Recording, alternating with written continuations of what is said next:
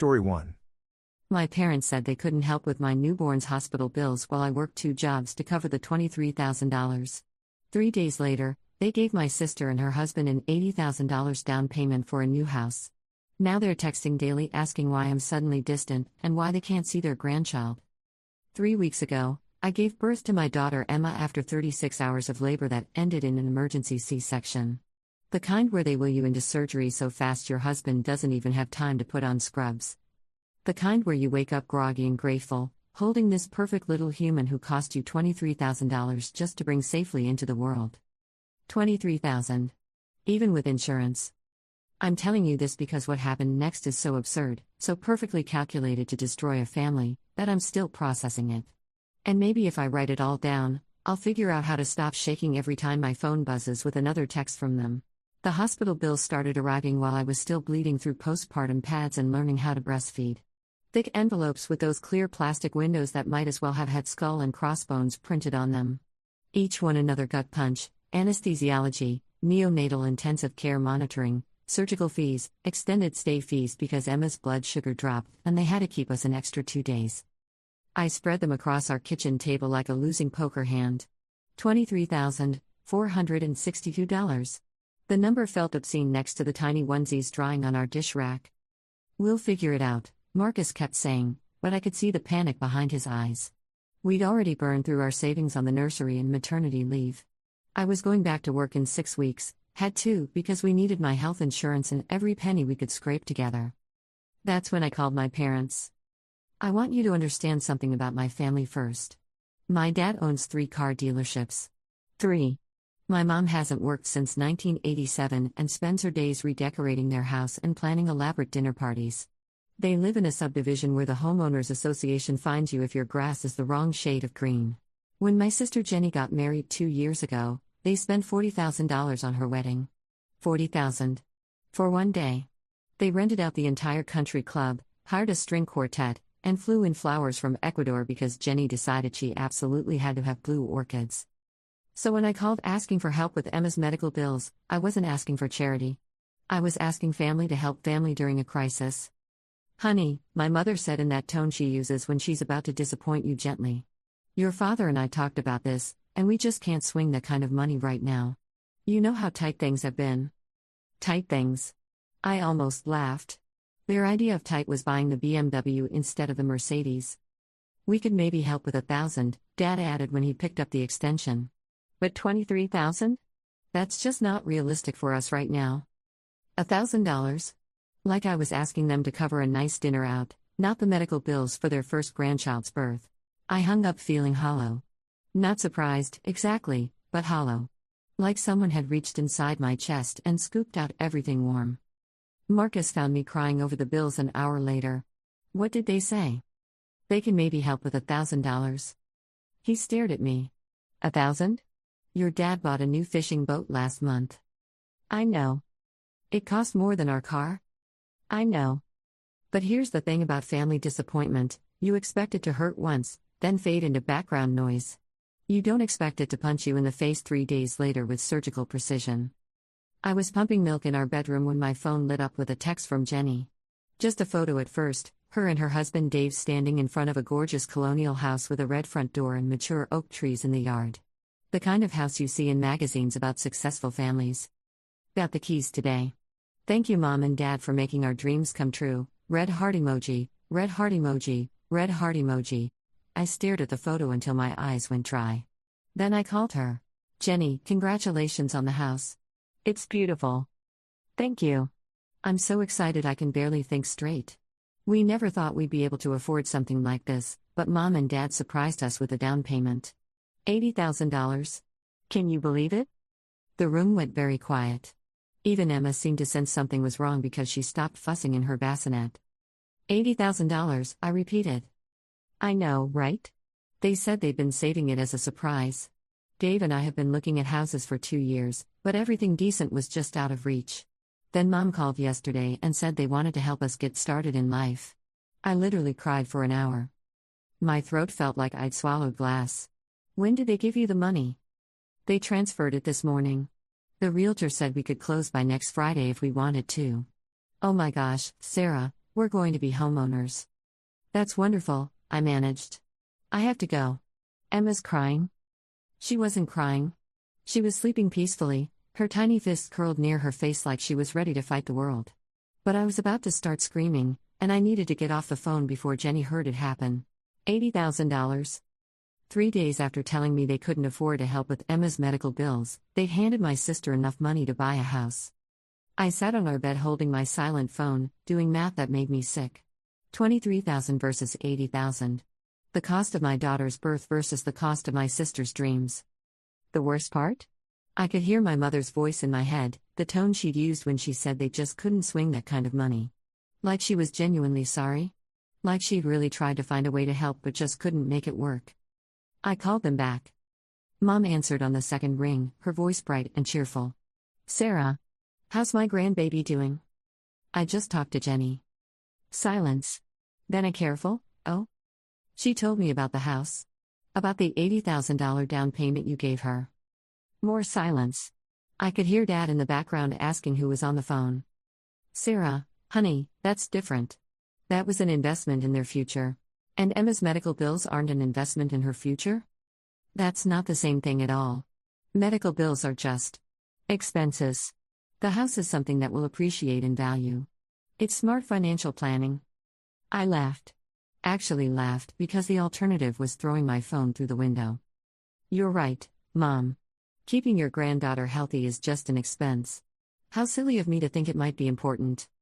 Don't take that tone with me, young lady. You chose to have a baby, you chose to take on that responsibility. Jenny and Dave are building a life together. And what exactly do you think Marcus and I are doing? But she'd already hung up. I stared at my phone, waiting for the anger to hit. Instead, I felt something colder. Something that settled into my bones like winter. I wasn't surprised by their favoritism. Jenny had always been the golden child, the one who made all the right choices in their eyes. She'd married a lawyer, lived in the right neighborhood, drove the right car. I'd married a teacher and lived in a duplex with secondhand furniture and student loan debt. But 23,000 versus 80,000. That wasn't favoritism. That was cruelty. Marcus came home to find me sitting at the kitchen table with Emma in my arms, staring at the pile of medical bills. What's wrong? He asked immediately. I told him about Jenny's house. About the down payment. About my mother's explanation that medical bills were just expenses while real estate was an investment. He sat down across from me without taking off his jacket. Are you serious? Dead serious.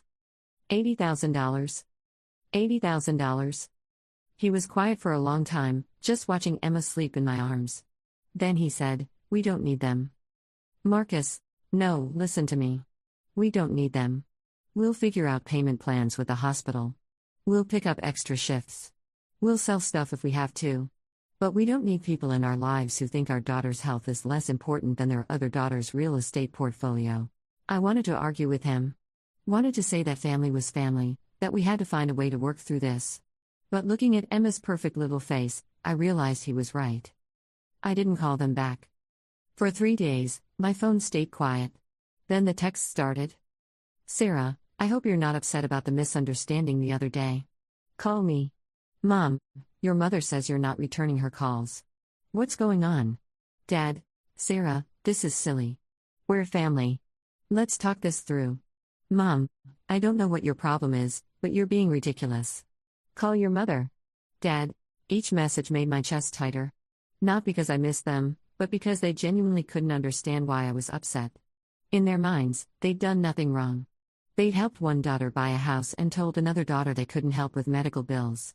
Just normal family stuff. The calls started a week later. I'd be feeding Emma or folding laundry, and my phone would ring with Mom or Dad's name on the screen. I let every call go to voicemail. The voicemails were masterpieces of manipulation disguised as concern. Sarah, honey, I don't understand why you're punishing us like this. We miss Emma so much, and she needs her grandparents in her life. Call me back so we can work this out. Sarah, your behavior is unacceptable. We've always been there for you, and this is how you repay us? Your mother is heartbroken. Sweetie, whatever you think we did wrong, we can fix it. But you have to talk to us. Emma deserves to know her grandparents. That last one almost got to me. Almost. Because they weren't wrong that Emma deserved grandparents. She deserved grandparents who would move mountains for her, who would see her hospital bills as an investment in her future, who would never make her mother choose between family and self-respect. She deserved better grandparents than the ones she got. 2 weeks into my silence, they escalated. I was pushing Emma in her stroller through Target when I saw them. Mom and Dad, standing near the baby section like they'd been waiting for me. My stomach dropped so fast I thought I might throw up. Sarah. Mom rushed over like we were having a joyful reunion instead of an ambush. Oh my goodness, look how big Emma's gotten. She reached for the stroller, and I stepped back instinctively.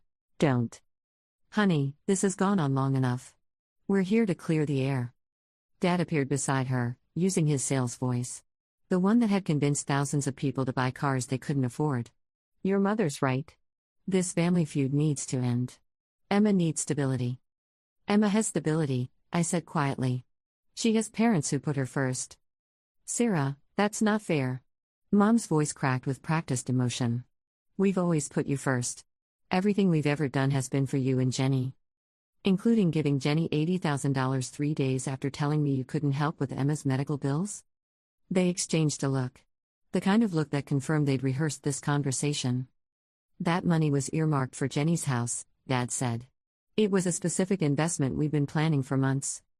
Months? Funny, because Jenny said you called her yesterday and surprised her with it. Another look. Sarah, you're twisting things around, Mom said. We never said we couldn't help you at all. We offered what we could afford at the time.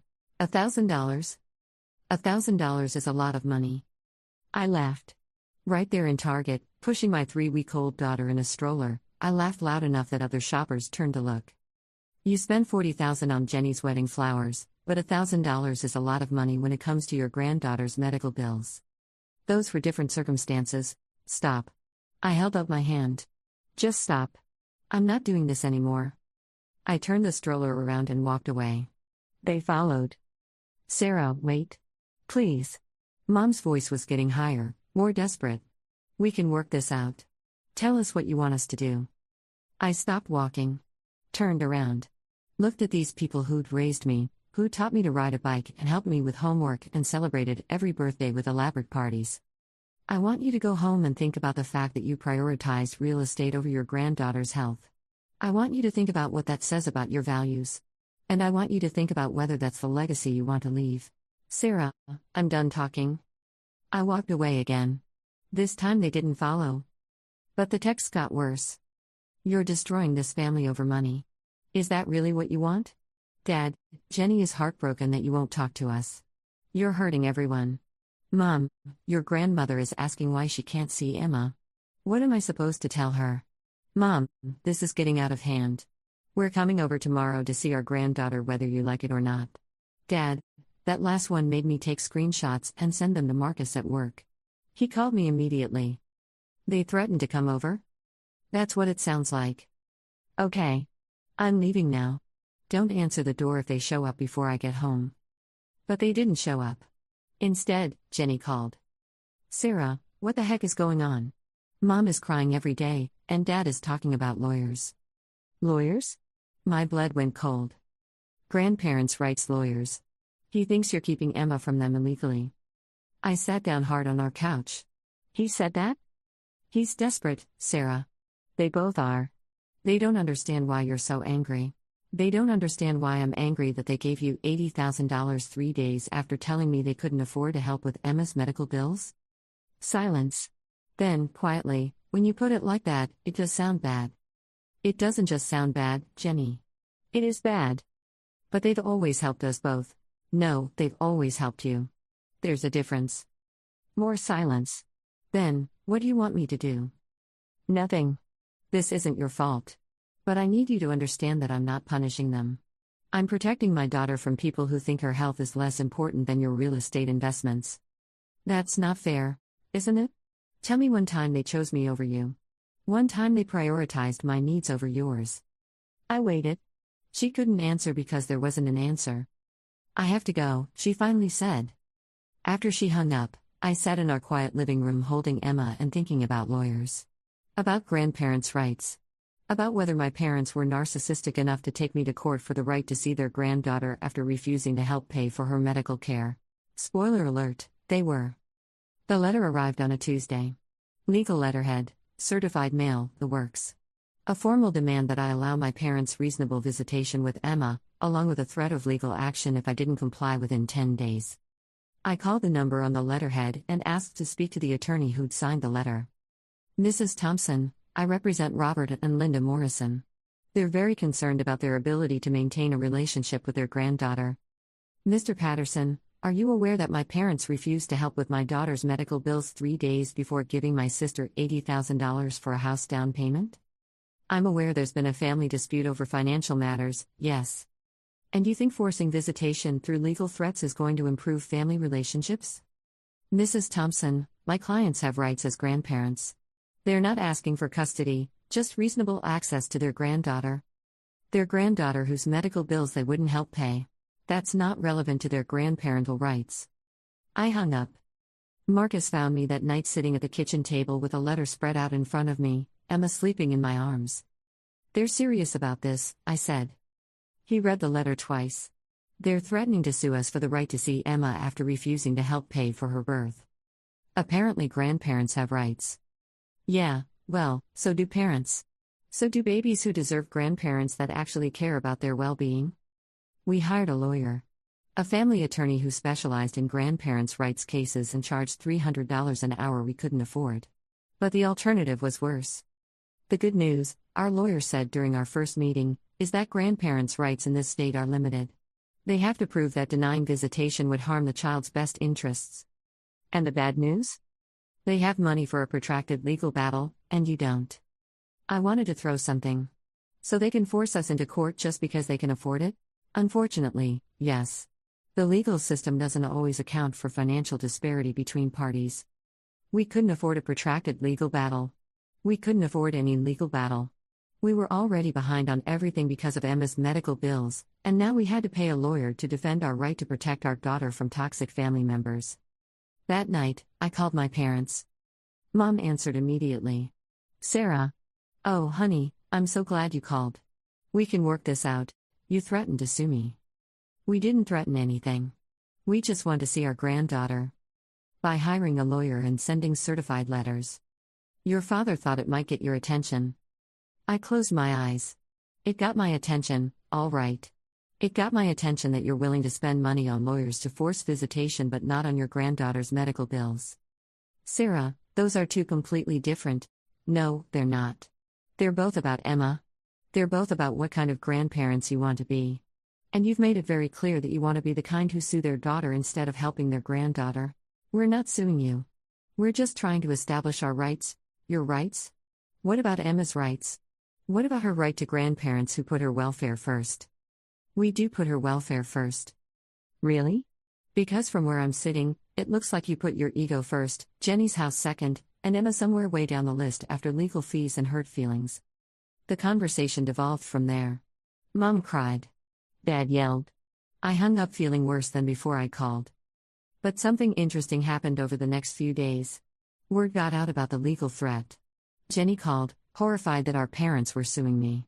My aunt called, asking if it was true that Mom and Dad had refused to help with Emma's medical bills. Cousins started reaching out, wanting to hear my side of the story. The family narrative Mom and Dad had been controlling for decades started to crack. I had no idea they'd refused to help with the hospital bills, my aunt said during one phone call. When Linda told me you weren't speaking to them, she made it sound like you were being unreasonable over some small disagreement. She left out the part about giving Jenny $80,000 3 days later. She left out all of it. She just said you were keeping Emma away from them for no good reason. That was their strategy, I realized. Rewrite the narrative. Make me the villain who was keeping their granddaughter away from loving grandparents for mysterious, unreasonable motives. Hope everyone would take their side based on incomplete information. But the complete information was damning. 2 weeks after the legal threat, I got a call from Jenny. I talked to Mom and Dad, she said without preamble. Okay. I told them they needed to drop the lawsuit and figure out how to make this right with you. And Dad said you're being manipulative and dramatic, and Mom said you're trying to punish them for helping me. I wasn't surprised, but it still hurt. What do you think? I think they screwed up. I think they screwed up badly, and they're too proud to admit it. Yeah. I also think you have every right to be angry, and Emma deserves better than grandparents who play favorites with their medical bills. I started crying. Right there on the phone with my sister, I started crying because someone in my family finally understood. I don't want to keep Emma from them forever, I said through my tears. I just want them to understand that they can't treat her like she's less important than everyone else. I know. And for what it's worth, I told them I felt uncomfortable about the house down payment now that I know the full story. Jenny, you don't have to. Yes, I do. This is my fault too. I should have asked more questions when they gave us the money. I should have wondered why they could afford $80,000 for us but not $23,000 for Emma's medical bills. We talked for an hour. It was the most honest conversation we'd had in years. But my parents didn't drop the lawsuit. Their lawyer called our lawyer with a settlement offer, supervised visitation once a week at a neutral location, with the understanding that they would not discuss the financial issues with Emma as she got older. They want to pay a lawyer to arrange supervised visits with their granddaughter rather than just apologize and help with her medical bills, I told Marcus. That tells you everything you need to know about their priorities. Our lawyer advised us to consider the offer. Fighting this in court will cost you more than you can afford, and there's always a chance a judge might grant them some form of visitation anyway. What if we moved? I asked. To another state? That would solve the immediate problem, but it wouldn't address the underlying issues. And they could still pursue legal action in your new state. That night, Marcus and I sat up late talking about our options. All of them were bad. Accept the supervised visitation and let our parents back into Emma's life despite their refusal to help with her medical bills. Fight the lawsuit and potentially lose everything we'd worked for. Move away from everything we knew and hope they wouldn't follow. There's a fourth option, Marcus said quietly. What? We tell them they can see Emma as much as they want once they pay her medical bills. I stared at him. You think they'd do it? I think they might. Not because they think they're wrong, but because they want access to Emma more than they want to hold on to $23,000. It was a gamble. But it was the only option that didn't feel like giving up. I called my parents the next morning. I'll make you a deal, I said when Dad answered the phone. Sarah, honey, we don't need to make deals. We're family. You pay Emma's medical bills, and you can see her whenever you want. Silence. Then, that's blackmail. No, that's consequences. You made a choice to prioritize Jenny's house over Emma's health. Now you get to live with that choice, or you get to make a different one. We are not going to be extorted by our own daughter. And I'm not going to let my daughter grow up thinking her grandparents care more about real estate than her well-being. He hung up. But 30 minutes later, Mom called back. $23,000, she said without preamble. $23,462, I corrected. Fine. $23,462. If we pay it, you'll drop this ridiculous feud and let us see Emma? If you pay Emma's medical bills, I'll let you try to rebuild a relationship with her. But the trust is gone, That's going to take time to repair, if it can be repaired at all. We never lost trust in you. You should have. I'm not the same person who used to accept being treated like the less important daughter. I have a daughter now, and I won't let her grow up thinking that's normal. She was quiet for a long time. Then, we'll transfer the money today. They did. $23,462 appeared in our checking account that afternoon with a memo line that read, "For Emma." I cried when I saw it. Not from relief, though that was part of it. I cried because it had taken a legal threat and an ultimatum to get my parents to help their granddaughter. I cried because the money came with resentment instead of love. I cried because Emma would grow up knowing her grandparents had to be forced to care about her well-being. But mostly I cried because I realized I was stronger than I thought. Strong enough to protect my daughter from people who claimed to love her but treated her like she was optional. Strong enough to demand better for her, even when it cost me a relationship with my parents. Strong enough to be the mother Emma deserved. My parents called that evening, their voices stiff and formal. "We've paid the bills," Dad said. "When can we see Emma?" "You can come by this weekend," I said. "For an hour." "An hour?" "Sarah, that's ridiculous, an hour," I repeated. "And if you want more time after that, you'll need to earn it." They came on Saturday. Sat awkwardly in our living room, holding Emma like she might break. Made small talk about the weather and her sleeping schedule. Avoided mentioning the money or the lawsuit or the 3 months of silence. It felt like visiting with strangers. When they left, Mom hugged me at the door. I hope we can move past this, she whispered. I hope so too, I said. But I didn't feel hopeful. I felt hollow again, like I had the day they'd first refused to help. Because paying Emma's medical bills wasn't the same as apologizing for prioritizing Jenny's house. Wasn't the same as acknowledging that they'd failed her when she needed them most. Wasn't the same as promising to do better. It was just the price they paid to maintain access to their granddaughter. And that's where we are now. 3 months later, they visit once a week for increasingly longer periods. They bring gifts and coo over Emma's milestones and text me photos they've taken during their visits. But they've never apologized. Never acknowledged that refusing to help with her medical bills while giving Jenny $80,000 was wrong. Never admitted that they played favorites with their granddaughter's well-being. They act like the money they finally paid was a generous gift rather than an obligation they try to avoid. Sometimes I watch them holding Emma and wonder what she'll think when she's old enough to understand the story. Will she know that her grandparents had to be forced to help pay for her birth? Will she notice that they treat her differently than they treat her cousins? Will she learn, like I did, that love in our family comes with conditions and hierarchies? I hope not. I hope I can protect her from the worst of it, the way I couldn't protect myself.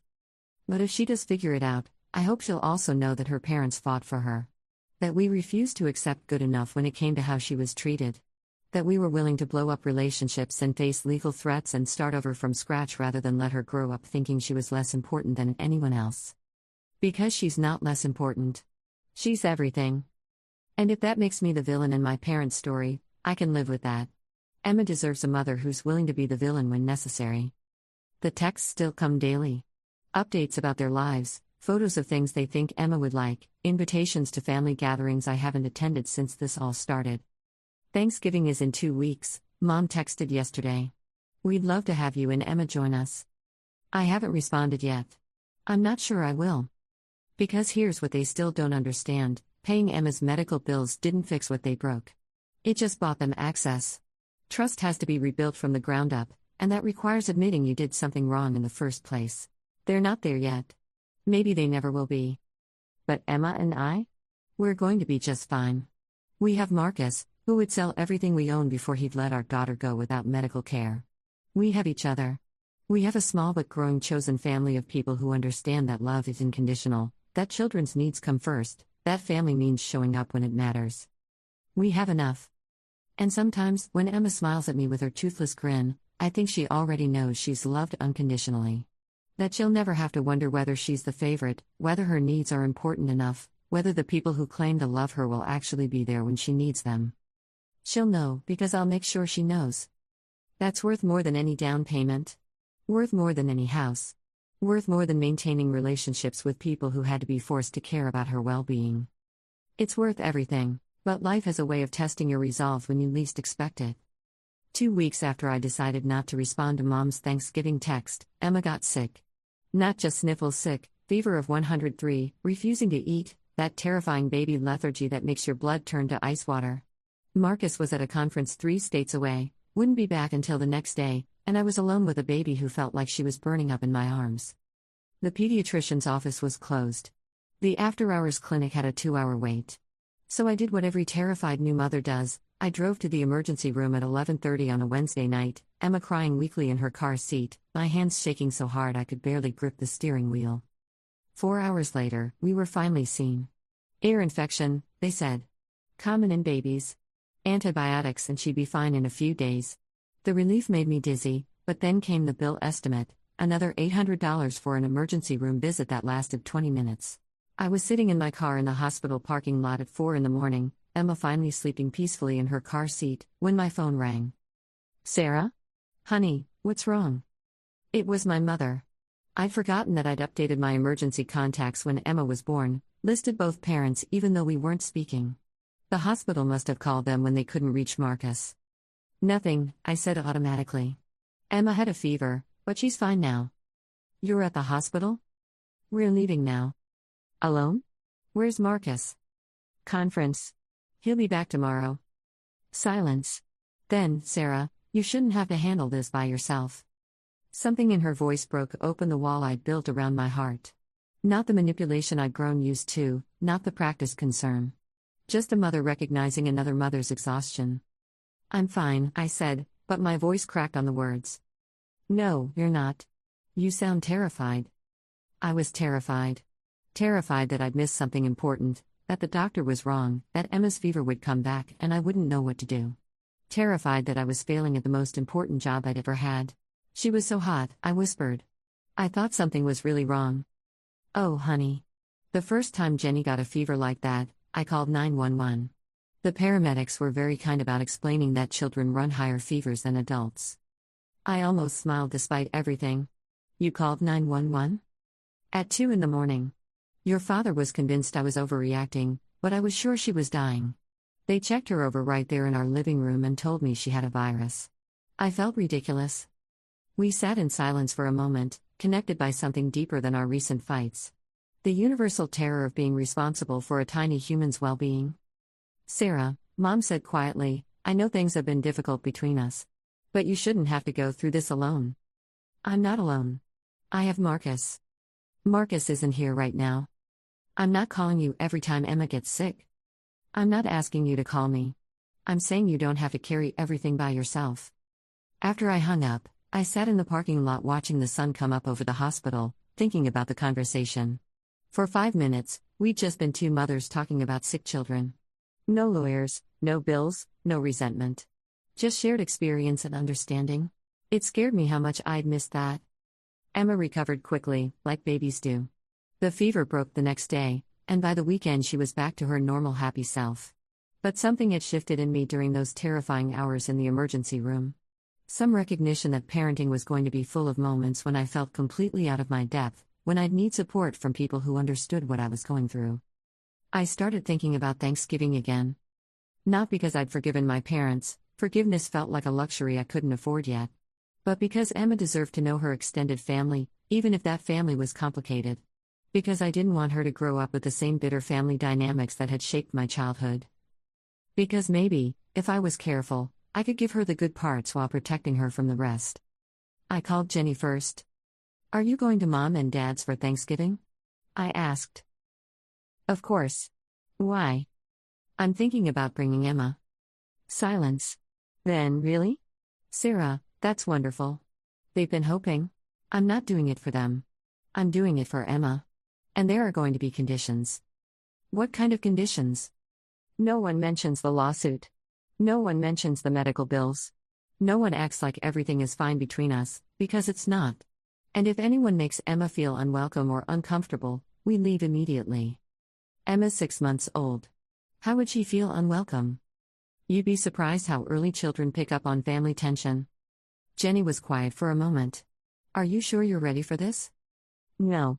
But I think Emma needs to know her family, even if her family is messy. What changed your mind? I told her about the emergency room, about Mom's call, about the conversation that had felt like talking to my actual mother instead of the woman who'd been playing politics with her granddaughter's medical bills. She was just Mom, I said. For 5 minutes, she was just Mom again. She misses you. They both do. I know. I miss them too. But missing someone doesn't mean you trust them. Thanksgiving Day arrived gray and drizzly, the kind of weather that makes you want to stay inside with hot chocolate and old movies. I dressed Emma in a little orange dress with a turkey on it, a gift from my aunt that I'd been saving for a special occasion. She looked adorable and festive, completely unaware that this was a test of whether her mother could handle being in the same room as her grandparents for more than an hour. Marcus drove, his hand warm on my knee whenever I started fidgeting with Emma's car seat straps. We can leave whenever you want, he reminded me for the 10th time. Just say the word. I know. And if they say anything about the bills of the lawsuit, we leave. I know. But as we pulled into my parents' driveway, past the perfectly manicured lawn and the seasonal wreath on the front door, I felt like I was 17 again. Nervous about disappointing them, worried about saying the wrong thing, automatically shrinking myself to fit into their expectations. Then Emma made a happy babbling sound from her car seat, and I remembered why I was here. Not to reconcile with my parents, but to give my daughter a chance to know her grandparents. If they could handle being the grandparents she deserved. Mom opened the door before we'd even reached the porch. She was wearing her good pearls and the smile she saved for company, but her eyes were fixed on Emma with an intensity that bordered on desperate. Oh my goodness, she breathed. Look how big she's gotten. Emma, who had started recognizing familiar faces, smiled and reached toward Mom with chubby fingers. It was impossible not to soften a little at the pure joy on my mother's face. "She remembers you," I said. "Do you think so?" Mom's voice was wistful. "It's been 3 weeks since our last visit." Dad appeared behind her, awkward in his holiday sweater, hands shoved deep in his pockets like he wasn't sure what to do with them. "Sarah. Marcus. Good to see you." "Dad." We stood there in the doorway for a moment, nobody quite sure how to navigate this minefield of forced normalcy. Then Emma squealed and clapped her hands, breaking the tension like she'd planned it. "Well," Mom said, stepping back to let us in. Come in, come in. Dinner won't be ready for another hour, but there are appetizers in the living room."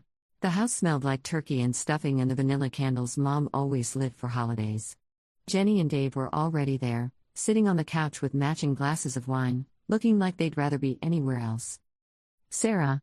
Jenny stood up quickly, relief obvious in her voice. "I'm so glad you came." We hugged, and for a moment it felt normal. Like any other family gathering where the biggest drama might be whether the turkey was overcooked or someone brought up politics. Then I noticed the baby gear. A high chair positioned at the dining room table. A playmat spread out in the corner with age-appropriate toys. A bouncy seat by the window where Emma could watch the birds outside. "You bought all this?" I asked Mom. She flushed slightly. "I thought. If you started bringing Emma more often. It should have been sweet. It should have felt like a grandmother preparing for her granddaughter's visits. Instead, it felt like presumption. Like she'd already decided I would forgive them and start coming around regularly, regardless of how I actually felt about their behavior." "That was thoughtful," I said carefully. The first hour went better than I'd expected. Emma was in a good mood, charming everyone with her babbles and attempts to grab everything within reach. Mom and Dad took turns holding her, and I found myself relaxing slightly as I watched them interact with her. They were good grandparents, I realized. Attentive, gentle, completely focused on Emma's needs when they were holding her. It was only when the conversation turned to adult topics that things got complicated. "Dave got a promotion," Jenny announced during appetizers. "Senior partner track at his firm." "That's wonderful." Mom clasped her hands together. "Such good news. You two are really building something special." I watched this exchange with detached interest. The pride in Mom's voice, the way she beamed at Jenny and Dave like they'd personally invented success. The subtle implication that career advancement was the highest form of achievement. "What about you, Marcus?" Dad asked. "How's the teaching going?" "Good. Busy. We're preparing for the state assessments." "Ah." Dad nodded like he understood, but his tone had already lost interest. Teaching wasn't the kind of career that impressed him. Not like law or business or anything that came with a clear path to wealth and status. "Marcus is being modest," I said, keeping my voice light. "He was just nominated for Teacher of the Year in his district." "Oh." Mom smiled brightly. "That's nice." "Nice." Like Marcus had won a participation trophy instead of recognition for excellence in a profession that shaped children's futures. Emma fussed in my arms, picking up on the tension I was trying to hide. "She's probably hungry," I said, standing up. "I'll go feed her." "Use the guest room," Mom said. "It's quiet up there." I escaped upstairs with Emma, grateful for a few minutes to decompress. The guest room was exactly as I remembered it, neutral colors, generic artwork, the kind of space designed to be inoffensive rather than welcoming. As I settled into the rocking chair to nurse Emma, I could hear the conversation continuing downstairs.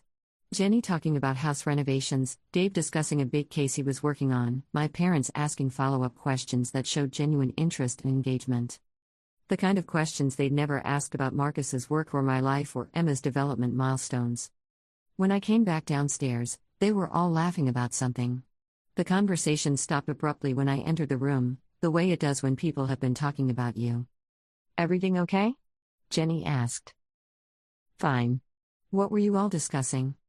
"Just family stuff," Dad said quickly. "Nothing important." But I could tell from their expressions that it had been about me. About my decision to bring Emma today, probably. About whether this meant I was ready to move past our disagreement. Dinner was a masterclass in polite tension. Mom had clearly gone all out, the good china, cloth napkins, 3 different types of wine. The kind of spread she usually reserved for impressing Dad's business associates. Emma sat in the high chair between Marcus and me, happily mashing sweet potatoes between her fingers and occasionally flinging them onto the floor. She was the only one at the table who seemed completely relaxed. The conversation meandered through safe topics: the weather, local news, updates on distant relatives. Everyone was being so carefully polite that it felt like we were all holding our breath. Then Dave made a mistake. "This is delicious, Mrs. Morrison. You always go above and beyond for holidays."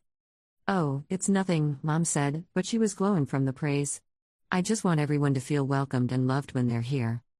The words hung in the air like a challenge. I felt Marcus tense beside me. "That's a beautiful sentiment," I said quietly. "Family is everything," Dad added, raising his wine glass slightly. "No matter what disagreements we might have, family always comes first." I set down my fork. "Does it? Sarah?" Jenny's voice carried a warning. "No, I'm genuinely curious. Dad just said family always comes first. I'm wondering if that's really how things work in this family." "Of course it is," Mom said quickly. "We've always been there for each other." "Always?" The word sat on the table like a loaded weapon. I could see the moment my parents realized where this was heading, could see them calculating whether to deflect or defend. "Sarah," Dad said in his stern voice, "let's not do this today." "Do what?" "Have an honest conversation about family priorities?" "You're upset about the money again," Mom said with a sigh. "I thought we'd moved past that." "Moved past it? When exactly did we move past it?" "When you paid Emma's medical bills after threatening to sue me. When you hired a lawyer instead of having a conversation. When did we actually address what happened?" "We don't need to relitigate this," Dad said firmly. "It's been handled." "Handled how?" "By throwing money at the problem and hoping I'd forget about it." Emma started fussing, picking up on the rising tension in the room. I lifted her from the high chair and bounced her gently, trying to keep my voice calm for her sake. "You know what I realized sitting in that emergency room last week?" I continued. "I realized that I've been so focused on whether you love Emma enough to help pay her medical bills that I never stopped to ask whether you respect me enough to admit when you're wrong." "We're not wrong," Mom said quietly. "We helped Jenny with her house because that was the right thing to do for her situation. We helped you with Emma's bills because that was the right thing to do for your situation." 3 months later. After legal threats. The timing was unfortunate. The timing was calculated. You gave Jenny $80,000 3 days after telling me you couldn't afford $23,000. That wasn't unfortunate timing. That was a choice. Jenny was staring at her plate like she wanted to disappear. Dave was checking his phone. Marcus was ready to leave. I could see it in the set of his shoulders. "We've been over this," Dad said. "The house was an investment. Medical bills are just expenses." "Right. Emma's health is just an expense." "That's not what I said." "It's exactly what you said. And it's exactly what you meant." Emma was fully crying now, overwhelmed by the adult emotions swirling around the table. I stood up, swaying slightly to comfort her. "We should go," Marcus said quietly. "No." I looked at my parents, these people who'd raised me, who taught me to value honesty and integrity and family loyalty. I want to hear them say it. "Say what?" Mom asked. "I want to hear you admit that you were wrong. That refusing to help with Emma's medical bills while giving Jenny money for a house was wrong. That threatening to sue me was wrong. That you've never once apologized for any of it." Silence. "I want to hear you say that you're sorry for making me choose between my daughter's well-being and my relationship with you. I want to hear you acknowledge that your actions hurt both of us." More silence. "Because here's the thing, I didn't bring Emma here today because I've forgiven you. I brought her here because I wanted to see if you were capable of being the grandparents she deserves. And you know what I've learned?" I looked around the table at their carefully neutral faces, their stubborn silence, their absolute refusal to acknowledge any wrongdoing. "I've learned that you're exactly who I thought you were. People who care more about being right than being better. People who would rather maintain their pride than repair their relationships." "Sarah, please," Jenny said. "Don't do this." "Don't do what?" "Tell the truth. Point out that they've spent 6 months acting like victims instead of taking responsibility for their choices." I gathered Emma's diaper bag and Marcus stood up beside me. "Thank you for dinner," I said politely. "The turkey was lovely." "Sarah, wait." Mom's voice cracked. "Please don't leave like this." "How would you like me to leave? With a smile and a promise to come back next week? With gratitude that you finally decided my daughter was worth your investment?" "We love Emma," Dad said. "We love both of you. I know you do. That's what makes this so heartbreaking." I headed toward the front door, Marcus following with the car seat. Behind us, I could hear Mom crying and Jenny trying to mediate and Dad saying something about stubborn daughters who don't know when to let things go. In the car, Emma calmed down immediately. The silence felt like relief. "I'm proud of you," Marcus said as we drove away. "For ruining Thanksgiving? For standing up for yourself? For Emma?" I watched my parents' house disappear in the side mirror and felt something settle in my chest. Not satisfaction, exactly. Not relief. But a kind of peace that comes from finally saying what needs to be said. "They're never going to apologize," I said. "Probably not." "They're never going to admit they were wrong." "Probably not." "So where does that leave us?" Marcus reached over and took my hand. "It leaves us free to build the family Emma deserves. With or without them." That night, after Emma was asleep, I sat at my laptop and wrote an email to my parents. Not an apology or an explanation, but a boundary. "Mom and Dad, I brought Emma to Thanksgiving today hoping to see evidence that you were ready to be the grandparents she deserves. Instead, I saw the same unwillingness to take responsibility for your actions that has characterized this entire situation. I need you to understand something. I am not keeping Emma from you out of spite or stubbornness. I am protecting her from a family dynamic that teaches children their worth is conditional, their needs are negotiable, and their parents' judgment cannot be trusted. Emma deserves grandparents who put her well-being first, who admit when they're wrong, who model the kind of integrity I want her to value. Until you're ready to be those grandparents, our contact will remain limited. This isn't a punishment. It's a protection. And it's not negotiable. If you decide you want to do the hard work of rebuilding trust, I'm willing to listen. But I'm not willing to pretend everything is fine when it's not. Sarah." I sent it before I could change my mind. Their response came the next morning. Not from both of them, just from Mom. "Sarah, your father and I are heartbroken by your email.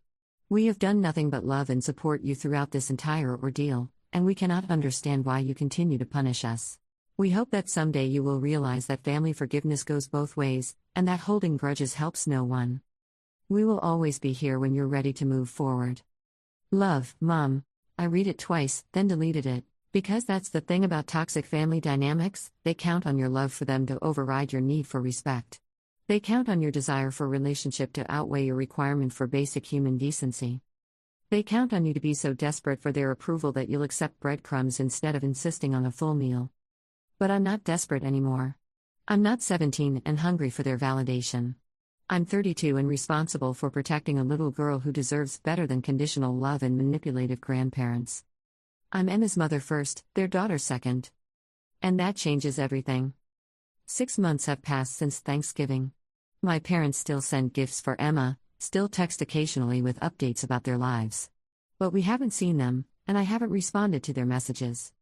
Jenny calls sometimes, trying to mediate, suggesting compromises that would allow everyone to move forward without anyone having to admit wrongdoing. I listen politely and tell her the same thing every time: I'm not interested in moving forward. I'm interested in moving up. Moving up to a standard of family relationship that includes accountability, respect, and genuine remorse when harm is caused. Emma is walking now. 13 months old and fearless, toddling around our house with determination and joy. She doesn't know she has grandparents who chose a house over her health. She doesn't know about lawsuits or ultimatums or forced payments. She just knows she's loved completely, protected fiercely, and valued unconditionally. And maybe that's enough. Maybe giving her that is worth more than giving her grandparents who would teach her to accept less than she deserves. Maybe breaking the cycle is more important than maintaining the family. I watch her play with her blocks, babbling to herself in that serious way toddlers have, and I think about the woman I want her to become. Strong enough to demand respect. Confident enough to walk away from people who don't value her. Wise enough to know the difference between love and manipulation. I think about the lessons I want to teach her about family, about forgiveness, about the difference between keeping the peace and keeping your dignity.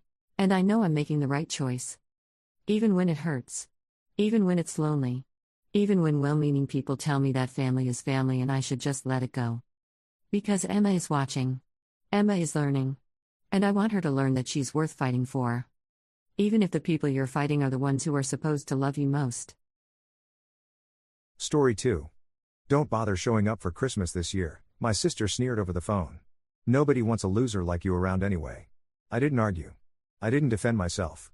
I just quietly hung up and canceled the automatic payments I've been making, her rent, her car loan, and her college tuition. On Christmas morning, she got the present she never expected. I never thought I'd be the kind of person who could ruin Christmas, but that's exactly what happened last year. And honestly, I'd do it again in a heartbeat. Don't bother showing up for Christmas this year, my sister sneered over the phone. Nobody wants a loser like you around anyway. I didn't argue. I didn't defend myself.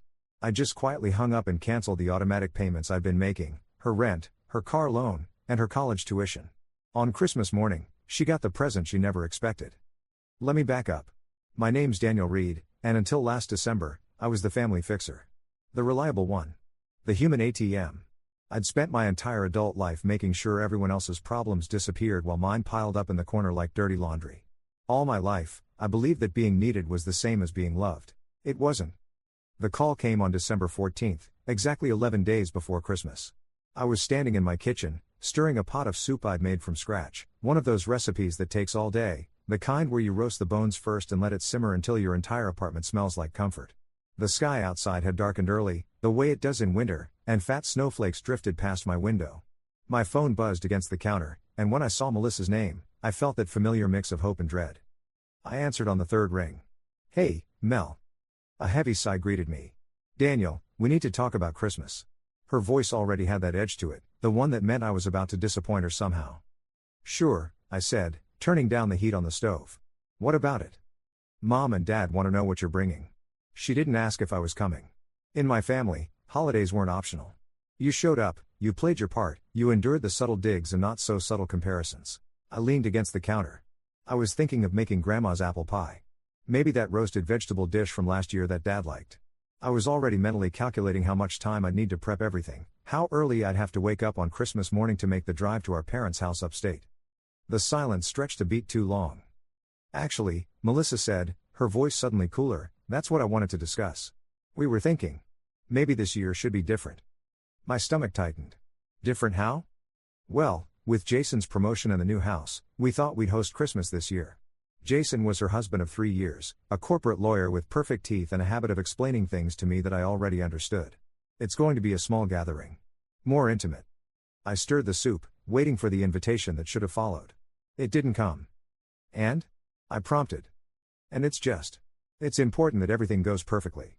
Jason's parents are flying in from California, and his boss might stop by for drinks. She paused. You know how you can be, Daniel. The wooden spoon in my hand stilled. How I can be. You know. Awkward. The way you never know what to say to people. The way you dress, she said it like she was doing me a favor by pointing it out. And frankly, things have been so stressful with the house renovation. I really don't have the energy to worry about you making everyone uncomfortable. My throat tightened. I make people uncomfortable? Don't act all hurt. You know what I mean. Remember Thanksgiving when you spent half the evening talking to Dad's colleague about train schedules? Or my birthday when you wore that awful sweater and barely said 2 words to anyone? She sighed heavily. Look, I'm not trying to be mean. I just think maybe this year, it would be easier for everyone if you skipped it. The soup bubbled, suddenly forgotten. You're uninviting me to Christmas? Gosh, Daniel, don't be so dramatic. I'm just suggesting that maybe this one time, you could think about someone besides yourself. Do you have any idea how stressful this is for me? The house isn't even fully furnished yet. I gripped the phone tighter, feeling something hot and unfamiliar rising in my chest. Melissa, I've never missed a family Christmas. Not once. Well, maybe it's time you started building your own life instead of clinging to ours. Her voice hardened. Anyway, it's not a request. I've already told everyone you're not coming. The heat in my chest spread to my face. You told everyone I wasn't coming before you even spoke to me? What difference does it make? It's not like you have other plans, she laughed, a short, dismissive sound. Honestly, what would you even do? Sit alone in that depressing apartment? Cook a fancy meal for yourself like you're some kind of gourmet chef instead of an IT guy who couldn't even finish college? I stood very still, suddenly seeing with perfect clarity the pattern we'd been repeating for years. Me giving, her taking. Me trying, her critiquing.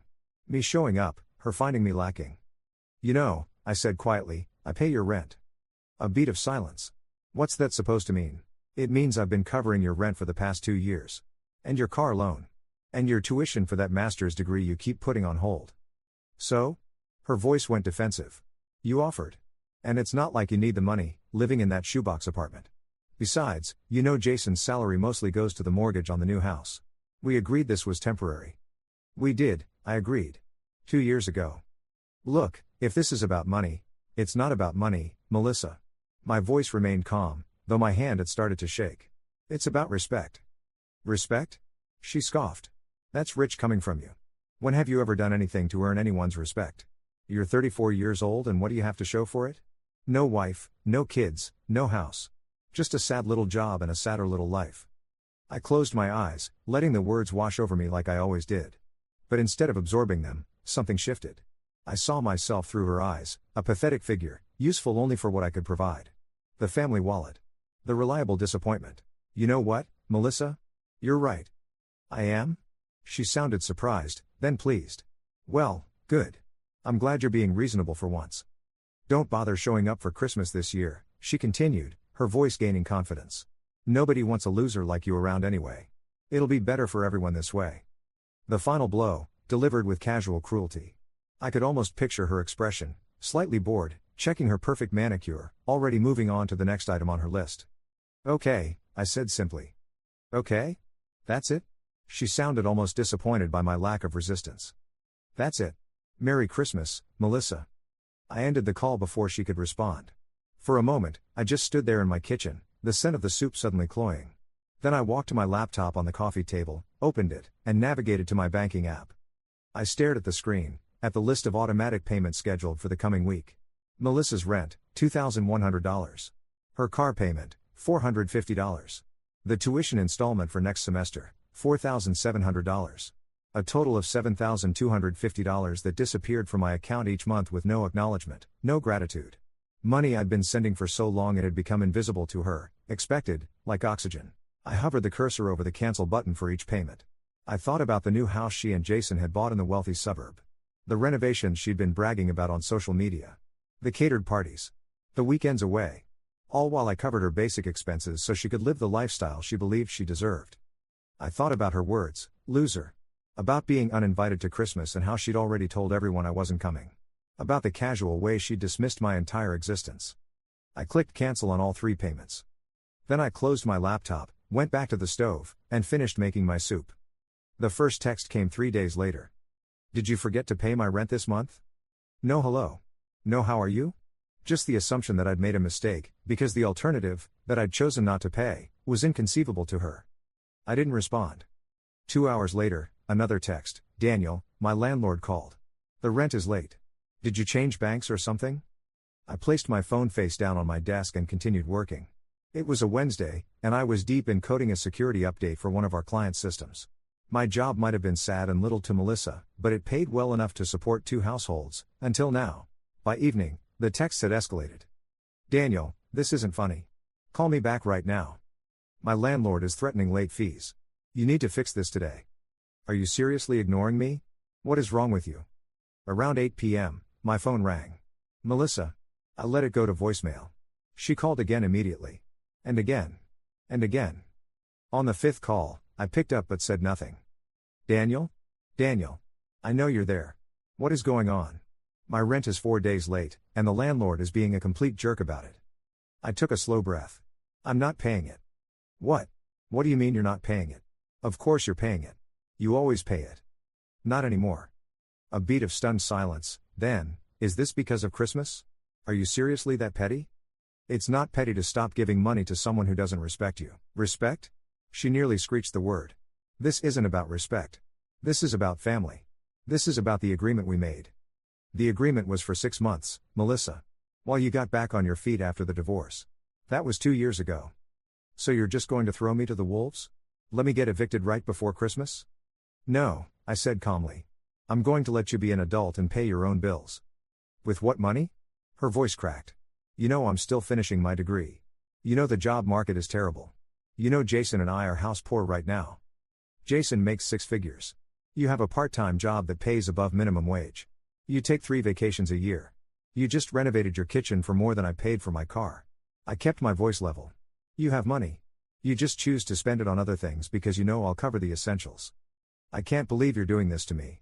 After everything I've done for you? What exactly have you done for me, Melissa? The question came out genuinely curious. I've been there for you.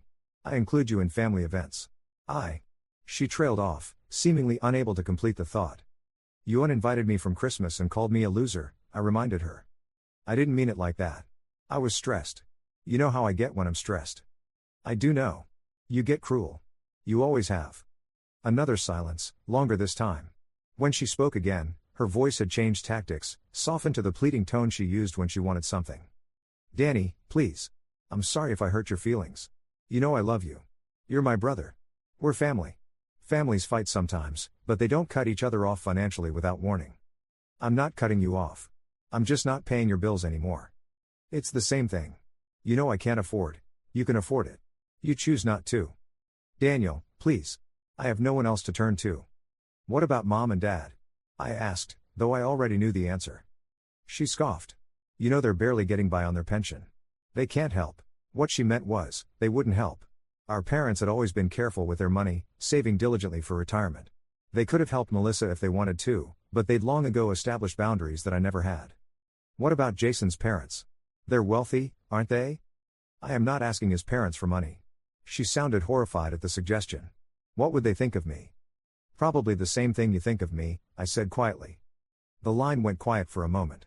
What's that supposed to mean? It means you're happy to take my money, but you're embarrassed to need it. That's not true.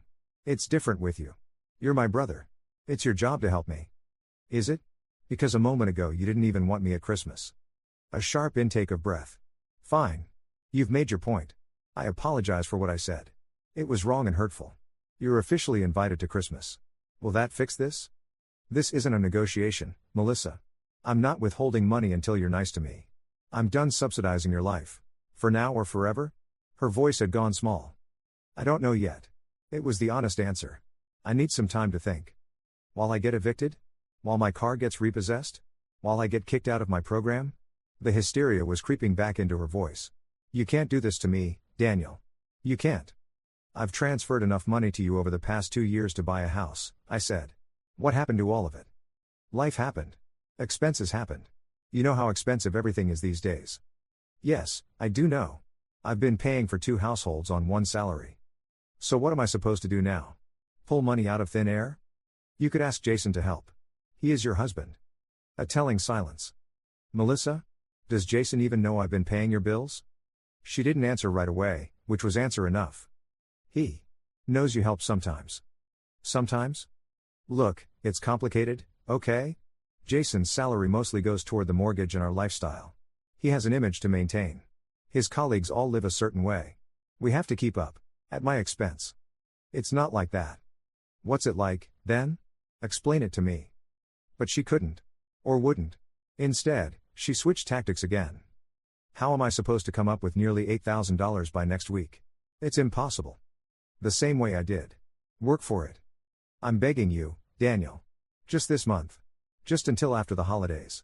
Then we can talk about a different arrangement going forward. I almost wavered then. The pleading in her voice triggered the old instinct to fix, to rescue, to keep the peace.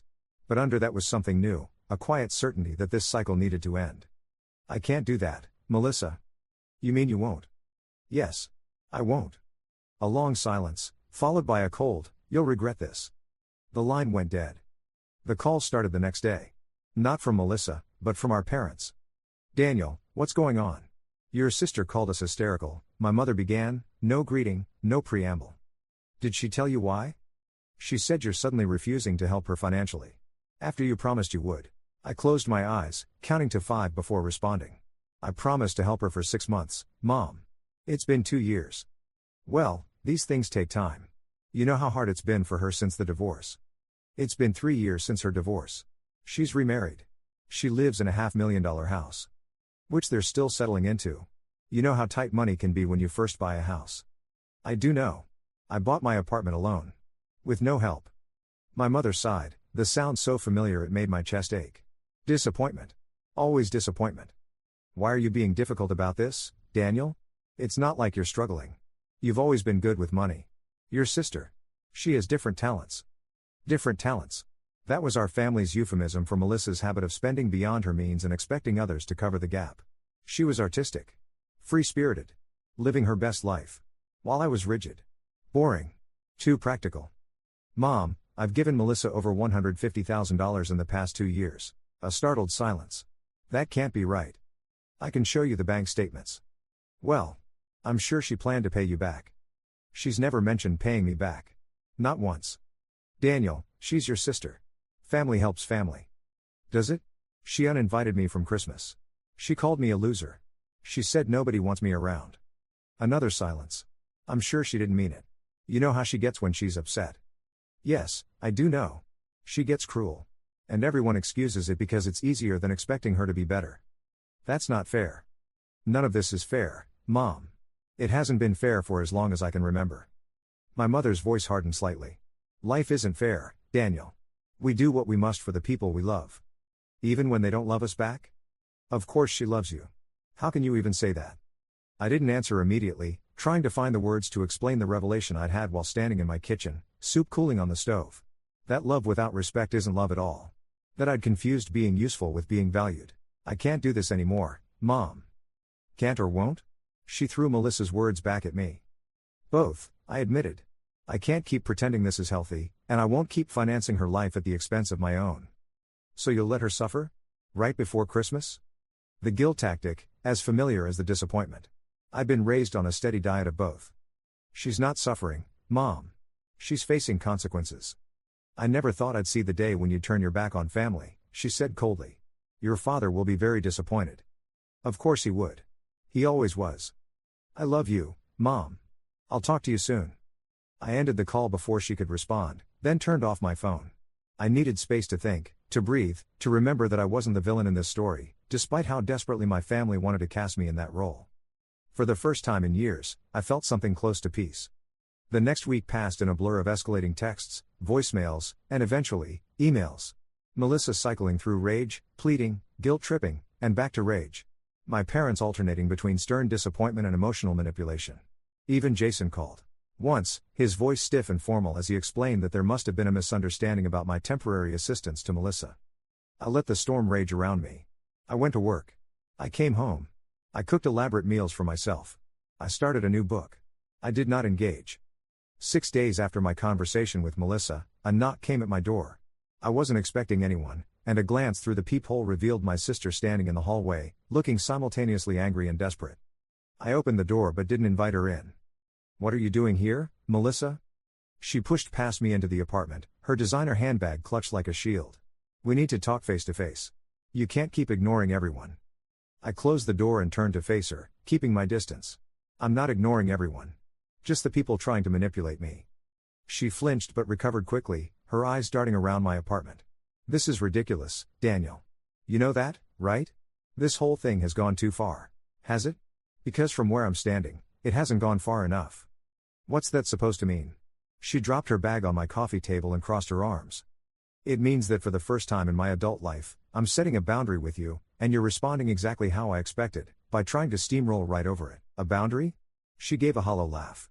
That's what you call financially abandoning your sister without warning? A boundary? Yes. And I did warn you. 2 years ago, when I agreed to help for 6 months. She waved this away. That was before we knew how things would unfold. Before the house, before my program got extended, before you got used to spending my money. Her face flushed. That's not fair. You keep using that word. I don't think it means what you think it means. Did you just quote The Princess Bride at me? In the middle of a serious conversation? She looked incredulous. I shrugged. It seemed appropriate. You know what? This is exactly why people find you difficult. You never take anything seriously. I take plenty of things seriously. My job. My finances. My self-respect. What I don't take seriously anymore is your claim on my bank account. She stepped closer, her voice dropping to that persuasive tone she used when she wanted something. Daniel, please. I'm not asking for forever. Just until after the holidays. My landlord is threatening eviction. The bank called about the car loan. The university says I'll be dropped from the program if the tuition isn't paid by next week. My life is falling apart, and you're standing there quoting movies at me. For a moment, I felt the familiar pull of guilt. The urge to fix it, to make her problems go away. To be the good brother, the reliable one. But then I remembered her words, nobody wants a loser like you around anyway. And the clarity returned. Where's Jason in all this? Why isn't he helping you? She looked away. He doesn't know how bad it is. And I can't tell him now. Not with his parents visiting, not with Christmas coming up. It would ruin everything. So you'd rather I fix it? Like always? Yes. Because that's what you do, Daniel. That's who you are. You're the fixer, The reliable one. The one who always comes through. And what are you, Melissa? She blinked, caught off guard. What do you mean? If I'm the fixer, what are you? What do you contribute to this relationship? I'm your sister. I'm family. That's a role, not a contribution. So what, now I need to earn my place in your life. Relationships aren't transactional, Daniel. Apparently ours is. You take. I give. That's the transaction. She stepped back as if I'd slapped her, eyes suddenly bright with tears. That's a horrible thing to say. Is it? Name one thing you've done for me in the past 5 years. One thing that wasn't actually for yourself. She opened her mouth, closed it, then tried again. I invited you to my wedding. That wasn't for me. That was because it would have looked strange if your only brother wasn't there. I call you on your birthday. You texted me HBD 3 days late last year. I defend you to mom and dad when they criticize you. Do you? Because from what I hear, you're the one telling them I'm hopeless and awkward. She flushed again, confirming my suspicion. This is pointless, she said, reaching for her bag. You've obviously made up your mind to punish me. I'm not punishing you, Melissa. I'm just not rescuing you anymore. Same thing, she muttered, echoing our phone conversation. No, it's not. Punishing would be asking for all that money back. Rescuing would be paying your bills again. I'm doing neither. I'm just stopping. She stared at me for a long moment, as if seeing me for the first time. Then she shook her head. You know what? Fine. Keep your money. I'll figure it out myself. I always do. I almost laughed at the absurdity of that statement. When had she ever figured anything out for herself? I hope you do, I said simply. But don't think this doesn't have consequences, Daniel. You can't just cut people off when they don't behave exactly how you want. I'm not cutting you off. I'm just not paying your bills anymore. It feels like cutting off to me. It feels like abandonment. It feels like my brother doesn't love me anymore because I said one mean thing when I was stressed. It wasn't one mean thing, Melissa. It was the last mean thing in a lifetime of mean things. And I do still love you. I'm just not going to keep paying for the privilege of being mistreated by you. She stared at me, tears finally spilling over. So that's it? Years of me supporting you emotionally, of including you despite how difficult you can be, of being your connection to a normal social life, all of that means nothing because of one bad moment? The audacity of her revisionist history was breathtaking.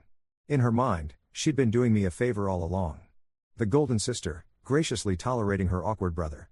The truth was so different it almost made me pity her. Goodbye, Melissa. She left without another word, slamming the door behind her. I stood in my apartment, waiting for the guilt to come, for the doubt, for the urge to chase after her and fix everything. It didn't come. Instead, for the first time in as long as I could remember, I felt light. As if I'd put down a burden I'd carried for so long I'd forgotten it wasn't actually part of me. The texts and calls continued, growing more desperate as Christmas approached. My parents alternated between guilt trips and thinly veiled threats about being cut off from the family, an irony that wasn't lost on me. Melissa's messages became increasingly frantic as she faced the real consequences of her financial irresponsibility. 3 days before Christmas, the messages abruptly stopped. The silence was so sudden, so complete, that I almost worried something had happened to them.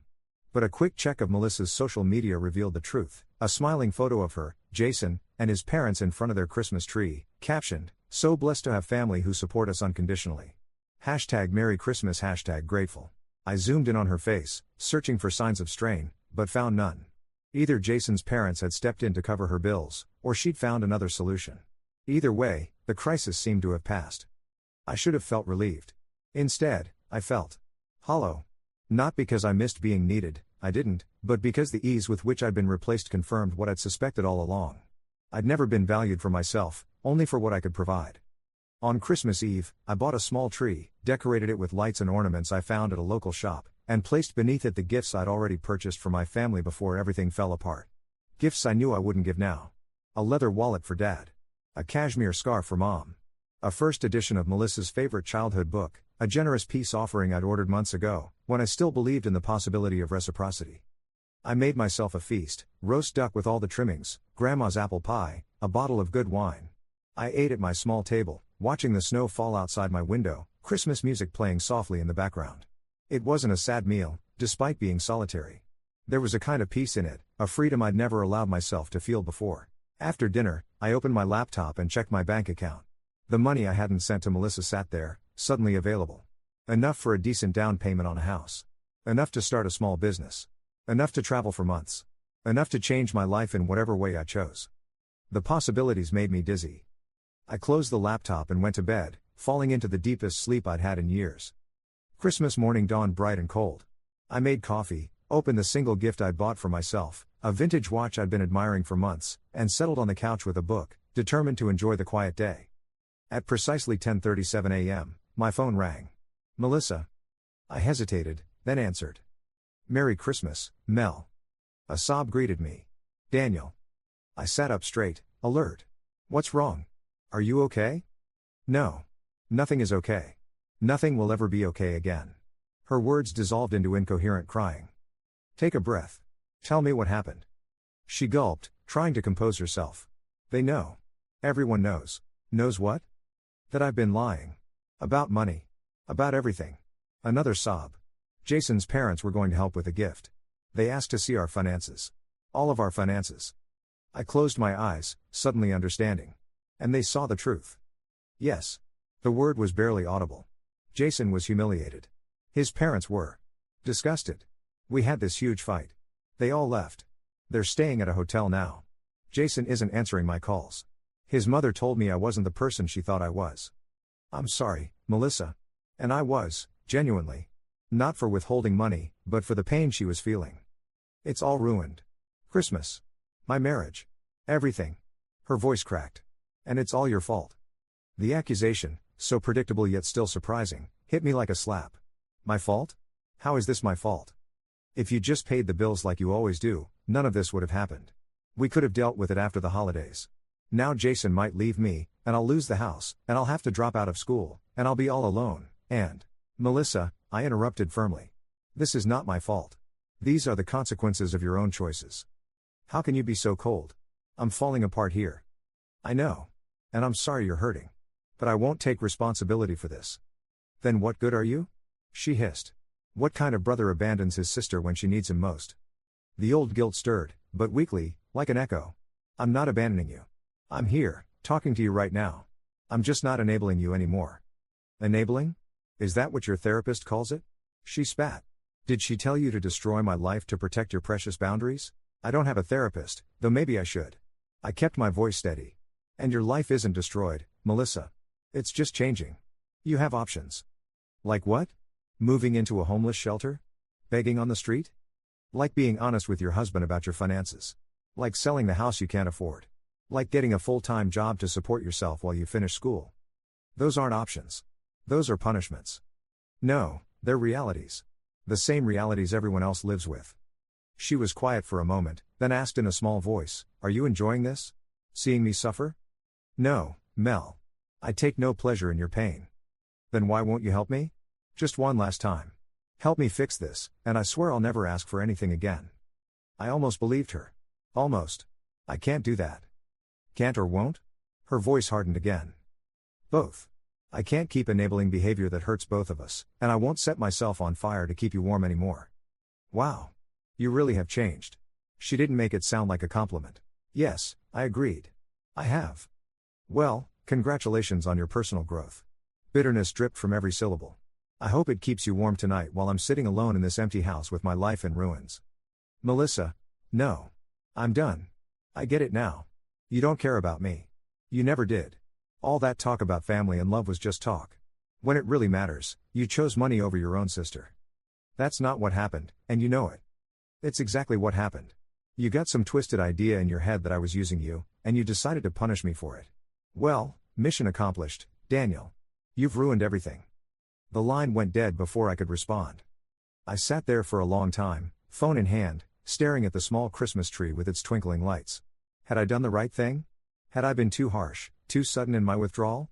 Should I have given her one more month, one more chance?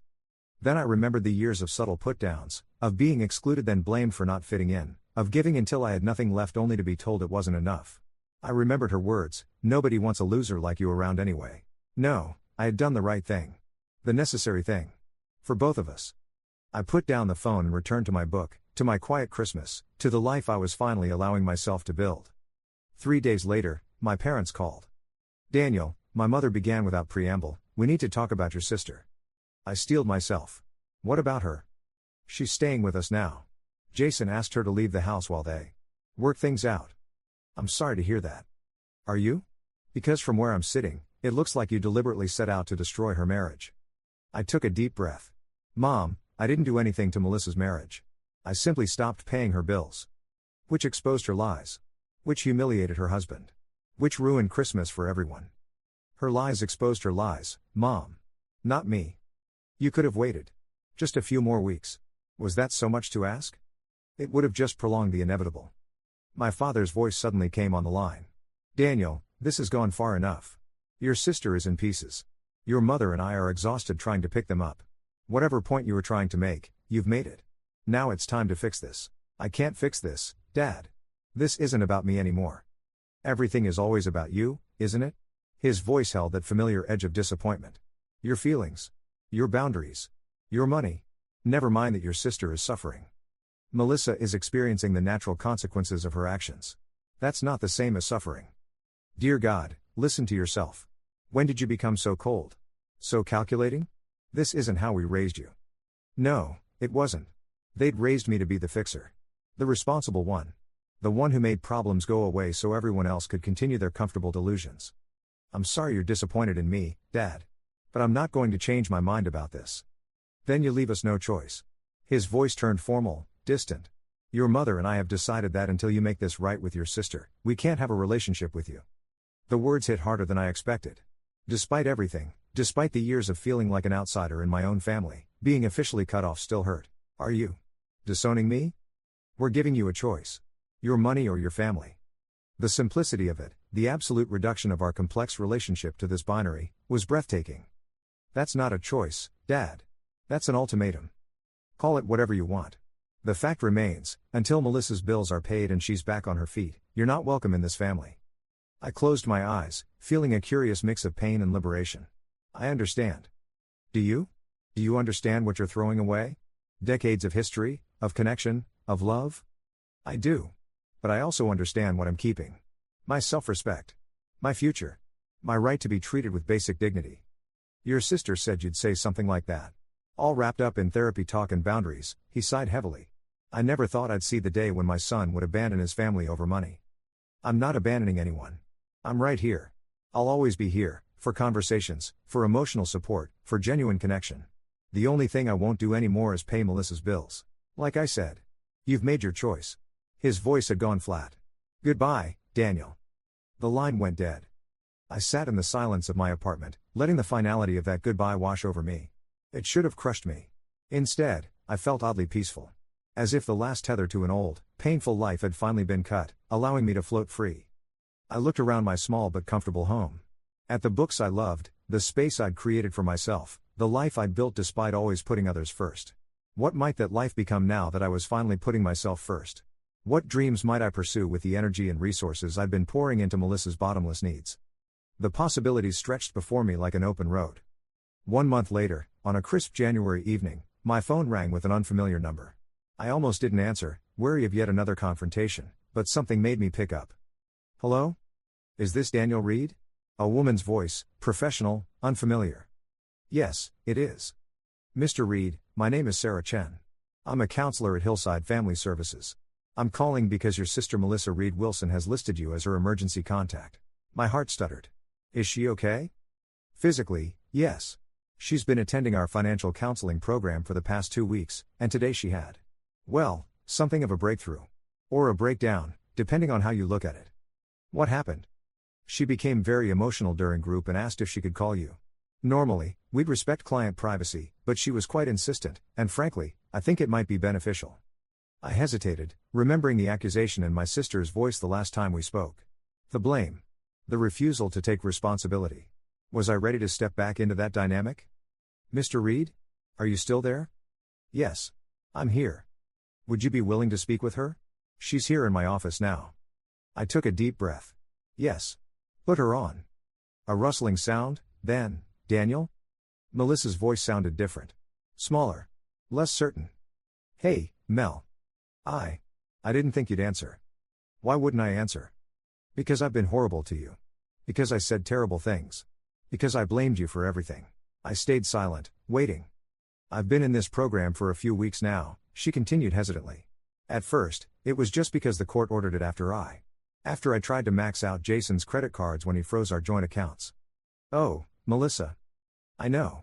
It was rock bottom. Or what I thought was rock bottom, until I sat in this group and actually listened to other people's stories.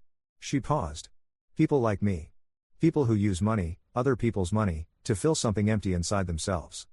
I'd never heard her speak with such raw self-awareness before. The thing is, she continued, her voice trembling, I always thought I deserved it. The nice things. The easy life.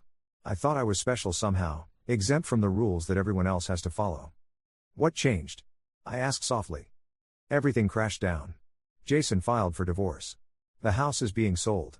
I had to move back with mom and dad. I lost my spot in the program because I couldn't pay tuition. I lost everything. I'm sorry, Mel. No. Her voice suddenly strengthened. Don't be sorry. Not for that. It needed to happen. I needed to lose it all to see what I'd been doing. To you. To everyone. I've been. Gosh, Daniel, I've been such a parasite. The word hung between us, harsh but honest. The counselor here, Sarah, she's been helping me see patterns. How I use people. How I manipulate. How I play the victim when I don't get my way. A shaky breath. All the things I did to you. I swallowed past the lump in my throat. I never wanted you to crash, Melissa. I just needed to stop enabling. I know that now. I didn't then. I was so angry at you. So hurt. I thought you'd betrayed me. But the betrayal was mine. All along. It wasn't all on you, I said, surprising myself with the admission. I let it happen. I enabled it because it made me feel needed. Because it was easier than risking rejection. We were quite the toxic pair, weren't we? A small, sad laugh. We were. I don't expect you to forgive me. Not right away. Maybe not ever. I've done too much damage. I do forgive you, Mel. I forgave you a long time ago. Why? After everything I did? Because holding on to that anger was hurting me more than it was hurting you. And because you're still my sister. Despite everything. She was quiet for a long moment. I don't deserve that. Forgiveness isn't about deserving. It's about choosing to let go. When did you get so wise? There was a hint of the old teasing in her voice, but softer now, without the edge. Around the same time I grew a backbone, I said, smiling slightly. Another silence. Then, Daniel, I want you to know something. I'm not asking for money. Not now, not ever again. I'm getting a job next week, just retail, nothing fancy, and I'm going to start paying my own way. For real this time. I'm proud of you, Mel. Don't be proud yet. I haven't actually done anything. But I'm going to. I promise. I believe you. And strangely, I did. There was something different in her voice, a grounded quality I'd never heard before. As if she'd finally touched reality after a lifetime of floating above it. What about mom and dad? I asked. How are they? She sighed. Still in denial, mostly. They hate that I'm working retail. They think it's beneath me. They still blame you for everything that happened. I expected as much. I told them they were wrong. I told them you did the right thing. They didn't want to hear it. They will, eventually. Or they won't. Either way, it's okay. How can you be so calm about it? They're our parents. Yes, and I love them. But I don't need their approval anymore. That's been the strangest revelation of all this, realizing how much of my life was spent chasing validation from people who were never going to give it. I want to get there, she said quietly. To that place where you are now. You will. It takes time. Will you? Will you help me? Not with money, she added quickly. Just with. I don't know. Advice. Support. Being my brother. The simplicity of the request, so different from her usual demands, touched something deep inside me. Yes, Mel. I'll help you. Thank you. Her voice cracked a little. I should go. Sarah says our time is up. But can I call you again? Maybe next week? I'd like that. After we hung up, I sat for a long time, looking out my window at the winter sky. The conversation replayed in my mind, each word a small miracle. Not a complete transformation, those didn't happen overnight, but the beginning of one. A crack in the old patterns, letting light through. I didn't know what would come next. Whether Melissa would follow through on her promises. Whether our parents would ever understand. Whether our family would heal or fracture permanently. But for the first time, the uncertainty didn't frighten me. I had chosen myself, and in doing so, had opened the door to something new. Something real. Something that might, in time, become even stronger than what was lost. Outside, snow began to fall, covering the city in a blanket of white. A clean slate. A fresh start. A Christmas gift I hadn't expected but needed more than I'd known. Christmas morning, she'd gotten the present she never expected. And in a way, so had I. Story 3. My mother-in-law convinced my wife I was cheating with my coworker and threw me out. I didn't argue. I didn't plead my innocence. I just packed my bags and left without a word. A week later, they showed up at my mother's house asking if I'd had time to reflect and was ready to prove my innocence. I smiled and said, "Yes, I have something to show you." Then I handed my wife divorce papers. "Look, I need to tell you something that's going to sound completely insane. My mother-in-law convinced my wife I was having an affair with my coworker, threw me out of my own house, and I didn't fight it. Didn't argue. Didn't beg. I just packed my bags like I was guilty as sin and walked out the door. You're probably thinking I'm the biggest fool who ever lived, right? Just wait. Because when they showed up at my mother's house a week later asking if I was ready to prove my innocence, I had something for them all right. Something that would change everything. But let me back up, because this story doesn't start with the accusation. It starts 3 months earlier, when I first noticed something was off. My wife Sarah and I had been married for 6 years. Good years, mostly. We had our house in the suburbs, our routines, our inside jokes. Sarah worked as a nurse at the local hospital, and I was an IT manager at a mid-sized accounting firm. Nothing glamorous, but we were comfortable. Happy, even. Then Sarah's mother, Linda, moved in with us. Now, I want to be clear here, I never liked Linda. She was one of those women who smiled with her mouth but never with her eyes, who asked probing questions disguised as concern, who had opinions about everything from how I loaded the dishwasher to how much money I spent on groceries. But Sarah adored her mother, had been devastated when Linda's husband died 2 years prior, and when Linda's arthritis got bad enough that she couldn't manage her apartment anymore, moving her in with us seemed like the natural thing to do. The first red flag should have been how quickly Linda settled in. Not just physically, though she did rearrange our living room furniture on day 2, but how she inserted herself into our conversations, our decisions, our marriage. Suddenly every discussion Sarah and I had included Linda's input. What we should do for vacation. Whether we should refinance the house. If we were eating too much takeout. "She's just trying to help," Sarah would say when I brought it up. "She's lonely, Michael."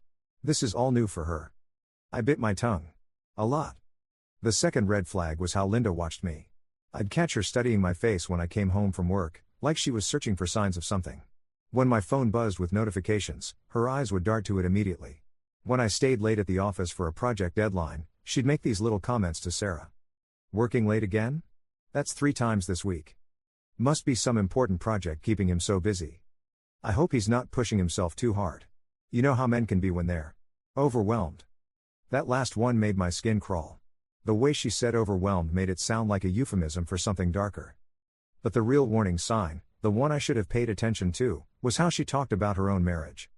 Linda loved to tell stories about Sarah's father, especially after a few glasses of wine at dinner. How charming he'd been when they first met. How all the other women at his office had envied her. How she'd had to keep an eye on him because he was so handsome and charismatic. "Men are weak creatures," she'd say, looking directly at me. "They mean well, but they're easily led astray. A smart woman learns to watch for the signs." Sarah would laugh uncomfortably and change the subject, but I could see something shifting in her eyes.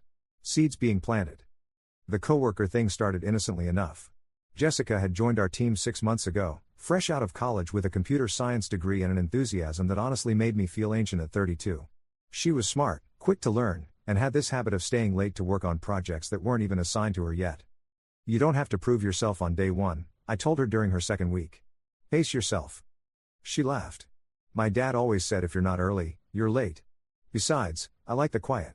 Easier to concentrate when the office isn't buzzing with conversation."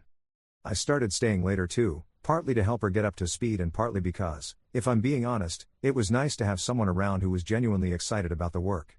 Sarah had stopped asking about my day months ago, and when I did try to share something interesting, Linda would interrupt with some story about a patient Sarah had treated or a problem with the house that needed my attention. Jessica listened.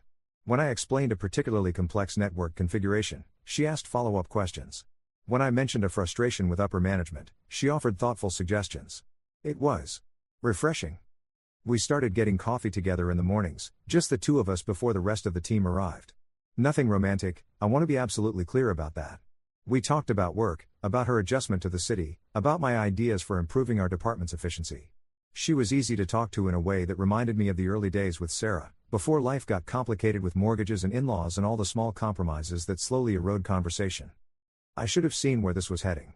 Should have recognized that Linda's radar was already pinging, That every late night at the office and every casual mention of Jessica's name was being catalogued and analyzed. But I was naive.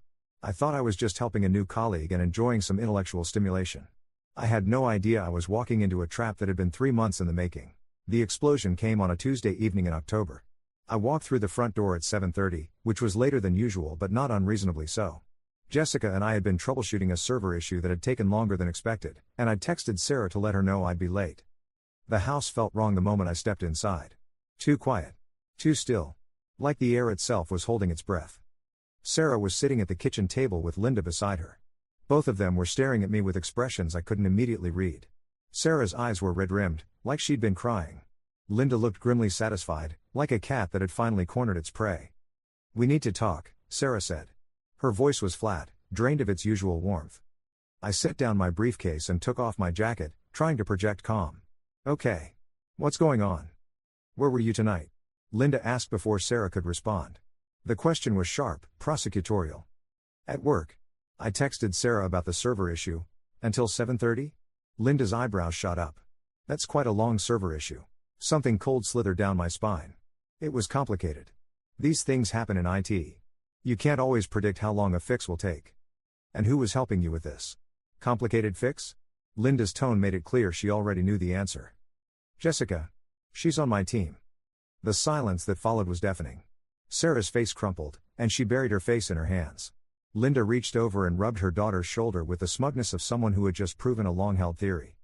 "Sarah," I said carefully, "what's this about?" She looked up at me with eyes full of pain and fury. "How long?" "How long what?" "How long have you been sleeping with her?" The words hit me like a physical blow. I actually staggered backward a step, my mind reeling. "What?" "Sarah, I'm not. Don't lie to me." Her voice cracked like a whip. "I know, Michael. We know." I looked between my wife and my mother-in-law, trying to process what was happening. "Know what?" "There's nothing to know. Jessica is my coworker. That's it." Linda made a disgusted sound. "Oh, please. The late nights, the coffee meetings, the way you light up when you talk about her. Do you think we're stupid?" "Coffee meetings?" I stared at Linda. "We get coffee before work sometimes. With other people from the office. It's not every morning for 2 months," Linda continued relentlessly. "Always just the two of you. Always before anyone else arrives. Very convenient." My heart was pounding now. "How do you know about, were you watching me?" "I was protecting my daughter," Linda snapped. "Someone had to." Sarah stood up abruptly, her chair scraping against the floor. "I can't believe you're still lying. Even now, caught red-handed, you're still lying to my face." "I'm not lying." The words came out louder than I intended.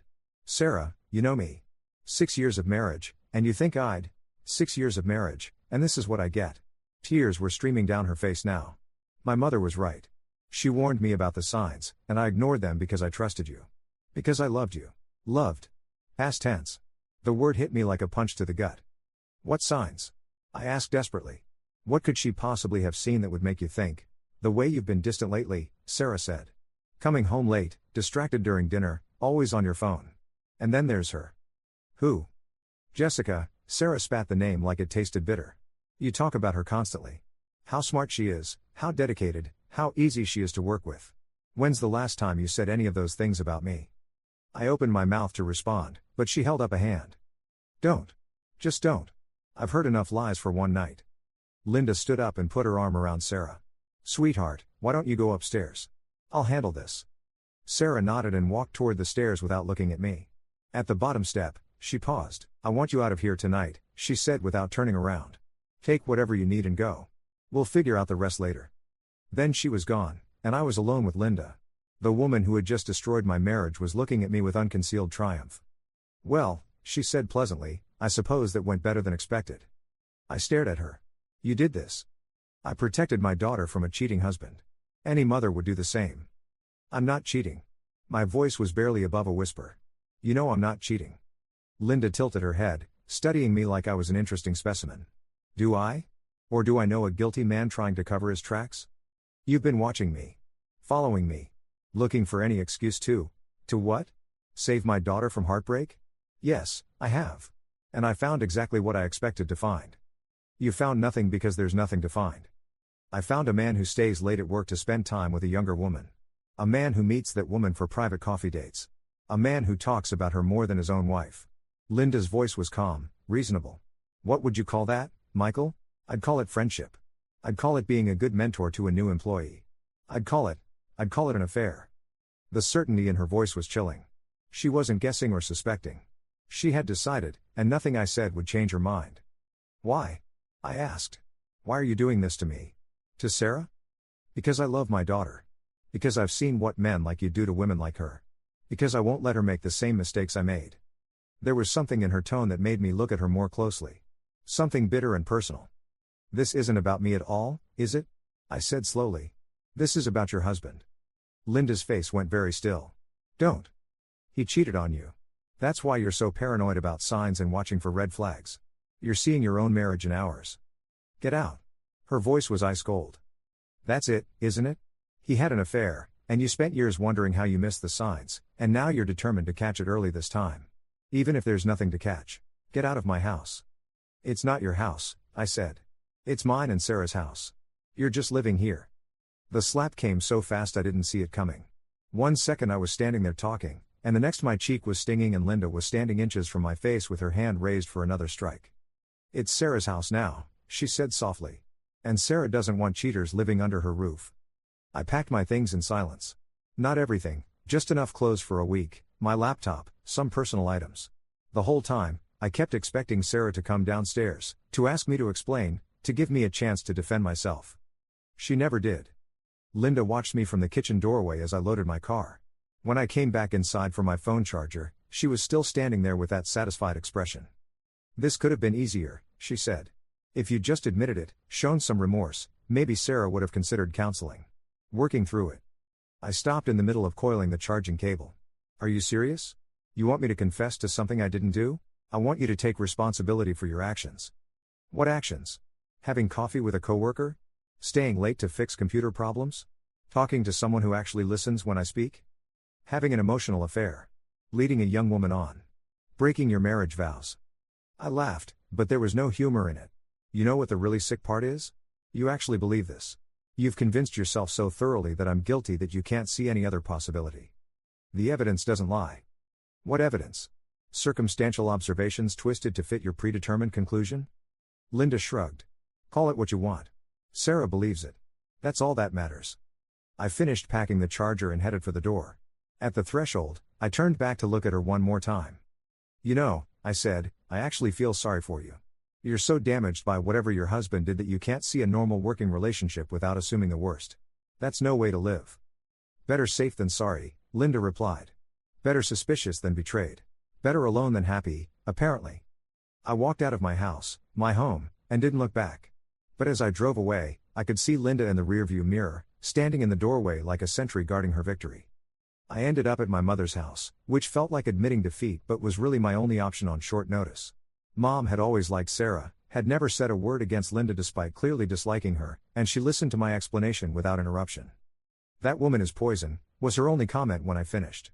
I've been waiting 6 years for you to see it. Why didn't you say anything? Would you have listened? I considered that. Probably not. Marriage is hard enough without outside interference. But sometimes the outside interference becomes impossible to ignore. Mom set up the guest room for me and didn't ask how long I'd be staying. That first night, I lay in my childhood bed staring at the ceiling and replaying every conversation, every interaction, trying to figure out where I'd gone wrong. Because I must have gone wrong somewhere, right? People didn't just wake up one day and decide to destroy their son-in-law for no reason. There had to be something I'd missed, some signal I'd failed to pick up on. But the more I thought about it, the clearer it became that this wasn't about anything I'd done or failed to do. This was about Linda's fear, her past trauma, her inability to trust that her daughter could have a happy marriage when she hadn't. She'd been looking for evidence of betrayal from the moment she moved in. Every late night, every friendly colleague, every moment when I wasn't giving Sarah my complete and undivided attention became proof of my infidelity in her mind. And once she'd decided I was guilty, she'd convinced Sarah to see the evidence the same way. The truly heartbreaking part was that Sarah had believed her. My wife of 6 years, who knew me better than anyone else in the world, had looked at me and seen a cheater. Had chosen to trust her mother's suspicions over her own experience of our marriage. That hurt worse than the accusation itself. The betrayal of trust cut deeper than any affair could have. I called in sick to work the next day. Not because I was physically ill, but because I couldn't face Jessica's cheerful morning greeting and casual questions about weekend plans. I couldn't explain why my marriage had imploded overnight without making her feel responsible for something that wasn't her fault. Instead, I drove around town aimlessly, trying to clear my head and figure out what came next. I found myself parked outside our house, Sarah's house now, I supposed, watching her leave for her shift at the hospital. She looked tired, older somehow. When she pulled out of the driveway, she glanced in my direction and our eyes met for a moment through the windshields. I raised my hand in a tentative wave. She looked away and drove off without acknowledging me. That's when I knew it was really over. Not because of Linda's accusations or even Sarah's tears, but because of that moment of deliberate blindness. Sarah had made her choice, and it wasn't me. I drove to the nearest office supply store and bought a yellow legal pad and a pack of pens. Then I sat in my car in the parking lot and started making lists. Assets to divide. Bills to transfer. Phone numbers I'd need. Questions to ask a lawyer. The practical steps of dismantling a life. By Thursday, I'd found an attorney. Margaret Chen was in her 50s, professionally friendly but not sympathetic, and she listened to my story with the expression of someone who'd heard variations of it 1,000 times before. "Do you want to fight this?" she asked when I finished. "Try to reconcile?" "Fight what?" "She believes I cheated. Her mother has convinced her I'm having an affair with my coworker. How do you fight something like that?" "You could demand proof. Ask for specifics. Challenge them to provide evidence beyond speculation and circumstantial observation." I shook my head. If 6 years of marriage isn't enough to earn me the benefit of the doubt, then what's the point? I could take a polygraph test, hire a private investigator to document my whereabouts, get written statements from everyone in my office. But if Sarah doesn't trust me enough to believe my word, then we don't have a marriage worth saving anyway. Margaret nodded slowly. "You want to file for divorce?" "I want to file for divorce." "Any children?" "No." "Significant shared assets?" "The house. 2 cars. Some savings and retirement accounts. Nothing too complicated." Infidelity allegations could affect the settlement. If she claims adultery, let her claim whatever she wants. I just want out. Margaret studied me across her desk. "You're sure about this? Once we file, it's going to be very difficult to walk back. If your wife realizes she made a mistake, if she wants to work things out, she won't." I was surprised by how certain I sounded. This isn't a misunderstanding that can be cleared up with better communication. This is a fundamental breakdown of trust. Sarah chose to believe I was capable of betraying her rather than consider that her mother might be wrong. That's not something you come back from. "All right then. I'll draw up the papers." The papers were ready by Monday. I kept them in my car, sealed in a manila envelope, while I debated whether I was really going through with this. Part of me kept hoping Sarah would call, would ask to talk, would give me a chance to explain. She didn't. Instead, Linda called on Tuesday afternoon. "Michael? It's Linda." Her voice was carefully neutral, almost businesslike. "What do you want?" "Sarah and I have been talking. We think it might be beneficial for all of us to sit down and discuss the situation like adults." I almost laughed. "Discuss what situation? The one where you accused me of cheating and threw me out of my house?" "The situation where you were having an inappropriate relationship with a coworker and refusing to acknowledge it. But if you're ready to be honest about what happened, we're willing to listen." There it was again. The absolute certainty that I was guilty, that any conversation would begin with my confession and end with my repentance. "Where?" I asked. "Your mother's house. Tomorrow evening. 7 o'clock. "Why my mother's house?" "Neutral territory. And Sarah wants to see how you're adjusting to the separation. Whether you've had time to reflect on your choices." The condescension in her voice made my teeth clench. "Fine. 7 o'clock. Good. We'll see you then." She hung up before I could change my mind. I sat in my car outside the grocery store, staring at my phone and wondering what exactly they expected from this meeting. Did they think I'd break down and confess to an affair that never happened? Did they imagine I'd beg for forgiveness and promise to be a better husband? Or were they just hoping I'd be so desperate to save my marriage that I'd agree to whatever conditions they set? Counseling, perhaps. Supervision. Restricted contact with female coworkers. A marriage rebuilt on suspicion and surveillance. The thought made me feel sick. I called Margaret Chen. "I need you to make some changes to the divorce papers," I said. "I want to file immediately, but I don't want Sarah served until after tomorrow night." "Any particular reason for the delay?" "I'm having a meeting with my wife and mother-in-law. I want to see what they have to say before I show them what I have to say." Margaret was quiet for a moment. "You sound like a man who's made his decision." "I am." "All right. I'll have the papers ready to file Thursday morning." Wednesday evening arrived gray and cold, with the kind of November chill that promised winter was coming whether you were ready or not. I sat in my old bedroom at my mother's house, looking at myself in the mirror I'd used to check my appearance before high school dates. Funny how life circles back sometimes. Mom had made herself scarce for the evening, claiming she had dinner plans with friends. I suspected she was just giving us privacy, but I was grateful for it. This conversation was going to be difficult enough without an audience. At exactly 7 o'clock, I heard Sarah's car in the driveway. Through the window, I watched her and Linda walk up the front path. Sarah looked nervous, uncertain. Linda looked like a general approaching a surrender ceremony. I met them at the door and led them to the living room. Mom had left coffee and cookies on the side table, a gesture that felt both hospitable and somehow final. Like refreshments at a funeral. We sat down, Sarah and Linda on the couch, me in the armchair across from them. For a moment, nobody spoke. The silence stretched until it became uncomfortable. "Thank you for agreeing to this," Linda finally said. "We know this is difficult for everyone." "Is it?" I looked directly at her. "You seem pretty comfortable with the situation to me." Sarah shifted uncomfortably. "Michael, please. We're here to talk, not to fight." "Okay. Let's talk. What did you want to discuss?" Linda leaned forward slightly. "We want to know if you've had time to think about what happened. To reflect on your choices and maybe gain some perspective on how your actions affected Sarah." "You mean my alleged actions?" "Your documented actions," Linda corrected. "The late nights, the private meetings, the emotional intimacy with another woman." I looked at Sarah. "Is that really what you think happened? That I was having an emotional affair?" Sarah's eyes filled with tears, but her voice was steady. "I don't know what to think anymore. I know you've been distant. I know you light up when you talk about Jessica in a way you haven't lit up talking about anything else in months. I know you've been spending more time with her than with me. Because we work together. Because she's new and needs guidance. Because she's young and pretty and interested in everything you have to say," Linda interrupted. "Because she makes you feel important and appreciated in a way your wife apparently doesn't." The accusation hung in the air like smoke. I could see Sarah watching my face, waiting for my reaction, and I realized this was some kind of test. They'd decided what my guilt would look like, and now they were checking to see if I'd perform as expected. "You know what?" I said quietly. "You're right." Both women blinked in surprise. Linda looked vindicated, Sarah looked crushed. "I do enjoy talking to Jessica. She is interested in my work and my ideas. She does make me feel appreciated." I paused, letting that sink in. "But you know what that's called? That's called friendship. That's called having a normal professional relationship with a colleague who happens to be a decent human being." "Michael," Sarah started. "I'm not finished." My voice was calm, but there was steel underneath it. "You want to know what's really been making me distant? It's living in a house where every conversation is monitored, every late night is scrutinized, every phone call is analyzed for signs of guilt.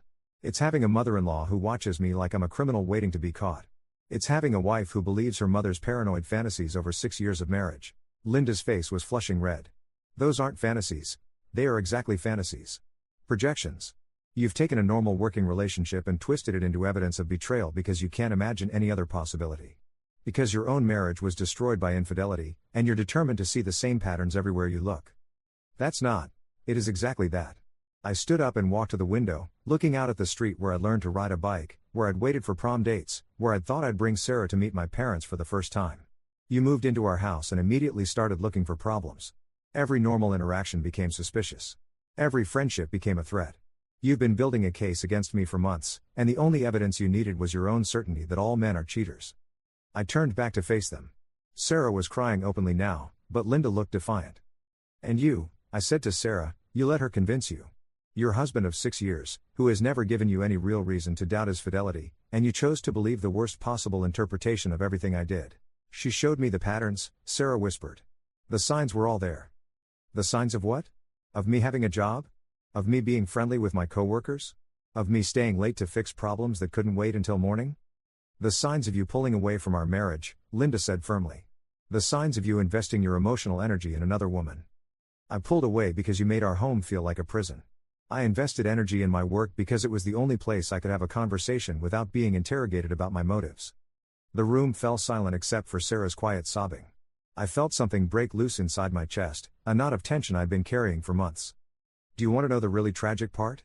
I said softly. "There was never any affair. Never any betrayal. Never any intention to hurt either of you. But you were so convinced that all marriages end in infidelity that you created the very destruction you were trying to prevent." Linda stood up abruptly. "We didn't create anything. We responded to what we observed. You observed what you expected to see. We observed a man who was what? Working late? Having coffee with a colleague? Enjoying conversation with someone who didn't assume the worst about every word out of his mouth?" I walked back to the armchair but didn't sit down. Instead, I reached into the side table drawer and pulled out the manila envelope I'd placed there earlier. Since we're being so honest about observations and evidence, I said, I have something to show you. Sarah looked up through her tears. What is it? Proof, I said simply. The kind of concrete evidence you should have asked for before you decided I was guilty. I handed the envelope to Sarah. She took it with shaking hands and looked at the return address, Shannon Associates, Family Law. What is this? She whispered. Open it. She did, slowly, carefully. I watched her eyes scan the first page, watched comprehension dawn, watched her face go white. Divorce papers, she said faintly. Divorce papers, I confirmed. Filed this morning. You've been served. The envelope slipped from Sarah's fingers and scattered papers across the coffee table. Linda snatched up one of the pages and read it quickly, her face growing darker with each line. You can't be serious, Linda said. You're going to throw away 6 years of marriage rather than admit your mistakes and work on fixing them? I looked at her with something approaching pity. I'm ending a marriage that was already destroyed. You killed it the day you convinced Sarah I was capable of betraying her. I'm just making it official. Sarah stood up suddenly, swaying slightly. Michael, please. We can work through this. We can go to counseling, we can what? Learn to communicate better? Build trust? I shook my head. Sarah, you chose to believe I was having an affair rather than trust that I wasn't. You chose your mother's suspicions over your own experience of our marriage. What counselor is going to fix that? I was scared, Sarah said desperately. Mom showed me all these signs, and I got scared, and maybe I overreacted, but that doesn't mean. It means everything. I sat back down, suddenly exhausted. It means when you had to choose between believing in me and believing in your fear, you chose fear. It means our marriage was never as strong as I thought it was. It means I've been living with someone who was just waiting for me to disappoint her. Linda moved closer to Sarah, putting a protective arm around her shoulders. This is exactly what I expected, she said to me. Deflect blame, make yourself the victim, punish Sarah for having the courage to confront you about your behavior. My behavior? I laughed, but there was no humor in it. My behavior was going to work, doing my job, and coming home to my family. Your behavior was stalking, surveillance, and character assassination. Which one of us should be ashamed? You're walking away from your marriage without even trying to save it. I'm walking away from a marriage that you already destroyed. The silence that followed was heavy with finality. Sarah had stopped crying and was staring at the divorce papers like they were written in a foreign language. Linda was glaring at me with undisguised hatred. There's one more thing, I said quietly. I thought you should know, I talked to my lawyer about filing a defamation suit against you, Linda. For the accusations you've made about my character and my professional conduct. Linda's face went very pale. You can't prove. I can prove that you've been making false statements about my alleged infidelity to my wife, to neighbors, probably to anyone who'll listen. I can prove that these statements have damaged my reputation and my marriage. I can prove that you knew they were false when you made them. They're not false. Then prove it. Show me one piece of actual evidence that I've been unfaithful to my wife. One photograph, one witness, one text message, one email. Anything other than your own paranoid interpretation of normal workplace interactions. Linda opened her mouth, then closed it. Sarah was looking between us like she was watching a tennis match. I decided not to file, I continued. Not because you don't deserve it, but because I don't want to drag this out any longer than necessary. I want to be free of this situation, and free of you, as quickly as possible. I stood up and walked toward the door. The papers are self-explanatory. Sarah, you can have your lawyer contact mine if you want to negotiate any of the terms, but I think you'll find them fair. The house is yours, I never want to set foot in it again as long as your mother is living there. Michael, wait. Sarah's voice was small, broken. What if I asked her to leave? What if it was just us again, like before? I stopped with my hand on the doorknob and turned to look at her. For a moment, I saw the woman I'd fallen in love with 7 years ago. Young, hopeful, trusting. Before life and fear and her mother's poison had changed her into someone who could look at her husband and see a stranger. It's too late for that, I said gently. The damage is done. You believed the worst about me when you should have believed the best. That's not something you can take back. But I love you. The words hit me like a physical blow. I closed my eyes for a moment, feeling the weight of everything we'd lost. I know you do, I said. I love you too. But love without trust isn't enough. And trust, once broken, is almost impossible to rebuild. I opened the door and stepped outside, breathing in the cold November air. Behind me, I could hear Sarah crying again and Linda's voice, sharp with anger, saying something about lawyers and alimony and men who run away from their problems. But I wasn't running away from my problems. I was walking away from other people's problems that had become mine through no choice of my own. The divorce was final 3 months later. Sarah didn't contest it, didn't ask for alimony, didn't try to take more than her fair share of our assets. I think part of her knew, even then, that Linda had pushed things too far. I heard through mutual friends that Linda moved out of Sarah's house about a month after the papers were served. Apparently, Sarah had finally realized that her mother's protection had cost her everything she'd actually wanted to protect. Too little, too late. I transferred to a different department at work to avoid the awkwardness of seeing Jessica every day.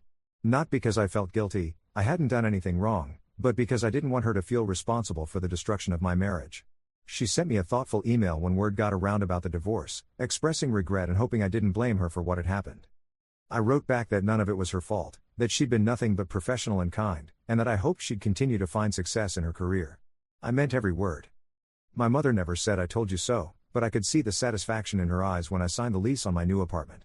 She'd never liked Linda, had seen through her manipulations from the beginning, but she'd kept her opinions to herself until it was too late to matter.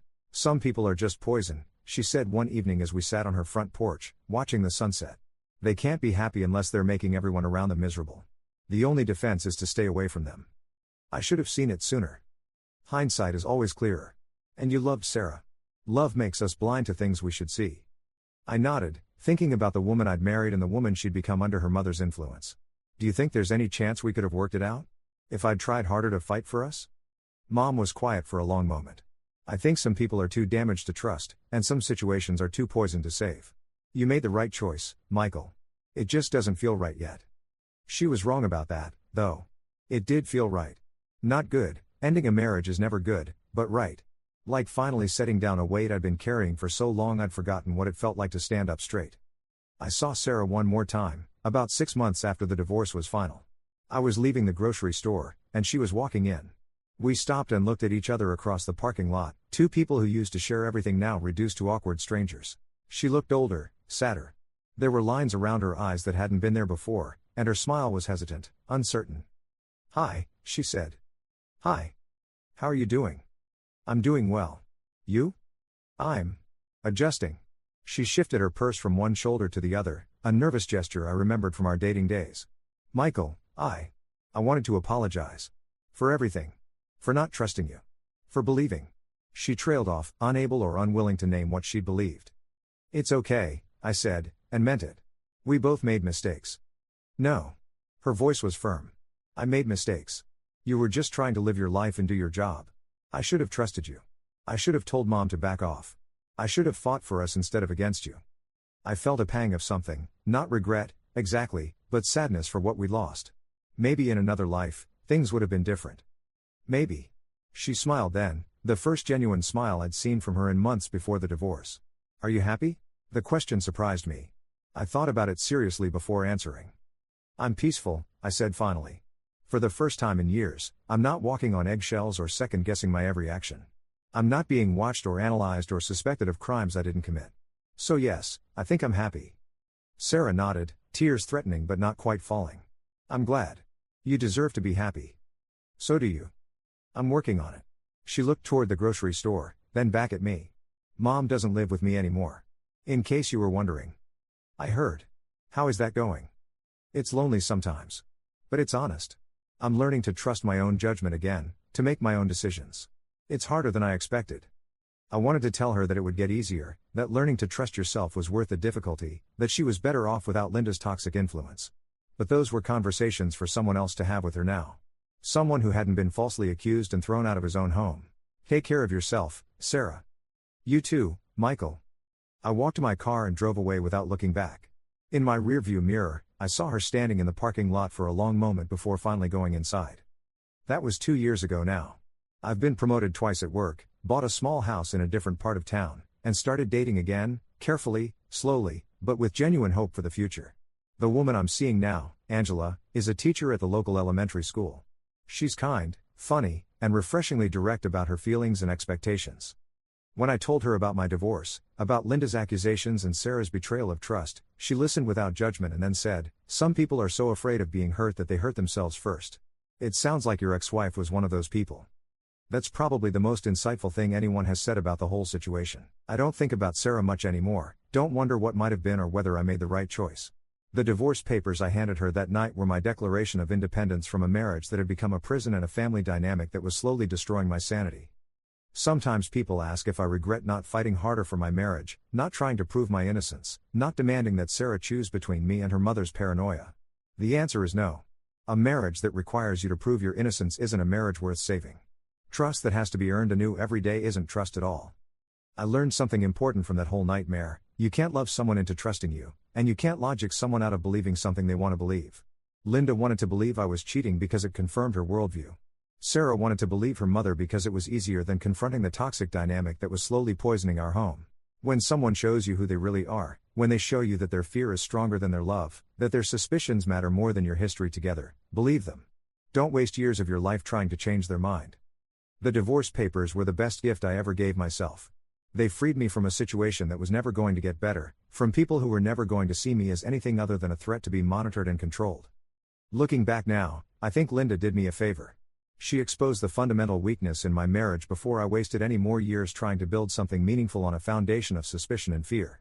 She showed me that Sarah's love was conditional, dependent on her mother's approval and easily shaken by unsubstantiated accusations. Better to learn that after 6 years than after 16. These days, when friends complain about their in-laws or their spouse's family drama, I listen sympathetically but keep my advice simple. Some people are poison, and the only way to protect yourself is to stay away from them. Don't try to fix them. Don't try to prove them wrong. Don't waste your energy fighting battles you can never win. Just walk away.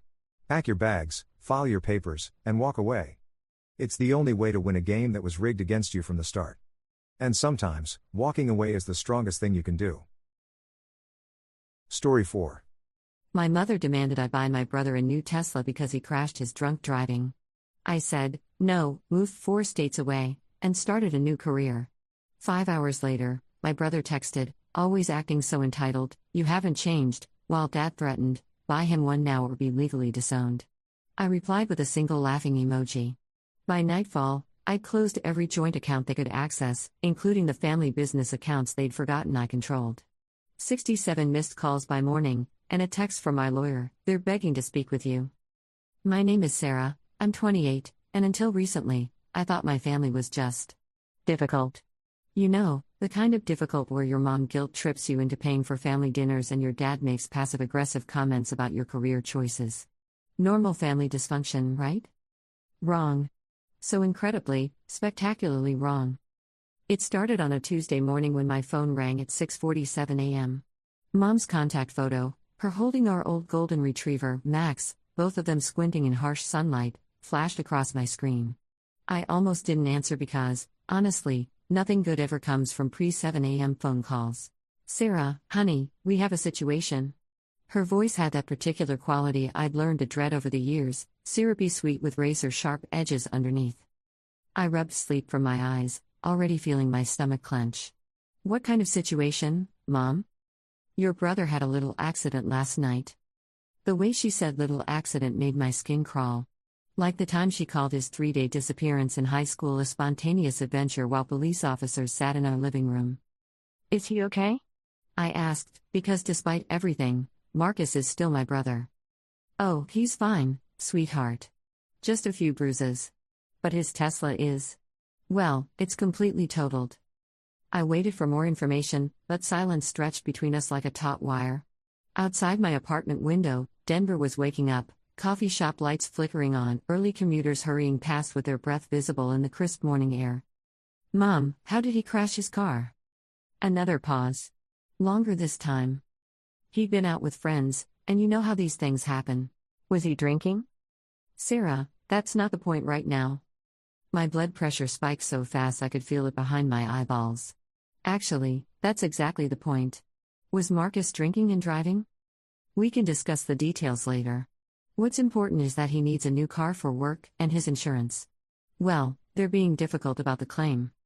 I sat up straighter, suddenly wide awake. They're being difficult because he was driving under the influence, weren't they? The police report is still being processed. Mom. Stop dancing around this. Did my brother get a DUI? The silence that followed told me everything I needed to know. Listen, sweetie, she continued, her voice taking on that manipulative lilt I knew so well. Marcus made a mistake, but everyone deserves a second chance. He's learned his lesson, and now he needs our support. Our support? Well, your support, specifically. You know we can't afford a new Tesla right now with Dad's medical bills and the house payments. I actually laughed.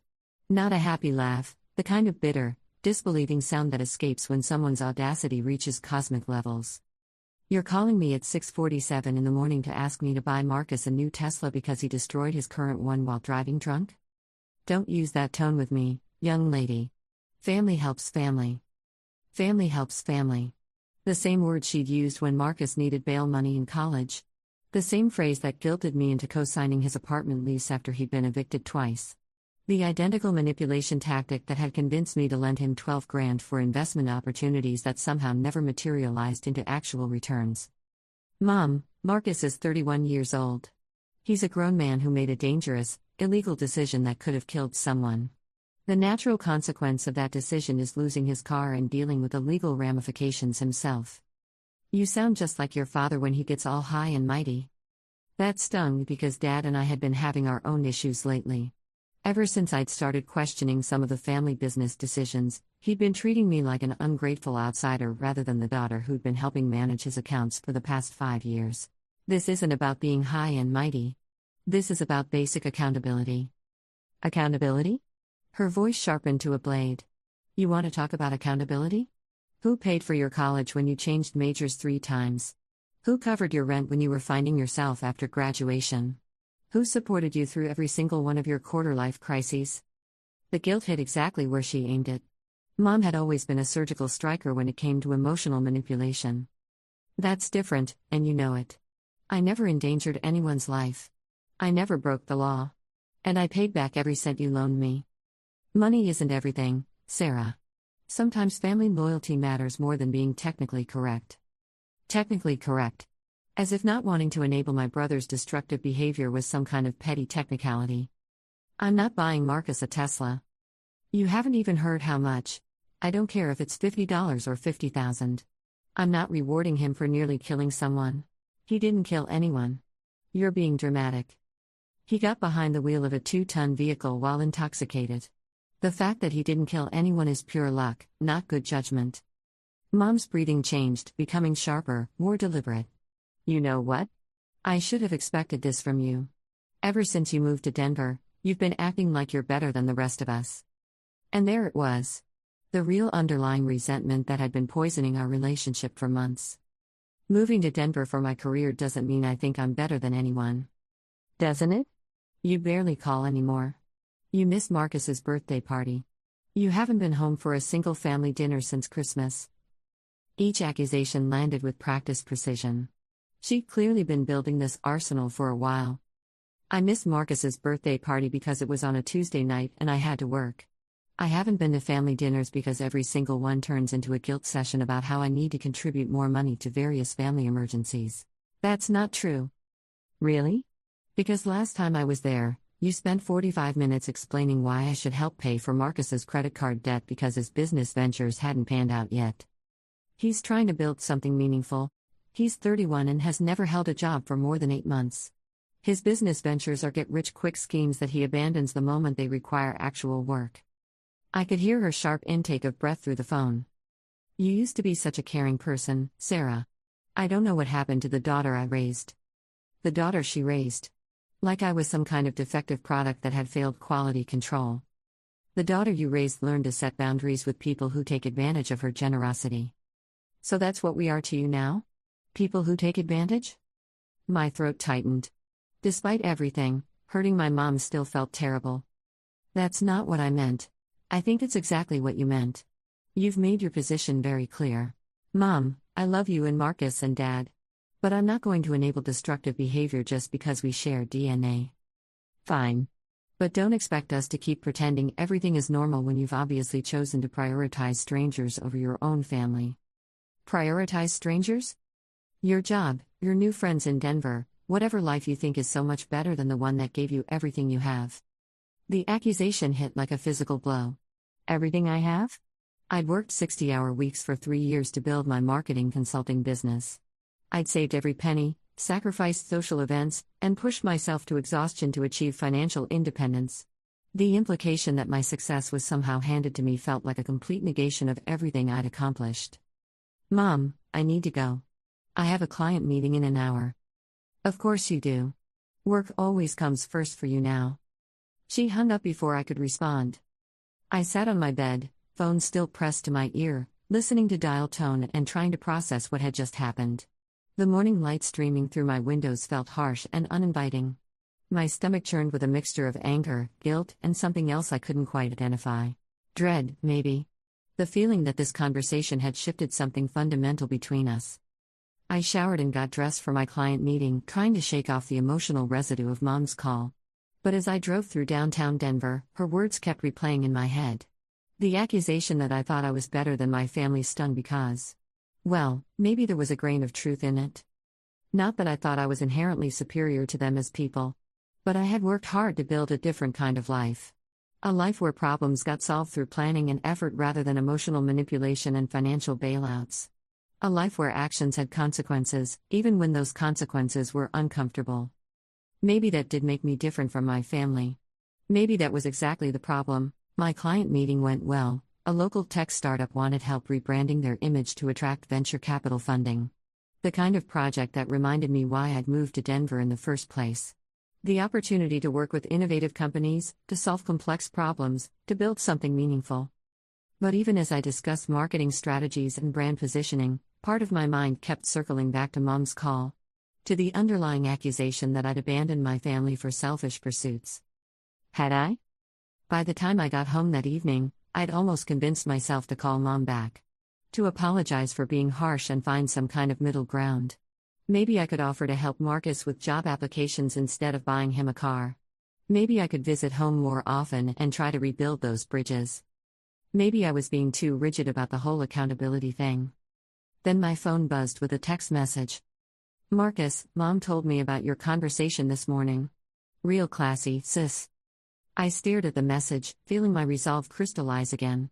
Me, Marcus, you drove drunk and totaled your car. I'm not going to buy you a new one. Marcus, always acting so entitled. You haven't changed since high school. Entitled. The irony was so thick I could taste it.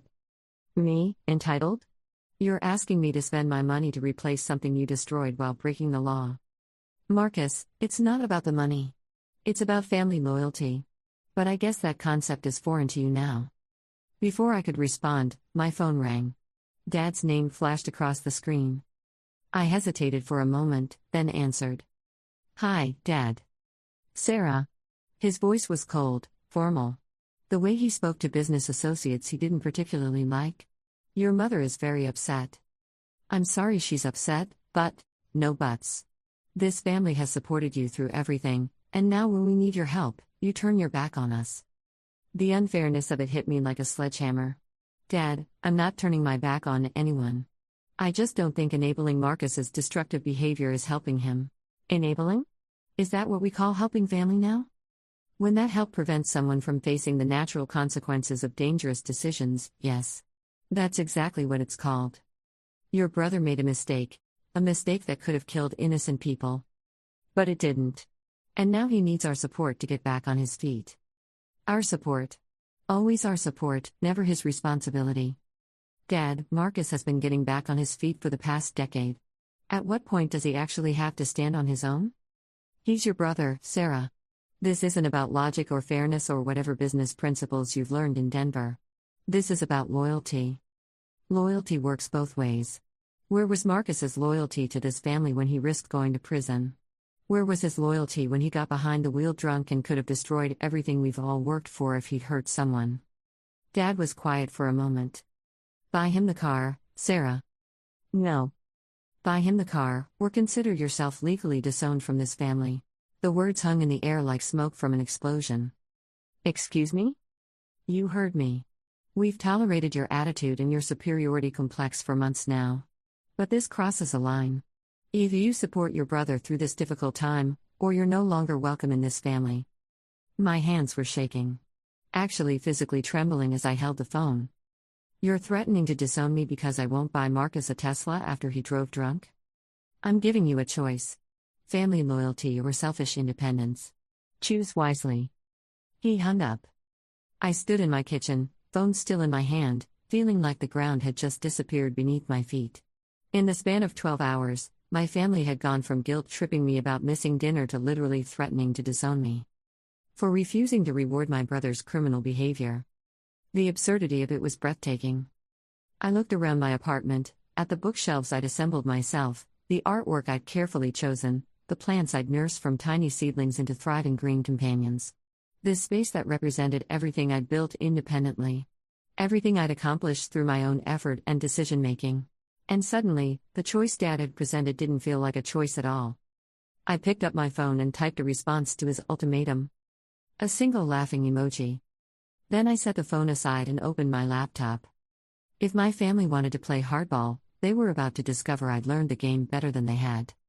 You see, there's something my parents had conveniently forgotten during their dramatic threats and emotional manipulation. Something that had slipped their minds in their rush to pressure me into compliance. 5 years ago, when Dad had his first heart attack, he'd asked me to help manage the family business finances. Just temporarily, he'd said, until I get back on my feet. I was fresh out of college with a business degree, eager to help, and naive enough to believe temporarily meant temporarily. 5 years later, I was still managing those accounts. I had signing authority on the business checking account, the savings account, and the emergency fund Dad had built up for major equipment purchases. I had access to the company credit cards and the investment portfolio he'd been building for retirement.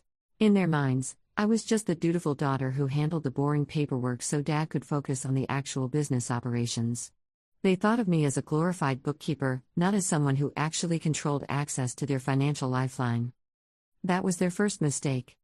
Their second mistake was assuming that my rejection of their Tesla demand meant I was powerless to respond to their ultimatum. I opened the business banking website and began methodically reviewing every account I had access to. Joint checking, $47,000. Business savings, $89,000. Emergency equipment fund, $156,000. Investment portfolio, $312,000. Over $500,000 that I could legally freeze with a few mouse clicks. I'd never realized exactly how much financial power Dad had handed me over the years. As the business grew and his trust in my management increased, he'd added my name to more and more accounts. For emergencies, he'd said. In case something happens to me. Well, something had happened to him. He'd threatened to disown his daughter for refusing to enable her brother's destructive behavior. That felt like an emergency to me. I started with a joint checking account, removing my access and transferring the funds to a new account in my name only. Business savings followed. Then the emergency fund. Each transfer felt like a small act of liberation. The investment portfolio was trickier, it required a phone call to the brokerage firm. But I'd been the primary contact for years, and they knew my voice. Ms. Richardson, what can we help you with today? I need to liquidate the Richardson family portfolio and transfer the funds to my personal investment account. Of course. Will Mr. Richardson be joining the call for authorization? That won't be necessary. I have full account access as the joint holder. 20 minutes later, it was done. $604,000 moved from accounts my parents thought they controlled to accounts they couldn't touch. I leaned back in my desk chair, feeling simultaneously powerful and terrified. This wasn't just about the money, it was about drawing a line in the sand. About refusing to be manipulated and controlled by people who claimed to love me while treating me like a personal ATM. My phone had been buzzing periodically throughout the evening, but I'd been ignoring it. Now I glanced at the screen. 14 missed calls from Mom. 8 missed calls from Dad. 12 text messages from Marcus. I opened the messages from Marcus first. Seriously? You're really going to choose money over family? Dad's having chest pains because of the stress you're causing. Mom's crying. Hope you're happy. This is exactly why nobody trusts you with important decisions. Answer your phone, answer your phone. I scrolled through them, feeling a familiar mixture of guilt and rage. Even now, even after they'd literally threatened to disown me, Marcus was trying to make me feel responsible for their emotional reactions to my boundaries. I deleted the messages without responding. Mom's voicemails were variations on the same theme: tears, guilt, accusations, and increasingly desperate pleas for me to come to my senses and remember what family means. Dad's messages started angry and gradually shifted towards something approaching panic. Sarah, your mother told me what you've done with the accounts. This is theft. Call me immediately or I'm involving the police. I'm giving you 1 hour to return that money and apologize to your family. Sarah, please. We can work this out. Just call me back. The business can't operate without those funds. You're destroying everything I built. Please. We need to talk. That last message, the desperation in his voice, almost broke my resolve. Almost. But then I remembered the coldness in his tone when he'd threatened to disown me. The casual cruelty of that ultimatum, delivered like he was negotiating a business contract rather than talking to his daughter. I turned off my phone and went to bed. Sleep didn't come easily. I kept expecting to hear police sirens, or pounding on my door, or some other dramatic escalation. But the night passed quietly, and I woke up to 53 missed calls and 47 text messages. My family had apparently spent the night in full crisis mode. The messages ranged from threats to bribes to desperate emotional appeals. Marcus had enlisted his ex-girlfriend to text me. Mom had somehow gotten my neighbor's phone number and asked her to check on me. Dad had left a voicemail claiming he was having a panic attack and needed his medication money. Reading through them felt surreal. Like watching a psychological thriller where the villain slowly revealed the depths of their manipulation tactics. But buried in the chaos was one message that made my blood run cold. A text from a number I didn't recognize. This is Attorney James Morrison. I represent your parents in family legal matters. Please contact my office immediately to discuss returning the stolen funds and avoiding criminal charges. They'd actually called a lawyer. My hands shook as I screenshot the message and forwarded it to my own attorney, a sharp woman named Lisa Chen who'd helped me set up my business contracts and had become something of a mentor over the years. I called her office as soon as they opened. Lisa, I need help. My family is threatening to have me arrested, and I think I might have just blown up my entire life. Slow down, Sarah. Tell me exactly what happened. I explained the whole situation: Marcus's DUI, the Tesla demand, the disownment threat, my decision to move the business accounts. Lisa listened without interrupting, occasionally making small humming sounds that could have meant anything. Okay, she said when I finished. First question, were you legally authorized to access those accounts? Yes. Dad added me as a joint holder on everything over the past 5 years. Joint holder, not just signatory authorization? Joint holder. I have the paperwork. Good. Second question, were the accounts titled as personal or business assets? I thought about it. Personal, I think. The business checking was titled under Dad's name with me as joint holder, not under the company name. Even better. Third question, do you have documentation of your family's threats and demands? Text messages, voicemails, everything. Perfect. Sarah, listen to me carefully. You haven't stolen anything. Joint account holders have legal right to all funds in those accounts. Your family's attorney is posturing, trying to scare you into compliance. Relief flooded through me so fast I felt dizzy. So I'm not going to be arrested? Not for this. Though I'd recommend documenting everything and preparing for them to escalate in other ways. People who make threats like this don't usually back down gracefully. What kind of escalation? Civil suits, harassment, attempts to damage your professional reputation. The fact that they involved a lawyer this quickly suggests they're serious about fighting you. Fighting me for what? I didn't take their money, I took money from accounts with my name on them. You took their access to money they thought they controlled. From their perspective, that's theft, even if it's legally yours. I spent an hour on the phone with Lisa, discussing strategy and legal protections. By the time we hung up, I felt more prepared but also more aware of how nasty this situation could become. My family wasn't just going to accept my boundaries and move on. They were going to fight. The next few days passed in a strange bubble of hypervigilance and forced normalcy. I went to client meetings, worked on marketing campaigns, and tried to maintain my regular routine while my phone continued its relentless buzzing with calls and messages from home. I'd started forwarding everything to Lisa without reading it. She was building a harassment case, she said, and the documentation would be crucial if things escalated further. Thursday morning, my doorbell rang at 6:30 a.m. I peered through the peephole and saw 2 police officers standing on my doorstep, looking bored and slightly annoyed. My heart stopped. They'd actually done it. My family had convinced law enforcement that I'd committed a crime. I opened the door on shaking legs. Ma'am, we're responding to a welfare check request. Are you Sarah Richardson? Yes. Your parents called our department saying they were concerned about your mental health and safety. They claim you've been acting erratically and they're worried you might hurt yourself. Of course. When the theft angle didn't work, they'd switch to mental health concerns. A welfare check that would create a paper trail suggesting I was unstable. Officers, I'm fine. This is part of a family dispute, and my parents are misusing emergency services to harass me. The older officer looked skeptical. They seemed pretty concerned, ma'am.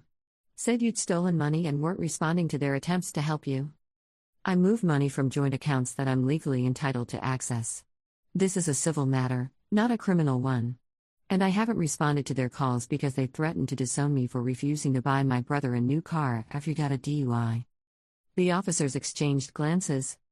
Ma'am, do you mind if we take a look around? Just to confirm you're safe and nobody's in distress?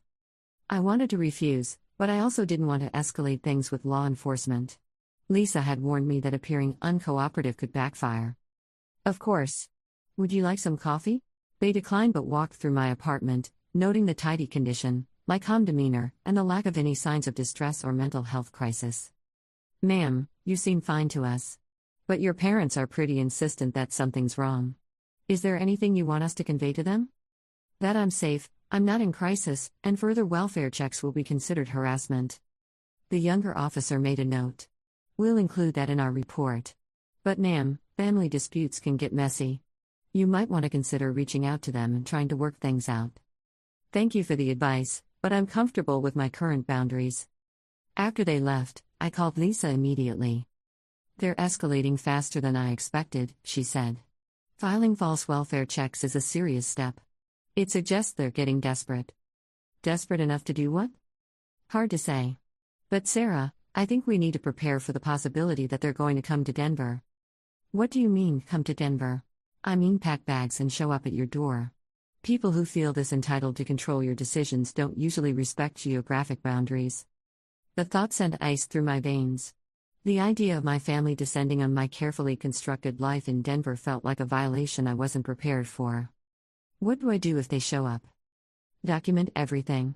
Don't let them into your apartment. Call me immediately. And Sarah, consider whether you feel safe staying where you are. That night, I couldn't sleep. Every sound in the hallway outside my apartment made me tense. Every car door in the parking lot sent my heart racing. I'd never been afraid of my family before. Frustrated, angry, exhausted by their demands, but never afraid. Now I was. Friday morning brought a new text from my lawyer that made my blood pressure spike. Sarah, your family's attorney contacted my office. They're threatening to sue you for financial elder abuse and theft by conversion. We need to meet today. Financial elder abuse. They were claiming I'd taken advantage of my elderly parents. Dad was 58. Mom was 56. Neither of them was elderly or incapacitated. But I was beginning to understand that facts didn't matter to them. This was about power, control, and punishment for my defiance. I met Lisa at her office that afternoon, feeling like I was walking into a war council. Okay, she said, spreading papers across her desk. Let's talk about what they're alleging and why it's nonsense. How much nonsense? Complete nonsense. Financial elder abuse requires proof that you exploited elderly or dependent adults for monetary gain. Your parents are neither elderly nor dependent, and you haven't gained anything, you've moved your own money into your own accounts. Then why are they threatening to sue? Because they think they can scare you into compliance. And because filing a lawsuit creates public records that could damage your reputation, even if they eventually lose. So what do we do? Lisa leaned back in her chair, studying me carefully. We have several options. We can respond to their threats with our own lawsuit for harassment. We can file for a restraining order based on their escalating behavior. Or you can consider whether you want to negotiate some kind of settlement. Settlement? Lisa, I haven't done anything wrong. I know that. But sometimes being right isn't the same as being strategic. Fighting this could take months, cost thousands in legal fees, and expose your business to negative publicity. Your family clearly has resources and seems committed to making this as painful as possible. I stared out her office window at the Denver skyline, thinking about everything I'd built here. My business was just starting to take off. I had clients who trusted me, a reputation I'd worked hard to establish, a life that felt authentically mine. What kind of settlement are you talking about? Return some portion of the money in exchange for them dropping all legal threats and signing a no-contact agreement. Rewarding them for trying to manipulate and threaten me. Protecting yourself from a prolonged legal battle that could damage everything you've accomplished. The practical part of my brain understood her logic. But the part of me that had been bulldozed by my family's demands for years felt sick at the thought of giving in now. I need to think about it, of course. But Sarah? Don't take too long. They seem like the type to escalate quickly if they don't get what they want. As if summoned by her words, my phone buzzed with a text from an unknown number. Hey sis, it's Marcus. Got a new phone since you've been ignoring my calls. We're driving up to Denver tomorrow to talk things out in person. See you soon. I showed the message to Lisa. Pack a bag, she said immediately. Tonight. That evening, I threw clothes and toiletries into a suitcase with hands that wouldn't stop shaking.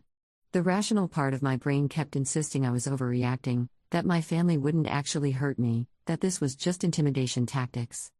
But the instinctive part of my brain, the part that had been screaming warnings since Dad's disownment threat, told me to run. I booked a hotel room across town and left my apartment like I was fleeing a natural disaster. Which, in a way, I was. Saturday morning, I watched from my hotel window as 3 missed calls from Mom turned into 5, then 8, then 12. Marcus sent increasingly aggressive texts about being in Denver and needing my address. Then, at 2:47 p.m., my neighbor texted me. Hey Sarah, there are some people at your door claiming to be your family. They seem pretty upset that you're not home. Should I tell them anything? Ice flooded my veins. Don't tell them anything. I'll handle it.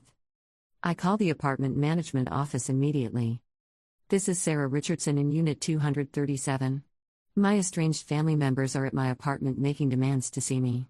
I've been receiving threats from them, and I don't want them to have access to my home or information about my whereabouts.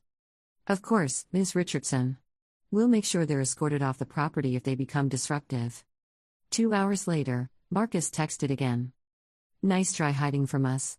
We'll be at your office Monday morning. Time to stop playing games and act like an adult. They looked up my business address.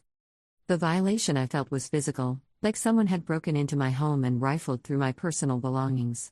They were invading every space I'd created, following me like predators tracking prey. I called Lisa. They're escalating to stalking behavior. We need that restraining order. I'll file the paperwork Monday morning. But Sarah, you need to understand, restraining orders are just pieces of paper. They don't physically prevent someone from approaching you. Then what do I do? Document everything. Stay in public places. Don't go anywhere alone. And consider whether you want to relocate temporarily while we sort this out legally. Relocate. The word hit me like a slap. I'd worked for 3 years to build my business in Denver. I had clients depending on me, relationships I'd cultivated, a life I'd carefully constructed. The idea of abandoning it all because my family couldn't accept boundaries felt like letting them win. But the alternative, living in constant fear, looking over my shoulder, wondering when they'd show up next, felt worse. Sunday night, I made a decision that surprised even me. I called my biggest client, a tech startup that had been considering a long-term marketing contract. Jessica, it's Sarah. I know this is unusual, but I wanted to discuss the possibility of working remotely for the next few months. Remote? I thought you preferred in-person collaboration. I do, usually. But I'm dealing with some family issues that might require me to relocate temporarily. We talked for an hour. By the end of the call, I had a 6-month remote contract that would let me work from anywhere while maintaining my biggest revenue stream. 3 more calls secured agreements with my other major clients. Monday morning, while Lisa filed restraining order paperwork, I put my apartment up for sublet and booked a one-way flight to Portland. I wasn't running away, I told myself. I was making a strategic withdrawal while legal proceedings played out. But as I sat in the airport, watching planes take off toward destinations unknown, I couldn't shake the feeling that my family had won something fundamental. They'd driven me from my home, disrupted my life, and forced me to upend everything I'd built, all because I'd refused to buy my brother a car after he drove drunk. The absurdity of it was staggering. My phone buzzed with a text from Lisa. Good news, restraining order approved. Bad news, your family's attorney called again. They're threatening criminal charges for wire fraud now. Wire fraud? Because I'd moved money electronically between accounts I was authorized to access. I stared at the message, feeling something fundamental shift inside me. I'd spent 3 days running, hiding, defending myself against accusations that made no legal sense. I disrupted my business, left my home, and lived in constant anxiety because people who claimed to love me had decided to punish me for setting boundaries. Enough. I called Lisa from the airport gate. I want to countersue. Sarah, we talked about this. Fighting back will escalate. They've already escalated. They've stalked me, filed false police reports, threatened bogus lawsuits, and driven me from my home. What's left to escalate to? Sarah, Lisa, I'm not running anymore. These people need to learn that actions have consequences. File whatever paperwork you need to file. Sue them for harassment, stalking, filing false reports, abusive process, everything you can think of. That's going to be expensive and time-consuming. Then it's a good thing I have $600,000 they thought they could threaten me into giving back. There was silence on the other end of the line. Lisa? Okay. But if we're doing this, we're doing it right. I'll need you to document everything that's happened, every threat, every incident. This is going to be war. Good. I'm tired of being the only one fighting by civilized rules. I canceled my Portland flight and booked a return to Denver. If my family wanted a war, they were about to discover that the daughter they'd underestimated had learned a few things about strategy during her years of independence. The next 6 months were the most intense of my life. Lisa filed countersuit claims for harassment, stalking, intentional infliction of emotional distress, and abusive process. We documented every threat, every unwanted contact, every attempt to damage my reputation or business. My family's attorney, who turned out to be a friend of Dad's rather than a specialist in family law, quickly realized they were in over their heads. The wire fraud threats disappeared when Lisa pointed out that joint account holders can't commit theft from themselves. The financial elder abuse claims crumbled when we presented evidence that my parents were neither elderly nor dependent, and that I gained nothing from moving my own money into my own accounts. But the harassment didn't stop. If anything, it intensified. They created fake social media accounts to leave negative reviews for my business. They contacted my clients with bizarre stories about my mental instability and theft from family. They sent letters to my landlord claiming I was involved in illegal financial activities. Each incident was documented, photographed, and added to our legal filing. The breaking point came in month 4, when Marcus showed up at one of my client meetings. I was presenting a rebranding strategy to a local restaurant chain when he walked into the conference room like he belonged there. "Sorry I'm late," he said, taking an empty chair. "I'm Sarah's brother. She asked me to sit in on this meeting." The confusion on my clients' faces was immediate and obvious. "Actually," I said, standing up slowly, "this is my estranged brother who has been stalking and harassing me for months. Security should be called immediately." Marcus's confident facade cracked instantly. "Sarah, don't be dramatic. We just need to talk. We have a restraining order preventing you from coming within 500 feet of me or my workplace." "That's just a misunderstanding." "Sir," interrupted the restaurant chain's CEO, "I'm going to have to ask you to leave. This is ridiculous. She's my sister. She stole money from our family business, and now she's trying to." Security. The CEO called. 2 guards appeared within minutes and escorted Marcus from the building while he continued protesting his innocence and my supposed crimes. I finished the presentation in a state of shock, trying to process what had just happened. The violation I felt was indescribable. He'd invaded my professional space, tried to manipulate my clients, and attempted to sabotage my reputation in front of people whose trust I'd spent months building. That night, I called Lisa with a level of anger I didn't know I possessed. He violated the restraining order in front of witnesses. Multiple witnesses, including potential clients who can testify that he was trying to damage my business reputation. "This is good, Sarah. Really good. Violating a restraining order is a criminal matter, not civil. He can be arrested." "Then let's have him arrested. I'll file the paperwork tomorrow." "But Sarah, this is going to push things to a new level. Once criminal charges are involved, there's no going back to family reconciliation." I thought about that for exactly 3 seconds. There was never going to be family reconciliation, Lisa. They've made it clear that they view me as property they can manipulate and control. The only question is whether I'm going to keep letting them do it. Marcus was arrested the following week for violating the restraining order. Dad bailed him out within hours, but the criminal charge created a paper trail that couldn't be ignored or dismissed. More importantly, it finally got my family's attention in a way that civil lawsuits hadn't. 2 days after Marcus's arrest, I received a call from an attorney I'd never heard of. "Ms. Richardson, this is Robert Hawkins from Hawkins & Associates. I've been retained by your family to discuss resolution of the current legal disputes. Resolution? Yes. My clients are interested in reaching a mutually agreeable settlement that would end all pending litigation. I almost laughed. After 6 months of threats, harassment, stalking, and attempts to destroy my business, they wanted to negotiate. What kind of settlement? They're prepared to offer a formal apology and agreement to cease all contact in exchange for return of the disputed funds. The funds that were legally mine to begin with? Well, that's certainly your position. But litigation can be unpredictable, and continued conflict serves no one's interests.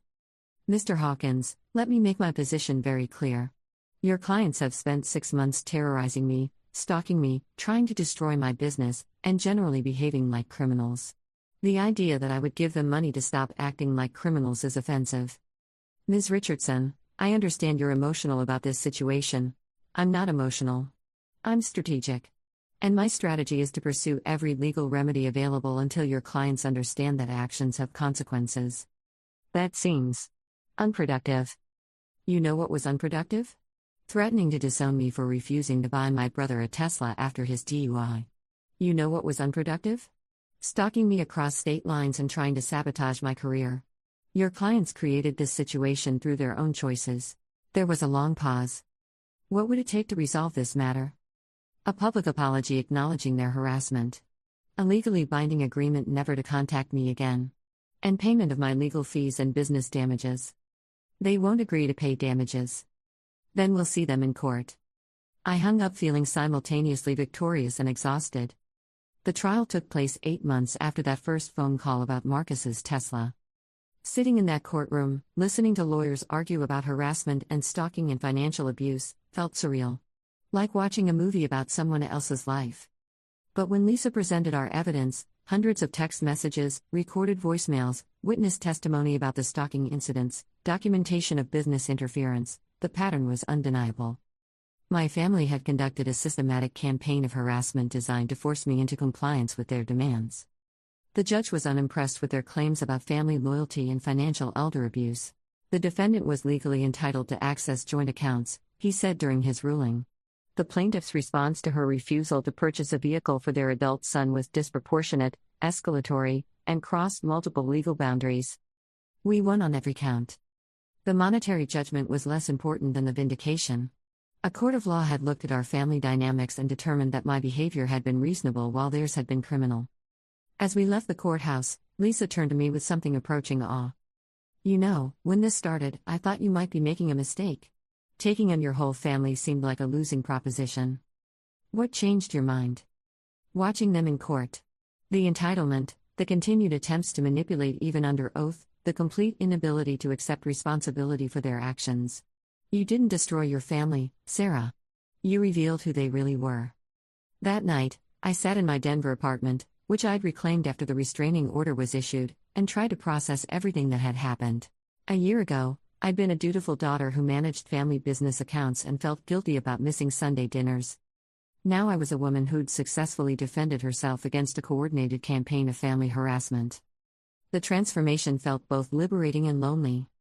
My phone buzzed with a text from an unknown number. For a moment, panic flashed through me. Were they going to keep trying, even after losing in court? But the message wasn't from my family. Hi Sarah, this is Jennifer from Morrison Tech.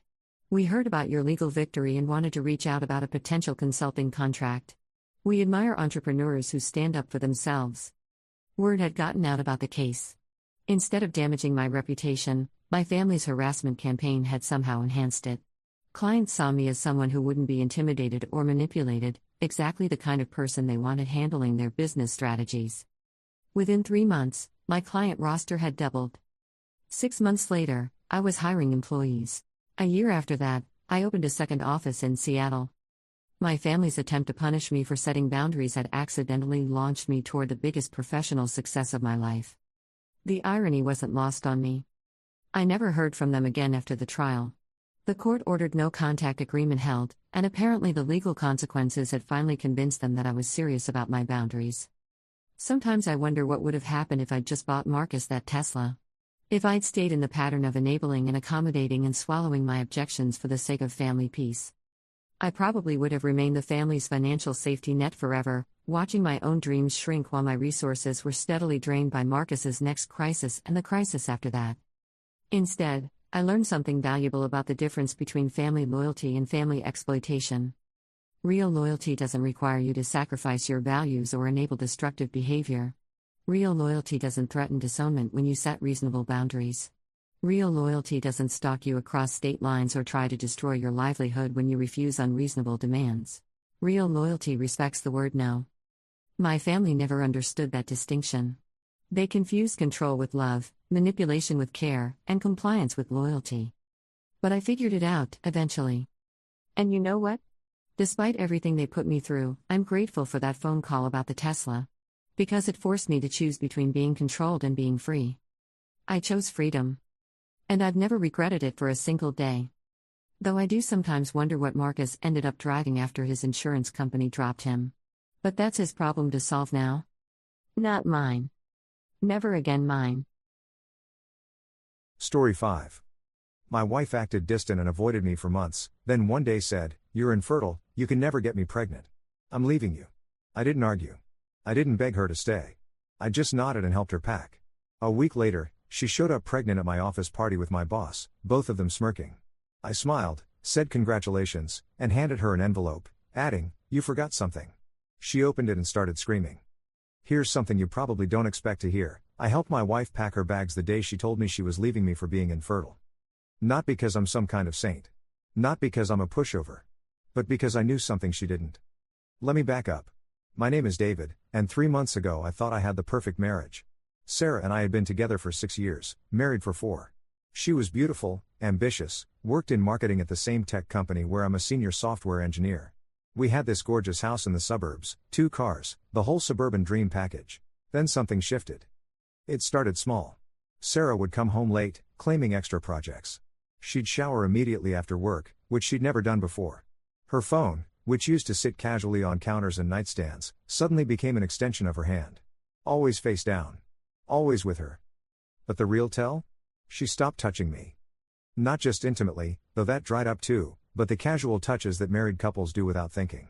No hand on my shoulder when she passed behind my chair. No quick kiss when one of us left for work. She'd actually flinch if I tried to hug her, like my skin burned. I'm not stupid. I've seen enough movies, heard enough stories from friends. The signs were neon bright. But I loved her, and love makes you want to believe the best case scenario, even when the worst case is staring you in the face. So I waited. I watched. I hoped I was wrong.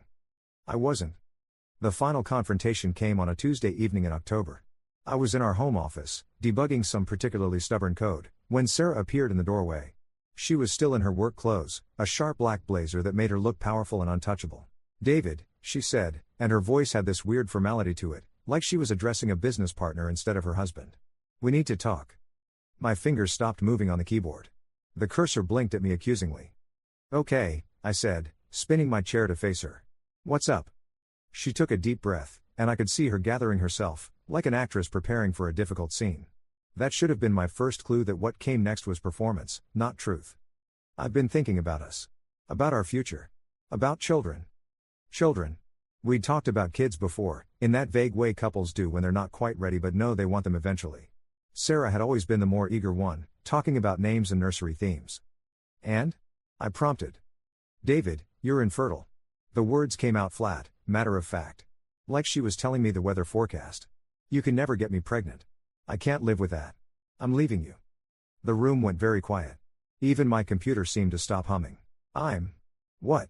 I managed. "Infertile. Sterile. However you want to say it." She crossed her arms, her blazer pulling tight across her chest. "I had my doctor friend run some tests on samples. From our bathroom. The results were clear. Now, I want you to understand something about me. I'm not the kind of guy who explodes in anger or breaks down crying. I'm methodical. I think. I process. It's what makes me good at my job. I see problems, analyze them, find solutions. So when my wife told me I was infertile and that she was leaving me because of it, my brain went into debug mode.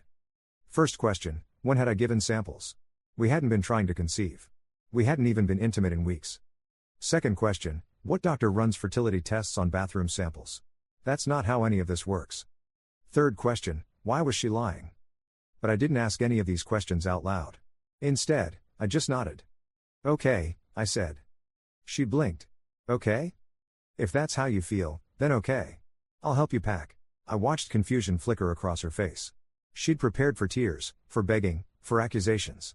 She hadn't prepared for acceptance. You're not going to fight for us? Sarah, I said quietly, if you want to leave me, I'm not going to stop you. I love you too much to keep you somewhere you don't want to be. The irony wasn't lost on me. I was telling the truth while she was lying, yet my truth was giving her exactly what her lie was supposed to accomplish. We spent the next 3 hours packing her things. Clothes, books, that expensive coffee maker she'd insisted we needed. I carried boxes to her car. I helped her disassemble the bookshelf she wanted from our bedroom. The whole time, she kept glancing at me with this expression I couldn't quite read. Relief mixed with something else. Disappointment? Guilt? I couldn't tell. As she loaded the last box into her trunk, she turned to me. David, you don't need to explain anything, I said. I hope you find what you're looking for. She drove away without another word. The next week was strange. The house felt enormous and hollow, like a movie set after the cameras stopped rolling. I went to work, came home, ordered takeout, watched Netflix. On the surface, I was handling the separation like a mature adult. Underneath, I was conducting an investigation. See, there was something Sarah didn't know about me. Something I'd never told her, never told anyone. 6 months ago, I'd had a health scare. Nothing serious, just some weird fatigue and headaches that made me paranoid about brain tumors or blood cancers. My doctor ordered a full workup, blood tests, scans, the works. Everything came back normal. Including a fertility analysis I'd requested, just because I was already getting tested for everything else. I was not infertile. I was the opposite of infertile. According to Dr. Martinez, I had excellent reproductive health and above-average fertility markers. So when Sarah told me I was shooting blanks, I knew she was lying. The question was why. It took me exactly 4 days to find out. I'm good with computers. Really good. And while I'd never used my skills to spy on my wife before, desperate times and all that, Sarah had been sloppy with her digital security. Same password for everything, cloud backups turned on, location sharing still active on her phone. It was almost insulting how easy it was to piece together her activities. The texts told the whole story. Sarah had been having an affair with Marcus, my direct supervisor at work, for 3 months. The messages were explicit, romantic, and damning. They talked about me like I was an obstacle to be removed. They planned dates while I was working late. They laughed about how clueless I was. But the smoking gun was a message from 2 weeks ago. Sarah, I'm late. Marcus, how late? Sarah, 2 weeks. I took a test. I'm pregnant. Marcus, oh my. Are you sure it's mine? Sarah, we've been careful about timing. It's yours. But I need to get rid of David first. Can't have him thinking it's his. Marcus, how? Sarah, leave that to me. I have a plan. Her plan, apparently, had been to convince me I was infertile so I wouldn't question the pregnancy when it became obvious. Clever, in a sociopathic way. But not clever enough. I screenshotted everything. Downloaded the files. Backed them up in multiple locations. Then I did something that felt both necessary and slightly evil. I started planning. Our company's annual holiday party was scheduled for the Friday after Thanksgiving. It was always a big deal, fancy hotel ballroom, open bar, speeches from the executives.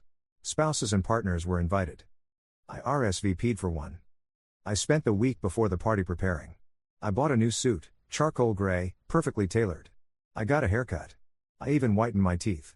Not because I was trying to impress anyone, but because I wanted to look absolutely confident for what was coming. The morning of the party, I made one stop before heading to the office. Kinko's. 3 copies of a 40-page document. Bound and labeled. Sealed in manila envelopes. The party was already in full swing when I arrived at the hotel. The ballroom was decorated with silver and gold, huge floral arrangements on every table. A jazz quartet played in the corner while people in expensive clothes mingled and laughed. I grabbed a club soda from the bar and found my usual crowd, engineers and project managers who preferred talking about code to making small talk about golf.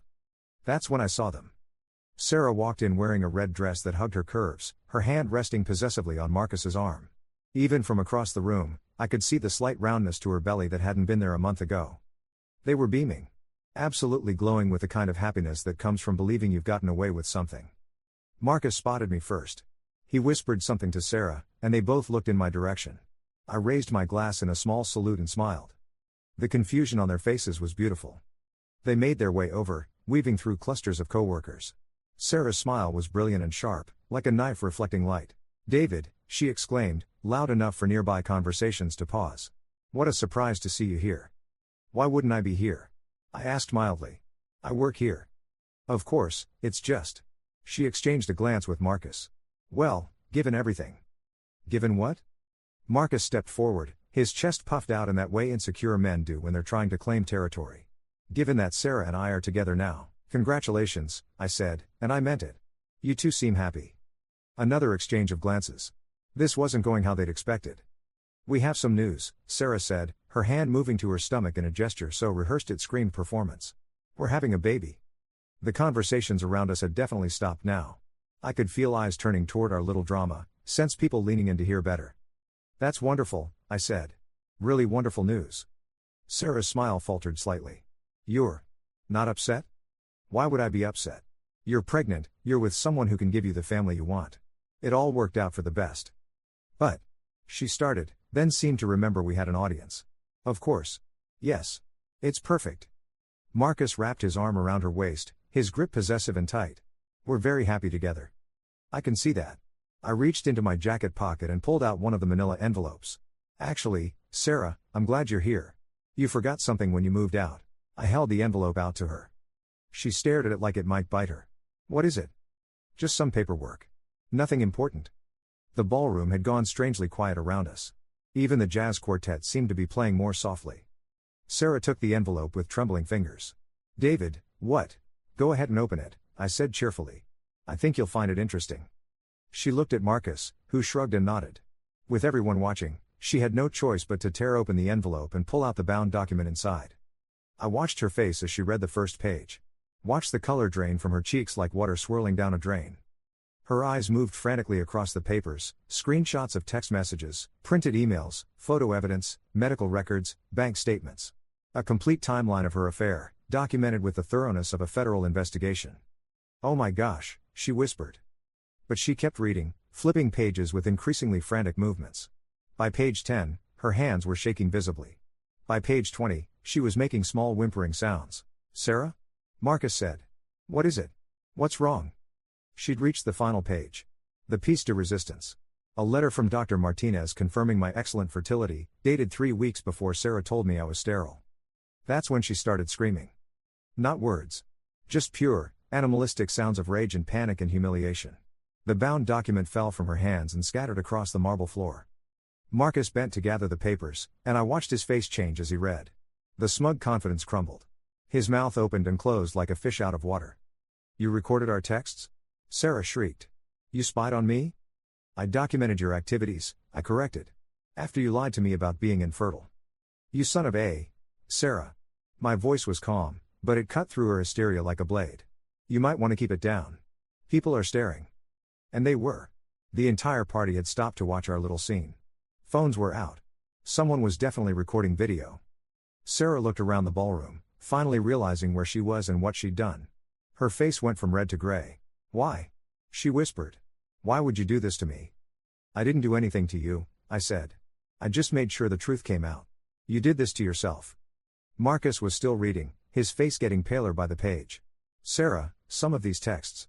You said I was getting a promotion next month. You said you could arrange it through your connections in HR. I can. You don't have connections in HR, he said slowly. You work in marketing." I almost felt sorry for him. Almost. "Marcus," I said conversationally, "you might want to check page 37. The section about Sarah's previous relationships. Turns out this isn't her first workplace affair." He flipped frantically to page 37. Sarah lunged for the papers, but he held them away from her. 3 different companies? He read aloud. "You had affairs at 3 different companies and got your boyfriends promoted?" "It's not like that." "It's exactly like that," I said. "Check the pattern. Sarah targets ambitious men in positions to advance her career. She cultivates relationships, makes promises, gets what she wants, then moves on when they outlive their usefulness." The crowd around us had grown. I could see colleagues pulling out phones, could practically hear the gossip machine starting to spin up. "The pregnancy, though," I continued, "that's new. Usually she's more careful about birth control. I think you were supposed to be a longer-term investment, Marcus. Until something better came along." Sarah's face was a mask of pure hatred. "You planned this. You wanted to humiliate me." "I wanted the truth to come out," I said. The humiliation is just a side effect. Marcus dropped the papers like they were on fire. Sarah, tell me he's lying. Tell me this is all fake. She opened her mouth, but no words came out. The silence is pretty telling, I observed. That's when Marcus did something I didn't expect. He laughed. A bitter, broken sound that made several people in the crowd wince. You know what the funny part is? He said to Sarah. I was going to leave my wife for you. I was going to give up everything for you. Marcus, please, the promotion you promised me? I already turned down another job offer because I thought it was coming. A better job. With better pay. Sarah's face crumpled. I can still help you. With what? You don't have any power here. You never did. You were just sleeping with the boss's boss and pretending you had influence. Wait. What? I saw Marcus realize his mistake the moment the words left his mouth. His eyes went wide, and he actually took a step backward. Who? I asked quietly. Nobody, Sarah said quickly. He doesn't know what he's talking about. But Marcus was beyond caring about protecting her now. Robert Chen. Our VP of Operations. She's been sleeping with him for 2 months. The crowd murmured. Robert Chen was married with 3 kids. He was also standing about 20 feet away, his face visible over the heads of several other people. So you were cheating on Marcus while you were cheating on me, I said. Impressive time management. David, please. Oh, I'm not done yet. I pulled out a second envelope. Sarah stared at it in horror. What now? Divorce papers, I said cheerfully. Already filed. You'll notice I'm citing adultery, which means you forfeit any claim to alimony or property division beyond what you came into the marriage with. You can't do that. Actually, I can. Especially with all this documentation of your infidelity. Multiple affairs, fraud, lying about medical conditions to manipulate the dissolution of the marriage. Any judge is going to side with me.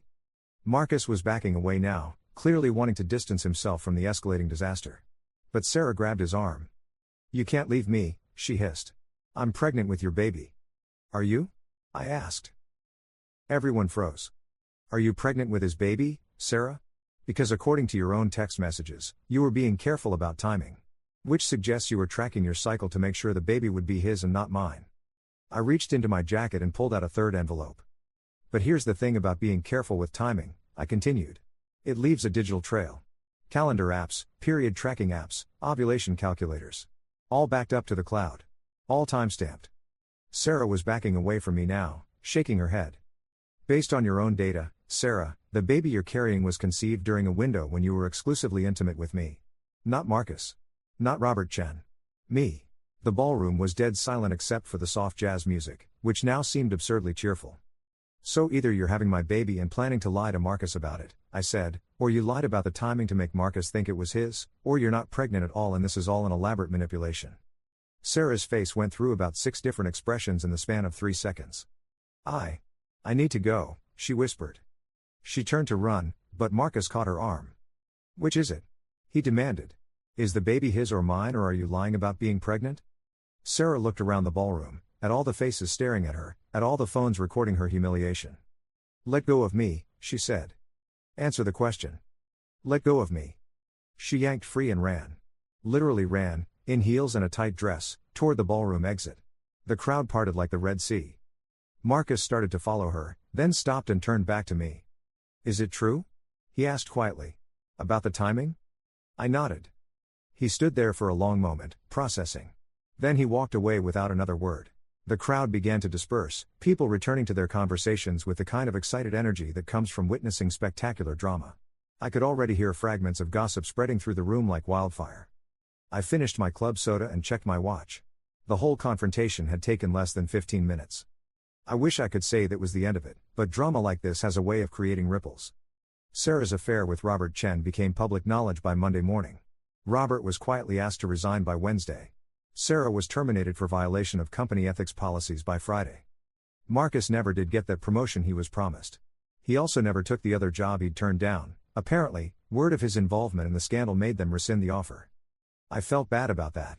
Marcus was guilty of poor judgment and adultery, but he was also a victim of Sarah's manipulation. Still, actions have consequences. As for Sarah herself, she disappeared completely. No social media updates, no forwarding address, no contact with former colleagues. It was like she vanished. Until 3 weeks later. I was working late on a Thursday, debugging a particularly stubborn piece of code, when security called. Mr. David? There's a woman here to see you. Says her name is Sarah. My blood went cold. Tell her I'm not available. She says it's an emergency. Something about a baby. I closed my eyes. Of course. Send her up. Sarah looked terrible. Her hair was unwashed, her clothes wrinkled. She'd lost weight everywhere except her stomach, which was now obviously rounded with pregnancy. David, she said when she walked into my office. Thank you for seeing me. What do you want, Sarah? She sat down across from my desk without being invited, her hands resting on her belly. I need help, she said simply. With what? Money. Insurance. I lost my job, I can't afford medical care. The baby. She looked up at me with eyes that were red-rimmed and desperate. David, I know you hate me. I know what I did was unforgivable. But this baby, our baby, doesn't deserve to suffer because of my mistakes. Our baby? She nodded. I had a paternity test done. Preliminary, but accurate. You were right about the timing. It's yours. I stared at her for a long moment. Show me. She fumbled in her purse and pulled out a folded paper. Lab results. DNA comparison. 99.7% probability of paternity. I was going to be a father. Sarah, I said carefully, are you asking me to take you back? No, she said quickly. I know that's impossible. I need help. For the baby. What happened to Marcus? To Robert Chen? Her laugh was bitter. Marcus won't return my calls. Robert's wife found out about the affair and threatened to destroy me if I ever contacted him again.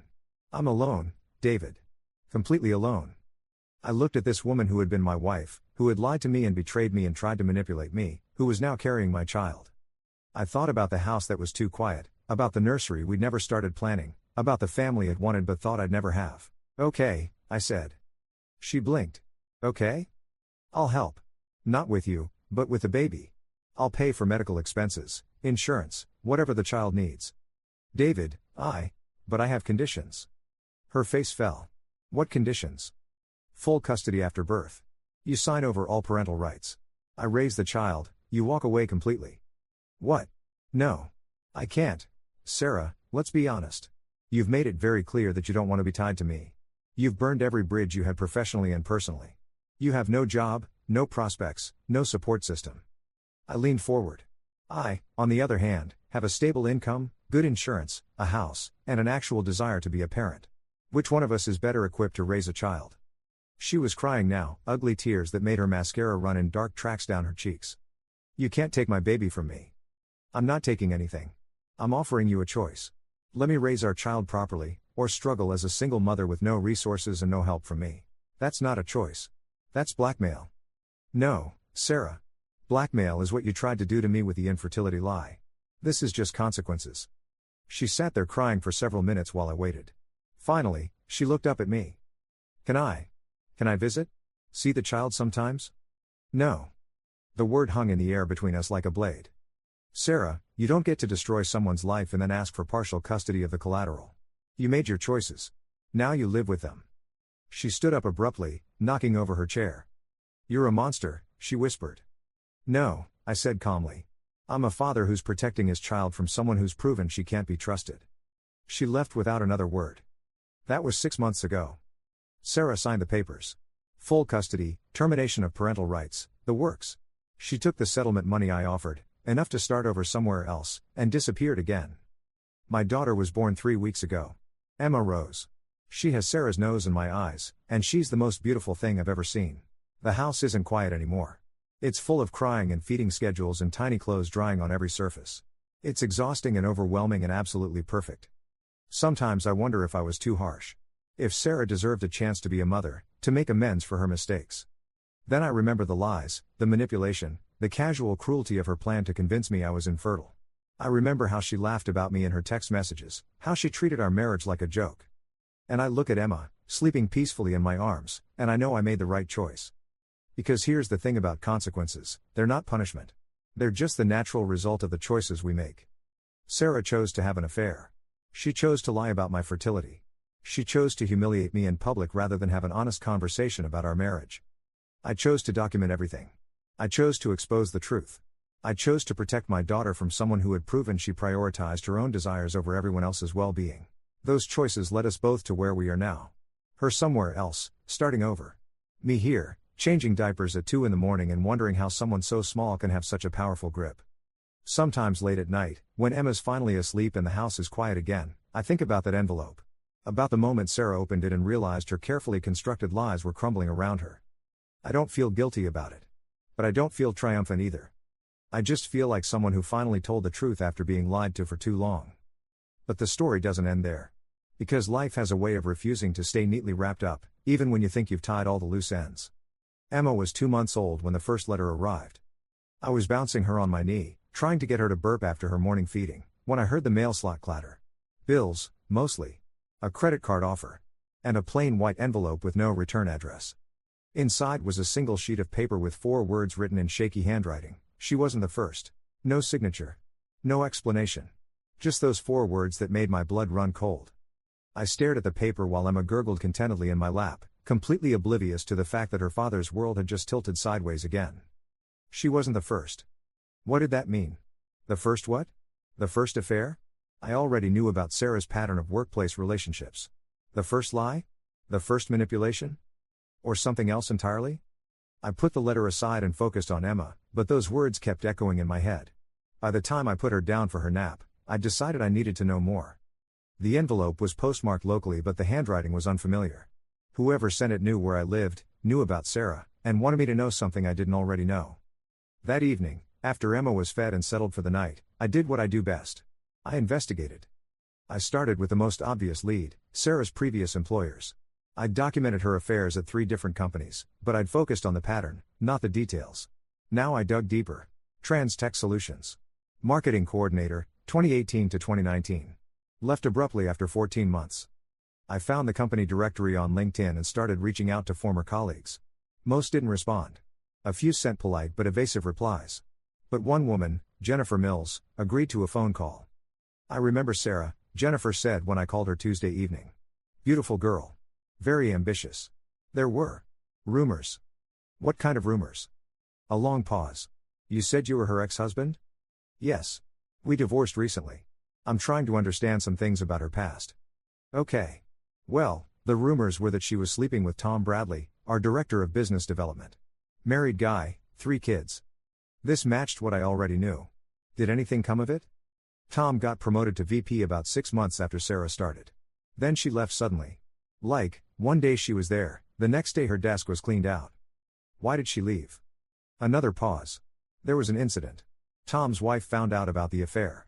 She came to the office, made a huge scene. But that's not the weird part. I waited. The weird part was what Tom's wife said.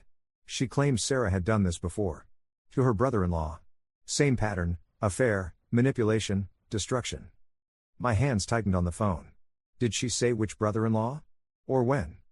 No, but I got the impression it was recent. Right before Sarah came to work for us. I thanked Jennifer and hung up, my mind racing. If Tom's wife was telling the truth, then Sarah's pattern went back further than I'd realized. And if there was a victim before Trans Tech, there might be others. Emma woke up crying around midnight, and I spent the next hour feeding her and walking her around the house, my thoughts churning. By the time she settled back down, I'd made a decision. I was going to find them all. The second letter arrived 3 days later. This time it contained a name, Michael Torres, Clearwater Industries, 2017. I stared at the paper, feeling like I was being led through a maze by an invisible guide. Someone wanted me to know about Sarah's victims, but they weren't willing to identify themselves. Clearwater Industries was a small manufacturing company about an hour outside the city. Michael Torres had worked there as a project manager until he was fired in late 2017 for what the company records listed as gross misconduct. It took me 2 weeks to track him down. He was working at a hardware store in a town I'd never heard of, living in a studio apartment above a laundromat. When I called and introduced myself as Sarah's ex-husband, the silence on the other end of the line stretched so long I thought he'd hung up. Sarah Morrison? He finally said. Blonde hair, green eyes, works in marketing? That's her. Oh my. What did she do to you? We met at a diner halfway between our towns. Michael Torres was a big man with calloused hands and tired eyes. He ordered coffee and stared into it like it might have answers.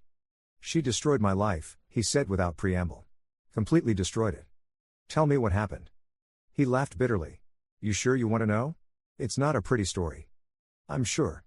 Michael took a sip of his coffee and started talking. Sarah came to work at Clearwater in early 2017. Temporary position, helping with a marketing campaign for a new product line. She was magnetic. You know? Beautiful, smart, funny. Made you feel like you were the only person in the room when she talked to you. I knew exactly what he meant. I was married then. 15 years, 2 kids. Good marriage, or so I thought. But Sarah. She had this way of making you feel special. Important. How did it start? Late nights at the office. She'd ask for help with projects, say she didn't understand the technical side of what we were manufacturing. I'd stay after hours to explain things. One thing led to another. He paused, running his hand through his hair. The affair lasted about 4 months. During that time, I told her things. About the company, about upcoming contracts, about internal politics. She was a good listener. Asked all the right questions. What kind of questions? Who made the real decisions? Which clients were unhappy with their current suppliers? What our profit margins were on different products? I was starting to see where this was going. She was gathering intelligence. Yeah, though I didn't realize it at the time. I thought she was just interested in my work. Made me feel valued, you know? My wife had stopped asking about my job years ago. What happened? Michael's face darkened. Sarah used everything I told her to poach 3 of our biggest clients. Set up her own consulting firm, convinced them to switch to a competitor who gave her a huge finder's fee. And you? I got fired. Blamed for the security breach that led to the lost contracts. My boss said I was either incompetent or corrupt, and either way, I was done. He stared out the diner window at the parking lot. Lost my job, my reputation in the industry. My wife found out about the affair during the investigation. She filed for divorce, took the kids, moved back to her mother's house in Oregon. I'm sorry. 15 years of marriage, gone. Career in ruins. All so Sarah could make a quick buck and move on to her next target. Have you seen her since? Once. About 6 months after everything fell apart. She showed up at my apartment with some story about wanting to apologize, to make amends. He laughed, but there was no humor in it. She was pregnant. Said it was mine, asked for money. When I told her I was broke, she got nasty. Said she'd tell everyone I'd forced myself on her if I didn't pay up. My blood went cold. What did you do? I recorded the conversation. Had my phone running the whole time. When she heard the recording played back, she left and never contacted me again. You still have the recording? Yeah. Never knew what to do with it. Seemed like ancient history until you called. We sat in silence for a while. Then Michael looked at me with something like pity. She did a number on you too, didn't she? Something like that. How many others do you think there are? I thought about the mysterious letters, about Jennifer's story about Tom's wife mentioning a brother-in-law. I think we're going to find out. The third letter contained 2 names and dates. James Riley, Spectrum Communications, 2016. David Chen, Premier Solutions, 2015. David Chen. That name sounded familiar, but I couldn't place it. Then it hit me, Robert Chen, the VP from my company who'd also been sleeping with Sarah. Were they related? I started with James Riley. Spectrum Communications had gone out of business in 2017, but I managed to track down James through social media. He was working as a freelance graphic designer in Portland. When I called him, his reaction was immediate and visceral. If this is about Sarah Morrison, hang up and never call me again. Wait, I said quickly. I'm not calling to defend her. I'm her ex-husband. She did something similar to me. A pause. Ex-husband?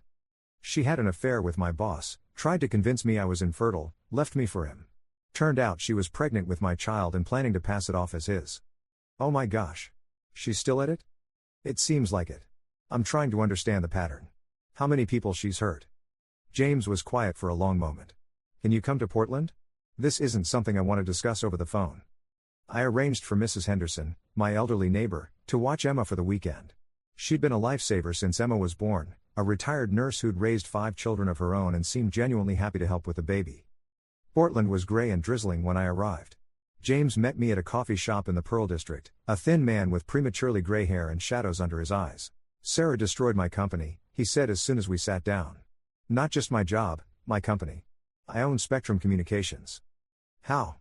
Same pattern you probably recognize. She came in as a marketing consultant, started an affair with me, gained access to everything. Client lists, financial records, strategic plans. He stirred his coffee absently. But Sarah was more sophisticated by then. Instead of just poaching clients, she sold our entire business strategy to our biggest competitor. They used our own plans to undercut us on every major contract for 6 months. That's corporate espionage. Yeah, but good luck proving it. By the time I figured out what had happened, Sarah was gone and my company was bankrupt. What about legal action? With what money? I lost everything. Had to sell my house, my car. Ended up sleeping on friends' couches for 8 months. The bitterness in his voice was familiar. I'd heard it from Michael Torres too. Did she ever contact you afterward? Once. About a year later. Same story as she probably told others. She was pregnant, needed money, claimed it was mine. Was it? James shook his head. I'm sterile. Had a vasectomy after my second kid in my first marriage. There was no way that baby was mine. What did you tell her? The truth. She didn't take it well. Started screaming about how I'd ruined her life, how I owed her something. I told her she'd ruined her own life and hung up. I thought about the pattern that was emerging. Sarah would have affairs, gather intelligence, destroy her targets professionally, then return months later claiming pregnancy and demanding money. James, do you know David Chen? He worked for Premier Solutions in 2015? His expression darkened. I know David. He's the one who told me about Sarah in the first place. What do you mean? After Spectrum went under, I was trying to figure out what had happened. Someone suggested I look into Sarah's background, see if there were any patterns. David's name came up because Premier Solutions had collapsed around the same time Sarah was working there. They went out of business too? Worse. The FBI raided them. Seized all their assets, arrested the owner for fraud. Turned out they'd been overbilling government contracts for years. And Sarah was involved? David thinks so. He worked in their accounting department, had access to the billing systems. After Sarah started working there, he began noticing discrepancies. When he brought them to his boss's attention, he got fired. For being a whistleblower? For having an affair with a consultant and compromising company security. The pieces were clicking into place. Sarah was having an affair with David Chen. Yeah. And when the FBI investigation started, guess who had disappeared without a trace? Sarah. Sarah. Left David holding the bag for the security breach that supposedly allowed outside access to their billing systems. Did David go to prison? No, but his career was over. No one in accounting would hire him after that. Last I heard, he was driving for a ride-share company. I felt sick. The scope of Sarah's destruction was so much larger than I'd realized. James, who do you think is sending me these letters? Someone wants me to know about all of this. He considered the question. Could be any of us, I guess.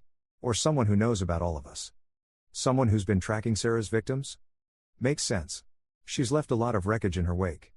I thanked James and headed back to the airport, my head spinning. On the plane home, I tried to process everything I'd learned. Sarah wasn't just a serial cheater. She was a con artist. A professional destroyer of lives who used affairs as cover for corporate espionage and fraud. The pregnancy scams were just the cherry on top, one last chance to extract money from her victims after she'd already ruined them. But who was sending me the letters? And why now?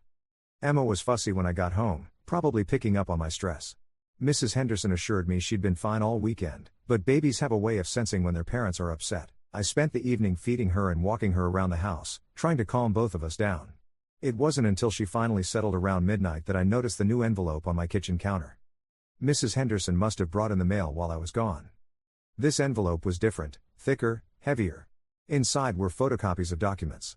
Bank records, phone logs, email printouts. And a note. There are 12 others. Sarah Morrison has been running this con for 8 years. She's getting ready to disappear permanently. If you want to stop her, meet me at Riverside Park tomorrow at 2 p.m. Come alone. I'll be at the bench by the duck pond. My hands shook as I read the note. 12 others. 8 years. Sarah hadn't just destroyed my marriage and the lives of Michael Torres, James Riley, and David Chen. She'd done this to 12 other men. 12 other families torn apart. 12 other careers ruined. 12 other lives left in shambles. And apparently, she was planning to disappear for good. I looked at the documents more carefully. Bank records showing wire transfers from various accounts to a single offshore account. Phone records showing burner phones purchased under fake names. Email printouts discussing false identities and permanent relocation. Sarah was planning to vanish with whatever money she'd accumulated from 8 years of cons. But who had gathered all this information? And why were they sharing it with me? I spent the rest of the night staring at the ceiling, Emma sleeping peacefully in her crib beside my bed. By morning, I'd made my decision. I was going to that meeting. Riverside Park was busy for a Tuesday afternoon. Joggers on the paths, kids on the playground, elderly couples feeding the ducks. I found the bench by the pond and sat down to wait. At exactly 2 p.m., a woman approached. Mid-40s, short brown hair, wearing jeans and a plain sweater. She looked familiar, but I couldn't place her. David Morrison? She said, sitting down beside me. Yes. Who are you? My name is Lisa Chen. Chen. The same last name as. David Chen is my brother, she said, answering my unspoken question. Robert Chen is my ex-husband. The pieces clicked into place. Robert Chen, the VP from my company who'd been sleeping with Sarah. David Chen, the accountant whose career Sarah had destroyed in 2015. You've been sending me the letters. Yes. Why? Lisa stared out at the duck pond, where a family was tossing bread to the waterfowl. Because Sarah Morrison destroyed my family. Twice. She turned to face me, and I could see the pain in her eyes. My brother David was a good man. Honest, hardworking, devoted to his wife and kids. When Sarah seduced him, it wasn't just an affair. It was a calculated attack on everything he valued. The accounting fraud. David didn't commit fraud. But Sarah used their relationship to gain access to Premier Solutions systems. She altered billing records, created fake invoices, skimmed money into accounts she controlled. And your brother took the blame. The FBI needed a scapegoat. David was the obvious choice. He had access, he'd been compromised by Sarah, and she'd disappeared without a trace. Lisa's voice was steady, but I could hear the anger underneath. David lost his job, his reputation, his marriage. His wife couldn't handle the scandal. She took the kids and moved across the country. What happened to him? He struggled for years. Depression, financial problems, couldn't find steady work. Finally seemed to be getting back on his feet when he met someone new, started rebuilding his life. She paused. That's when Sarah came back. My stomach dropped. The pregnancy con. She told him she'd had his baby, that she needed money for medical expenses. David was desperate to make amends for the affair, to do the right thing. He gave her everything he had. But the baby wasn't his. There was no baby. Sarah had faked the whole thing. Photos, medical records, everything.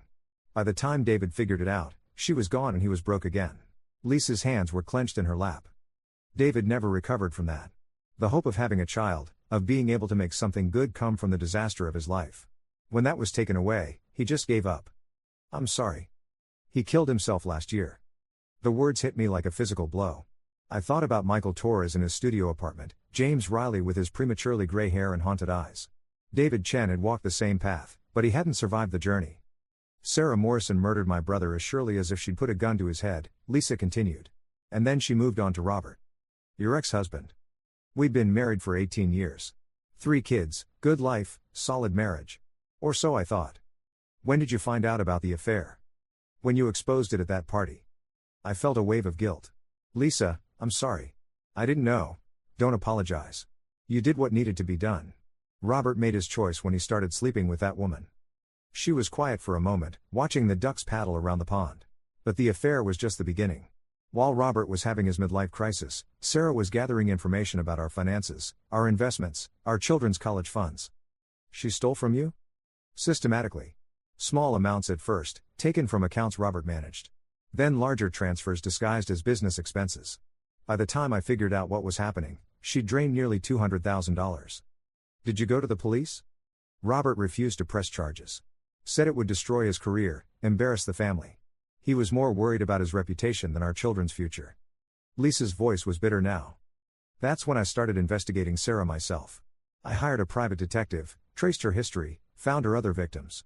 I've been documenting everything for 2 years. Why haven't you gone to the authorities? With what?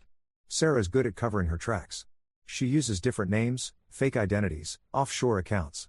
And her victims are usually too ashamed or too destroyed to come forward. She reached into her purse and pulled out a thick folder. But you're different. You exposed her publicly, humiliated her, took away her power. She's going to come after you. What do you mean? Sarah doesn't just move on when someone defeats her.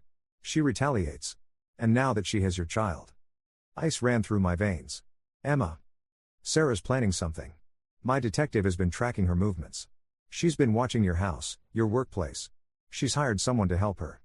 Hired someone to do what? I don't know. But Sarah's never lost before. Never been completely exposed and humiliated like you did to her.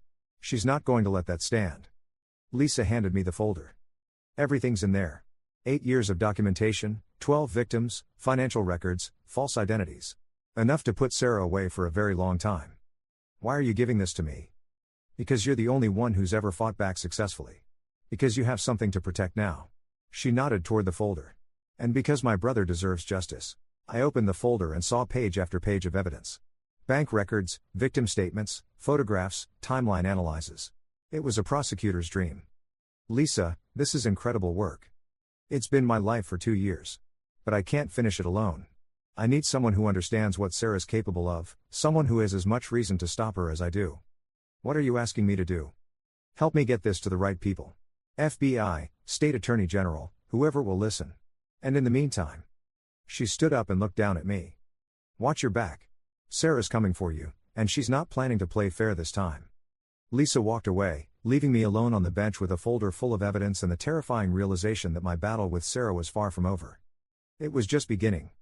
And this time, Emma was in the crosshairs. Story 6. My wife's phone lit up at midnight. I can't wait anymore, babe. Once this business deal closes, we'll finally be together with everything he's worked for. I didn't confront her. I didn't argue. I simply transferred every asset to my mother's name that night. 2.5 months later, as she served me divorce papers with a victorious smile, her lawyer's face fell. There's nothing here to claim. When she demanded answers, I slid her own text across the table and whispered, "Thanks for the warning, babe. You never really know someone until you've seen them fail to get what they want. Trust me on this." I found out my wife was planning to leave me on a Tuesday night in September. Not through some dramatic confrontation or tearful confession, but because she forgot to silence her phone while she slept beside me. One notification. That's all it took to unravel 8 years of what I thought was a happy marriage. It's funny how your brain works in moments like that. I remember thinking about how peaceful she looked sleeping there, her chest rising and falling with each breath, completely unaware that I was reading the message that would end everything. The soft blue glow from her phone screen illuminated her face in the darkness of our bedroom, the face I'd woken up to for nearly a decade, the face I thought I knew better than my own. The message came at 12:17 a.m. exactly. I know because I checked the time twice, as if confirming this wasn't some bizarre dream. The preview notification showed just enough. I can't wait anymore, babe. Once this business deal closes, we'll finally be together with everything he's worked for. My stomach dropped so fast I thought I might be sick. The sender was listed as AJ, a name I'd heard mentioned casually as a work colleague over the past year. I'd even met him briefly at a company event, tall, confident, with perfect teeth and the kind of handshake that lingered a second too long. He'd called me bro and asked about my investment portfolio with a little too much interest. I didn't wake Vanessa. I didn't throw her phone against the wall or shake her awake demanding answers. Instead, I slid out of bed quietly, took my laptop from the nightstand, and went downstairs to our kitchen. My hands were surprisingly steady as I brewed a pot of coffee and sat down at the island counter where we'd shared thousands of meals together. The house was completely silent except for the soft hum of the refrigerator and the occasional creak of the old floors. This was the home we'd saved for, renovated together. The home where we'd planned to raise children someday. I remember staring at the framed photo hanging on our kitchen wall, Vanessa and me on our honeymoon in Greece, both sunburned and smiling like we'd discovered some secret to happiness no one else knew about. I wondered if she was already seeing him back then. If that smile was genuine or if I'd been a fool from the very beginning. My coffee went cold as I opened our joint accounts and began taking inventory of our financial life together. As the CEO of my own tech consulting firm, I'd built something substantial over the years. Vanessa had been there from the start, not as a business partner, but as the supportive spouse who kept our home life running while I worked 80-hour weeks to get the company off the ground. Or so I thought. In reality, she'd been a part-time marketing manager who spent more time at yoga and lunch with friends than actually working. I'd never minded. I wanted her to be happy, to enjoy the lifestyle my success provided. I was proud to give her that freedom. But now, as I scrolled through our accounts, I felt something shift inside me. All those years of building, saving, investing, was this what it had been leading to? Had I just been creating a nest egg for her to steal away with? The text message played on repeat in my mind, everything he's worked for. That's when I made my decision. Call it self-preservation or pure instinct, but I knew exactly what I had to do. Marcus, are you absolutely certain about this? My mother's voice was tight with concern as we sat in her sunroom the next morning. I'd called her at 6 a.m., asking to come over immediately. This is extreme. I showed her the screenshot I'd taken of the message. I hadn't unlocked Vanessa's phone, I didn't need to see more. The preview notification told me everything I needed to know. My mother's eyes narrowed as she read it, her lips pressing into a thin line. At 72, Claire Elliott was still sharp as a tack and fiercely protective. She'd raised me alone after my father died when I was just 12, working 2 jobs to make sure I could stay in good schools and eventually go to college. That little. She muttered, stopping herself from saying something worse. After everything you've done for her. I need your help, Mom, I said, cutting to the chase. I need to protect what I've built. She didn't hesitate. Tell me what you need.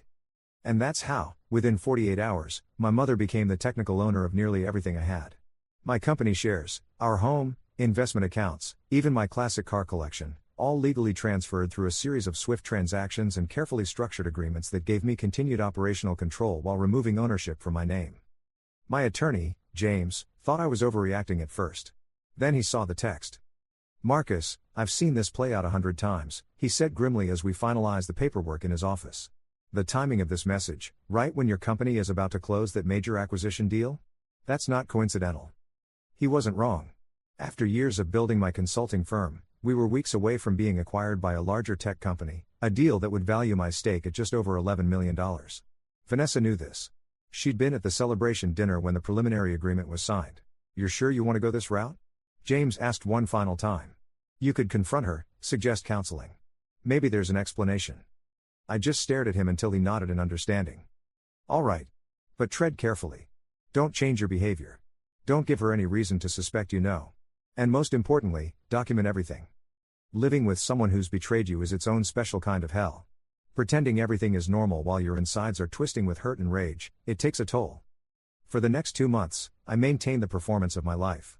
I kissed Vanessa goodbye each morning. Asked about her day each evening. Brought home flowers on our monthly anniversary as I always did.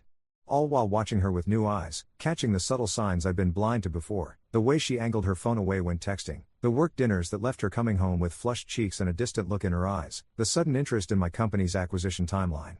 I started keeping a detailed log of her movements, her lies, and the inconsistencies in her stories. I installed a discrete camera system in our home, nothing in private areas, just the entrances, living room, and kitchen.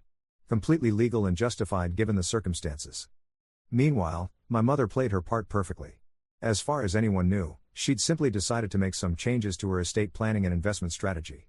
No one questioned why a retired school principal suddenly owned a thriving tech consultancy and a luxury home. The beauty of privacy laws and good legal work is that no one has the right to know.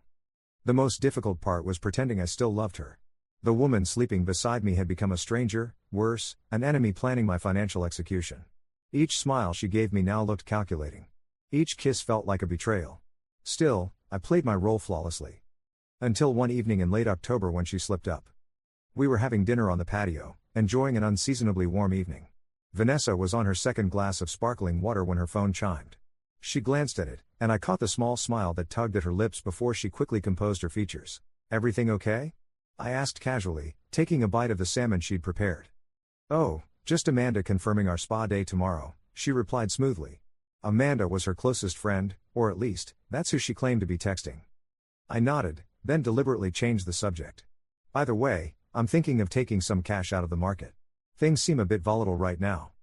Her head snapped up, eyes suddenly laser-focused. "How much cash?" The eagerness in her voice was almost comical.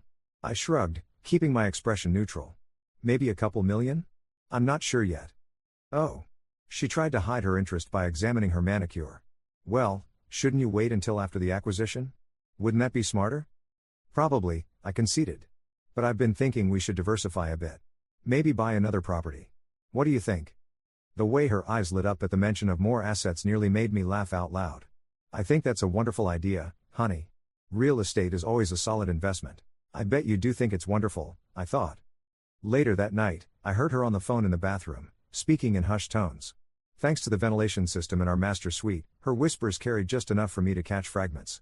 "Almost there, just a few more weeks, bigger than we thought, at least 10 million. I recorded it all. The acquisition deal closed on November 30th.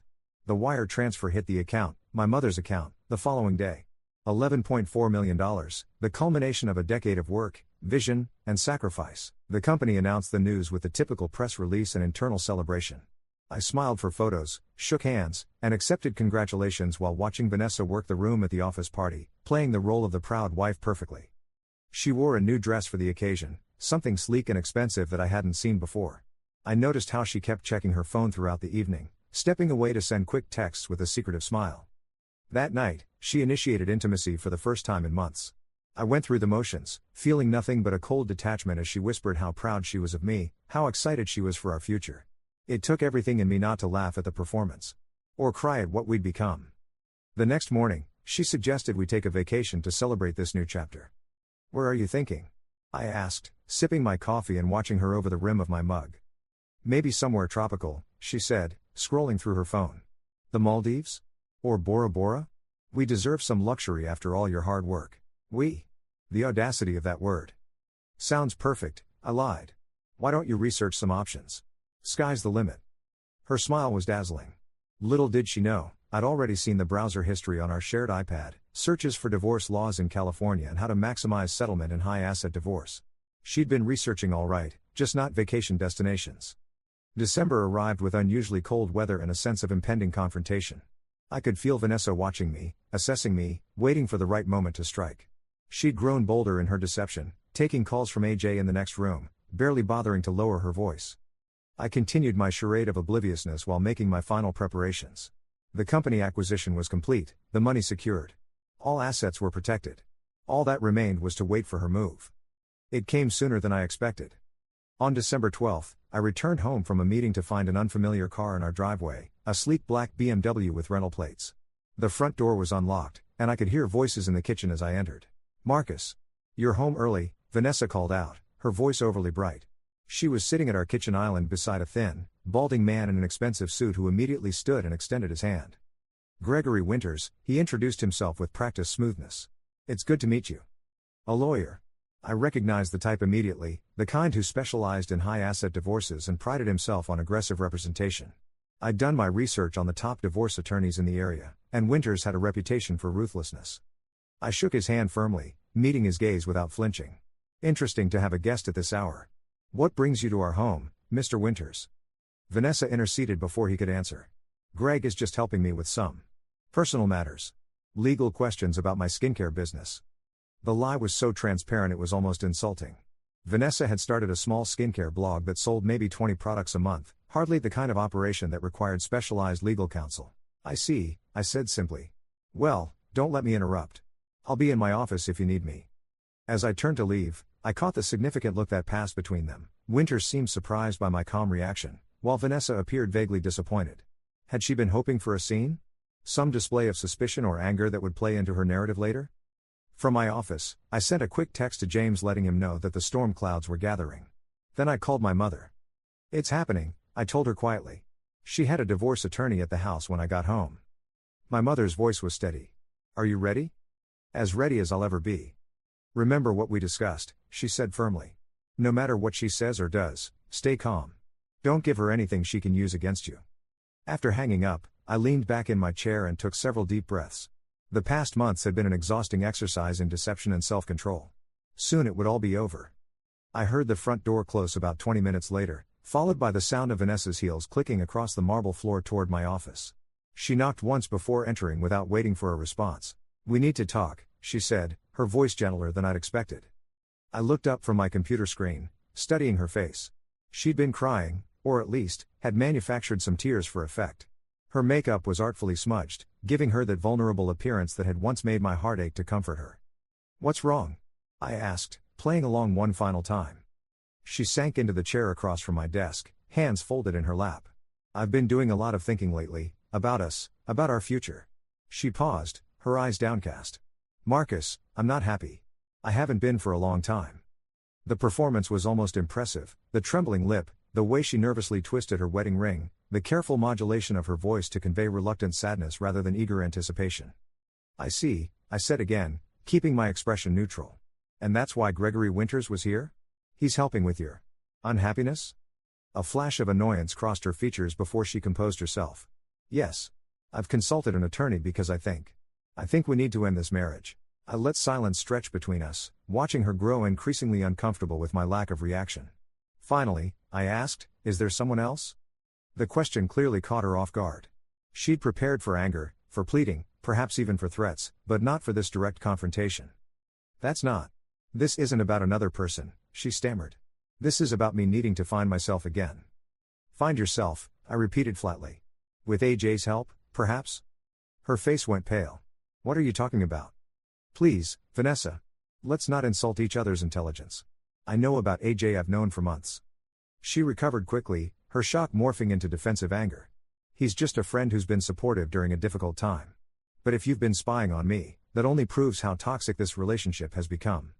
I almost had to admire the pivot, turning her infidelity into evidence of my controlling nature. Classic manipulation. "Regardless," I said calmly, "if you want a divorce, I won't fight you on it. I'll have my attorney contact Mr. Winters tomorrow to begin proceedings. My easy acquiescence clearly unnerved her. She'd expected resistance, a messy emotional scene that would justify her actions and narrative. Instead, she was faced with simple acceptance. Fine, she said finally, standing up. I'll be staying at Amanda's tonight. I think we both need some space. Amanda's. Right. I nodded without comment, watching as she walked out of my office without looking back. As soon as I heard her car pull away, I sent another text to James. It's official. She's filing. Everything ready on your end? His response came seconds later. All set. Let them make the first move. The divorce filing came 3 days later, delivered by a process server who caught me leaving the gym. The thick envelope contained exactly what I'd expected, a petition citing irreconcilable differences while seeking half of everything I owned, plus spousal support. The specific demands were breathtaking in their greed. 50% of all marital assets, specifically including the proceeds from the recent company acquisition. Our primary residence, 2 of my 4 collector cars, ongoing alimony of $30,000 monthly, half of my retirement accounts, coverage of her legal fees. Reading through the document, I couldn't help but notice there was no mention of her supposed skincare business or any acknowledgement of her own earning capacity. In her narrative, she was merely the supportive spouse who'd sacrificed her own career aspirations to support mine, a complete fabrication that conveniently ignored her minimal contributions over the years. James reviewed the filing with me that afternoon in his office. Standard aggressive opening position, he commented, flipping through the pages. Winters is known for this approach. He goes in demanding the moon, then acts magnanimous when he compromises down to merely devastating terms. And our response? I asked. James smiled thinly. We let them waste time and resources preparing for a battle over assets that aren't there to fight over. The longer they spend building their case before discovering the truth, the better. The initial disclosure phase would require both parties to lay out their financial situations in detail. That's when Vanessa and her shark attorney would discover that I personally owned almost nothing of significant value. The company shares had been transferred. The house was in my mother's name. The investment accounts had been legally restructured. What about temporary support? I asked. Won't the court expect me to maintain her lifestyle during proceedings? Possibly, James acknowledged. But your salary is relatively modest compared to your previous asset position. And with your mother's new estate planning, you're now paying substantial rent for the house you're living in. On paper, you're just a regular guy with a decent job but significant expenses. It was all completely legal, unconventional, perhaps, but legal. In California, transfers made before divorce proceedings begin are generally considered valid as long as they're not fraudulent attempts to hide assets, but genuine transfers of ownership. She's going to be furious, I said, more statement than concern. James regarded me carefully. Are you prepared for that? For the accusations she'll make, the things she might say or do when she realizes her plan has failed? I thought about the woman I'd spent 8 years with, the life we'd built together, and the cold calculation of her betrayal. Yes, I said firmly. I'm prepared for anything. When I returned home from my meeting with James that day, the house felt different, as if the walls themselves were listening, observing the slow collapse of the life that had been built within them. I wandered through rooms that now seemed like museum exhibits of a failed experiment: marriage, early 21st century, mixed media. In our home office, I found a framed photo I'd forgotten about, Vanessa and me on the day we closed the deal for my first major client. We were standing outside a downtown skyscraper, squinting in the bright sunlight, my arm around her shoulders, her smile radiant with what I'd always interpreted as pride. Now I wondered if it had been anticipation instead. I picked up the frame, studying her face for clues I might have missed. Had there always been that calculation behind her eyes? That slight reserve in her smile? Or was I retroactively painting our entire relationship with the dark colors of its ending? The truth was more complicated than I wanted to admit. There had been real moments between us, genuine connection, shared dreams, nights spent talking until dawn about the future we thought we were building together. I couldn't discount those memories entirely without discounting a significant portion of my own life. I set the photo face down in a drawer. Whatever had been real between us, whatever parts of our relationship hadn't been strategic positioning on her part, they weren't enough to outweigh the betrayal that had brought us to this point. That night, I did something I hadn't allowed myself to do since discovering her text message. I cried. Not dramatic, heaving sobs, but quiet tears of mourning for the death of something I had valued, something I had believed in despite its flaws. I cried for the man I'd been, too trusting or perhaps too self-absorbed to see the fractures forming in the foundation of my marriage. When morning came, I felt lighter somehow, as if the grief had been a weight I'd needed to acknowledge before I could set it down. I showered, dressed in my best suit, and prepared to meet Vanessa in the battlefield of mediation. My mother called as I was heading out the door. Today's the first big day, isn't it? It is, I confirmed, checking my watch. I was running early, intentionally giving myself time to compose my thoughts before the session. How are you feeling? The concern in her voice was palpable. I considered the question carefully. Calm, I said finally. Clearer than I've felt in months. Good. She paused, then added, I've been thinking about what you said, about not wanting to be consumed by bitterness. And I think you're right. The best revenge isn't just protecting what you've built, it's continuing to build, continuing to find joy despite what she tried to do. Her words stayed with me as I drove to the Mediation Center, a converted Victorian in one of the city's historic districts. The building's elegance seemed at odds with its purpose, a venue for the dismantling of unions once believed permanent. I arrived 20 minutes early, taking a moment in my car to review the financial statements James had prepared. The numbers told a simple story: a man with a good job but modest personal assets, hardly the financial windfall Vanessa had been counting on. James met me at the entrance, his expression reassuring. Ready? I nodded, straightening my tie. As ready as I'll ever be. Remember, he said quietly as we walked in, this isn't about punishing her. It's about protecting yourself. There's a difference. I understood what he meant. Despite everything, I didn't want to destroy Vanessa. I didn't want revenge. I simply wanted to ensure that her attempt to exploit our marriage for financial gain wouldn't succeed.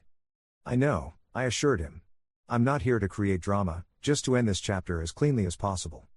James nodded approvingly. That's exactly the right mindset. We were directed to a conference room on the second floor, a formal space with tall windows and a large mahogany table. Judge Patel was already there, reviewing documents with a focused expression that didn't change when we entered. Mr. Elliott, Mr. Harrington, she acknowledged us without looking up. Please take seats. The other party should be arriving shortly. We had just arranged our materials when the door opened again, revealing Vanessa flanked by Winters and a severe-looking young woman carrying multiple binders. Seeing Vanessa in this formal context was jarring. She wore a conservative navy suit that I'd never seen before, her makeup subtle, her hair pulled back in a simple style that emphasized the delicate structure of her face. She looked like someone playing a role, the wronged wife seeking justice. Our eyes met briefly before she looked away, her expression carefully neutral. As they settled into their seats across the table, I noticed Winters whispering something in Vanessa's ear that made her glance at me with narrowed eyes. Whatever he'd said, it had clearly been about me. Judge Patel called the session to order, her manner brisk and efficient. Before we begin, I want to remind everyone that mediation is about finding common ground, not scoring points. I expect civility and good faith negotiation from all parties. 2 weeks after the filing, we had our first court-mandated mediation session. Vanessa arrived with Winters and another associate, a young woman with a severe expression who carried multiple binders of documentation. I brought James and a financial statement showing my current situation, a respectable executive salary, standard retirement accounts, a leased car, and very little else. The mediator, a retired judge named Eleanor Patel, began by explaining the process and reminding everyone that the goal was to reach a fair settlement without prolonged litigation. Winters immediately took control, outlining their position in confident terms. My client is entitled to her fair share of marital assets accumulated during 8 years of marriage, during which she fully supported Mr. Elliott's business endeavors. Most significantly, these assets include the recent sale of his company for over $11 million. I watched Vanessa's face as Winters spoke.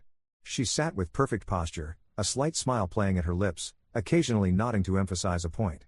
She wore an outfit I'd never seen before, conservative but expensive, projecting the image of a wronged spouse rather than the fashionable socialite she typically presented. When it was our turn, James spoke briefly. My client is prepared to be reasonable about division of the actual marital estate. However, there seems to be some misunderstanding about the extent of that estate. He then slid copies of my financial disclosure across the table. As you can see, my client's personal assets are relatively modest. The company shares in question were transferred to his mother, Claire Elliott, as part of her estate planning process in September, prior to any divorce considerations. The family home is also in Mrs. Elliott Sr.'s name, as are the vehicles and investment accounts mentioned in your petition. The silence that followed was magnificent. Winter snatched up the disclosure, flipping through pages with increasing agitation while the color drained from Vanessa's face. This is absurd, Winters finally sputtered. These transfers were obviously made to deprive my client of her rightful share. This is textbook dissipation of marital assets. Judge Patel raised a hand. Mr. Winters, are you alleging fraudulent transfer? That's a serious accusation that would require evidence. Of course it was fraudulent. Vanessa suddenly burst out, her composure cracking. He knew about the acquisition deal. He knew what was coming. This is theft. James remained perfectly calm. The transfers were completed in September as part of a legitimate estate planning strategy. Mrs. Elliott Sr. has been concerned about her legacy for some time, and my client was happy to help structure her holdings in a way that made sense for their family. We have complete documentation of the meetings with estate planning specialists that preceded these transfers, as well as the legitimate business purposes they serve. He paused, letting his words sink in. Unless you can provide evidence that my client anticipated divorce proceedings in September, 3 months before Mrs. Elliott raised the issue, these transfers stand as valid. Winters leaned over to whisper urgently to Vanessa, whose face had transformed from shock to livid. We need to confer privately, Winters announced, gathering his papers. This information requires consultation. Judge Patel nodded. Let's take 30 minutes. When we return, perhaps we can discuss what assets actually remain to be divided. As they left the room, Vanessa shot me a look of pure hatred that would have cut me to the core months ago. Now, I simply met her gaze steadily until she looked away. James waited until the door closed behind them before speaking quietly. That went about as expected. They'll try to challenge the transfers, but without evidence of intent to defraud, they'll fail. And the text message? I asked. When do we introduce that? We hold that in reserve for now, he advised. Let them make accusations first. The more they claim you plan this to hurt her, the more powerful that evidence becomes when we reveal it. Judge Patel returned exactly 30 minutes later, followed by a visibly shaken Vanessa and a grim-faced Winters. Before we continue, Winters began, his tone significantly less confident, we would like to request a full accounting of all transfers made in the past year, along with all communications between Mr. Elliott and his mother regarding these financial arrangements. James nodded agreeably. We're happy to provide documentation of the transfers and the legitimate business purposes they serve. As for private communications between my client and his mother, many would fall under privilege, but we'll provide what's appropriate. The remainder of the session was tense but ultimately unproductive for Vanessa's side. Their entire strategy had been built around dividing assets that were no longer in my name. Without that leverage, they were left grasping at straws. As we prepared to leave, Vanessa approached me directly, ignoring Winters' attempt to stop her. How could you do this? She hissed, keeping her voice low enough that Judge Patel couldn't hear. After everything we've been through together?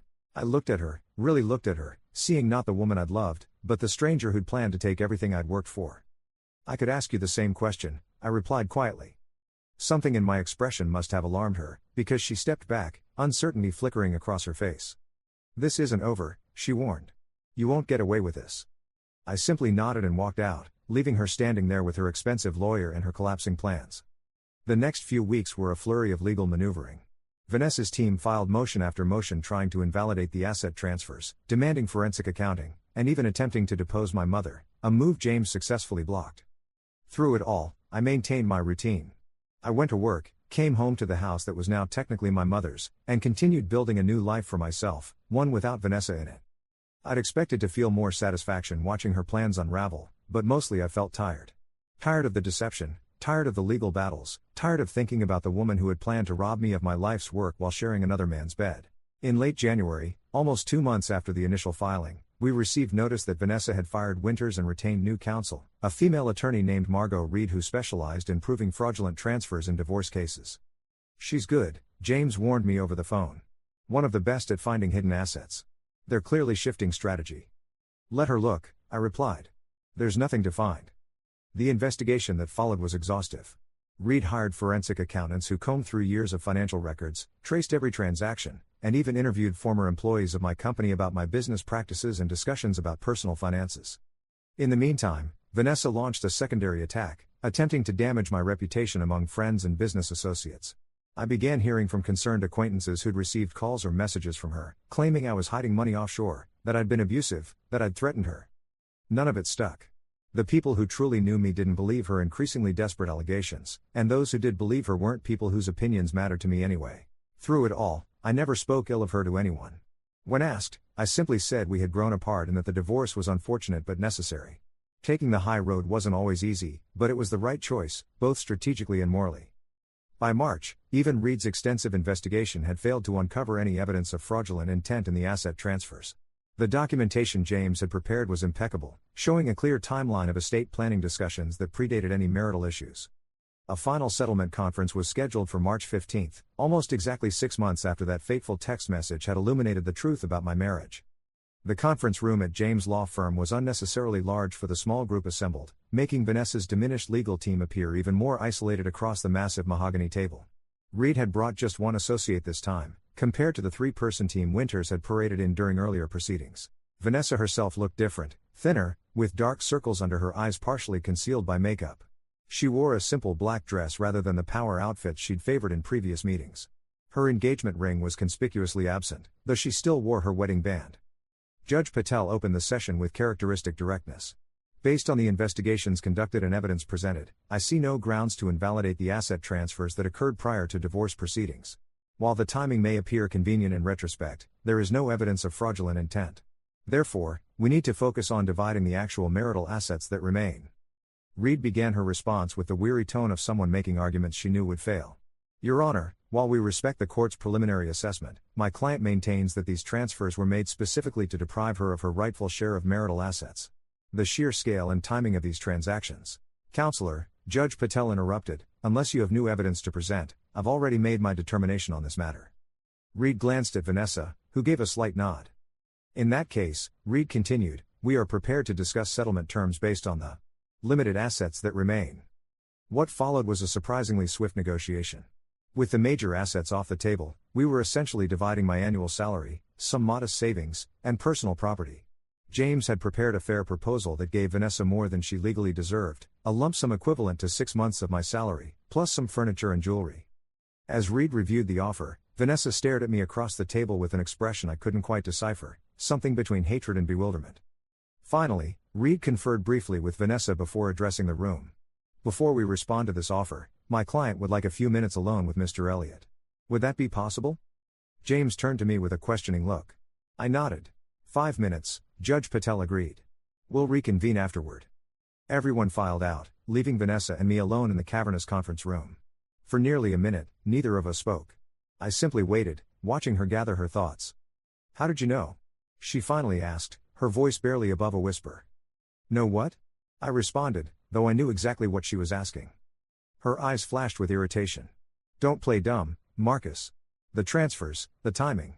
You knew I was planning to leave. How? I considered how to answer. Part of me wanted to reveal everything, to tell her about the text message, to make her understand that her own carelessness had been her undoing. But another part, a wiser part perhaps, recognized that giving her that information would only fuel her anger and potentially extend this painful process. Does it matter? I asked instead. Of course it matters, she snapped, momentarily losing the composed facade she'd maintained throughout the proceedings. You systematically stripped away everything before I could even file for divorce. You must have been planning this for months. I leaned forward slightly. No, Vanessa. I wasn't the one planning for months. I just reacted to what I discovered. Something in my tone must have reached her, because her expression shifted from anger to wariness. What exactly did you discover? She asked carefully.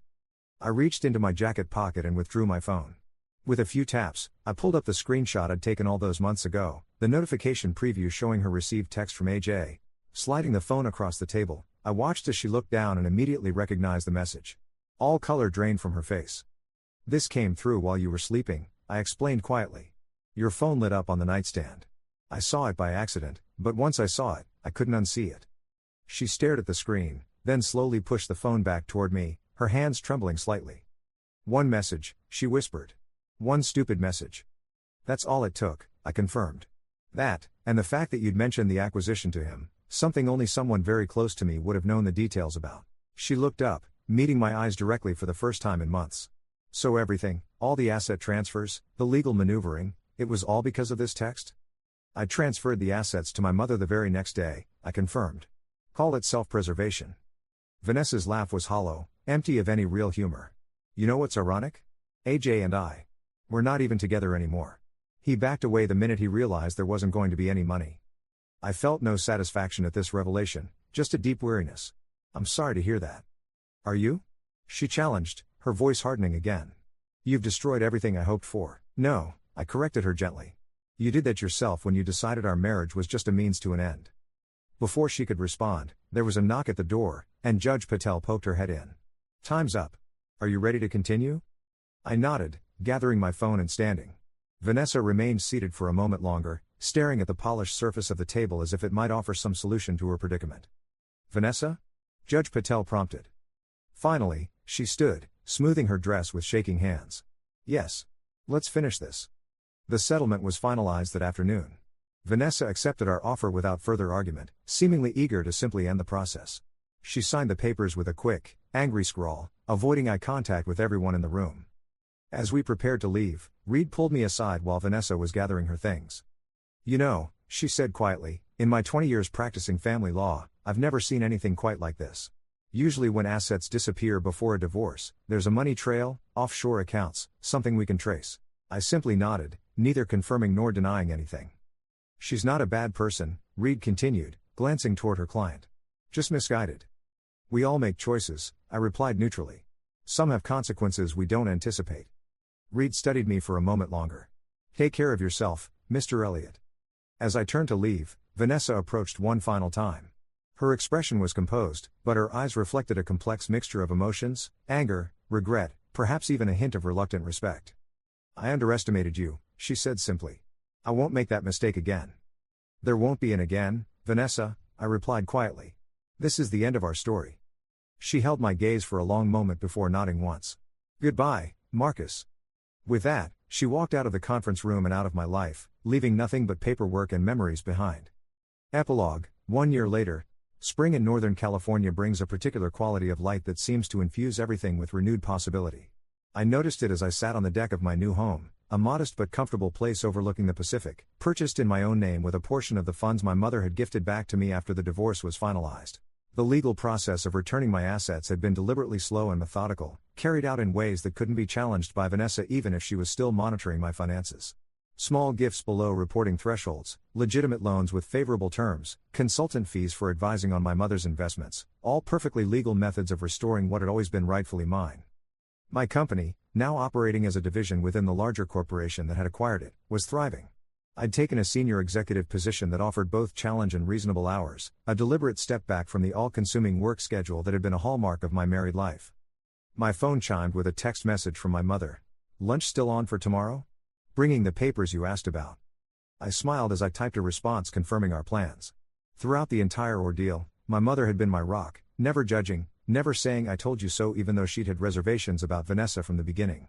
Her willingness to risk her own financial security to protect me was something I could never repay, though I'd spent the past year trying. Setting down my phone, I picked up the newspaper I'd been reading. A small item on the business page caught my eye, a report about a promising startup being investigated for financial irregularities after investor funds disappeared.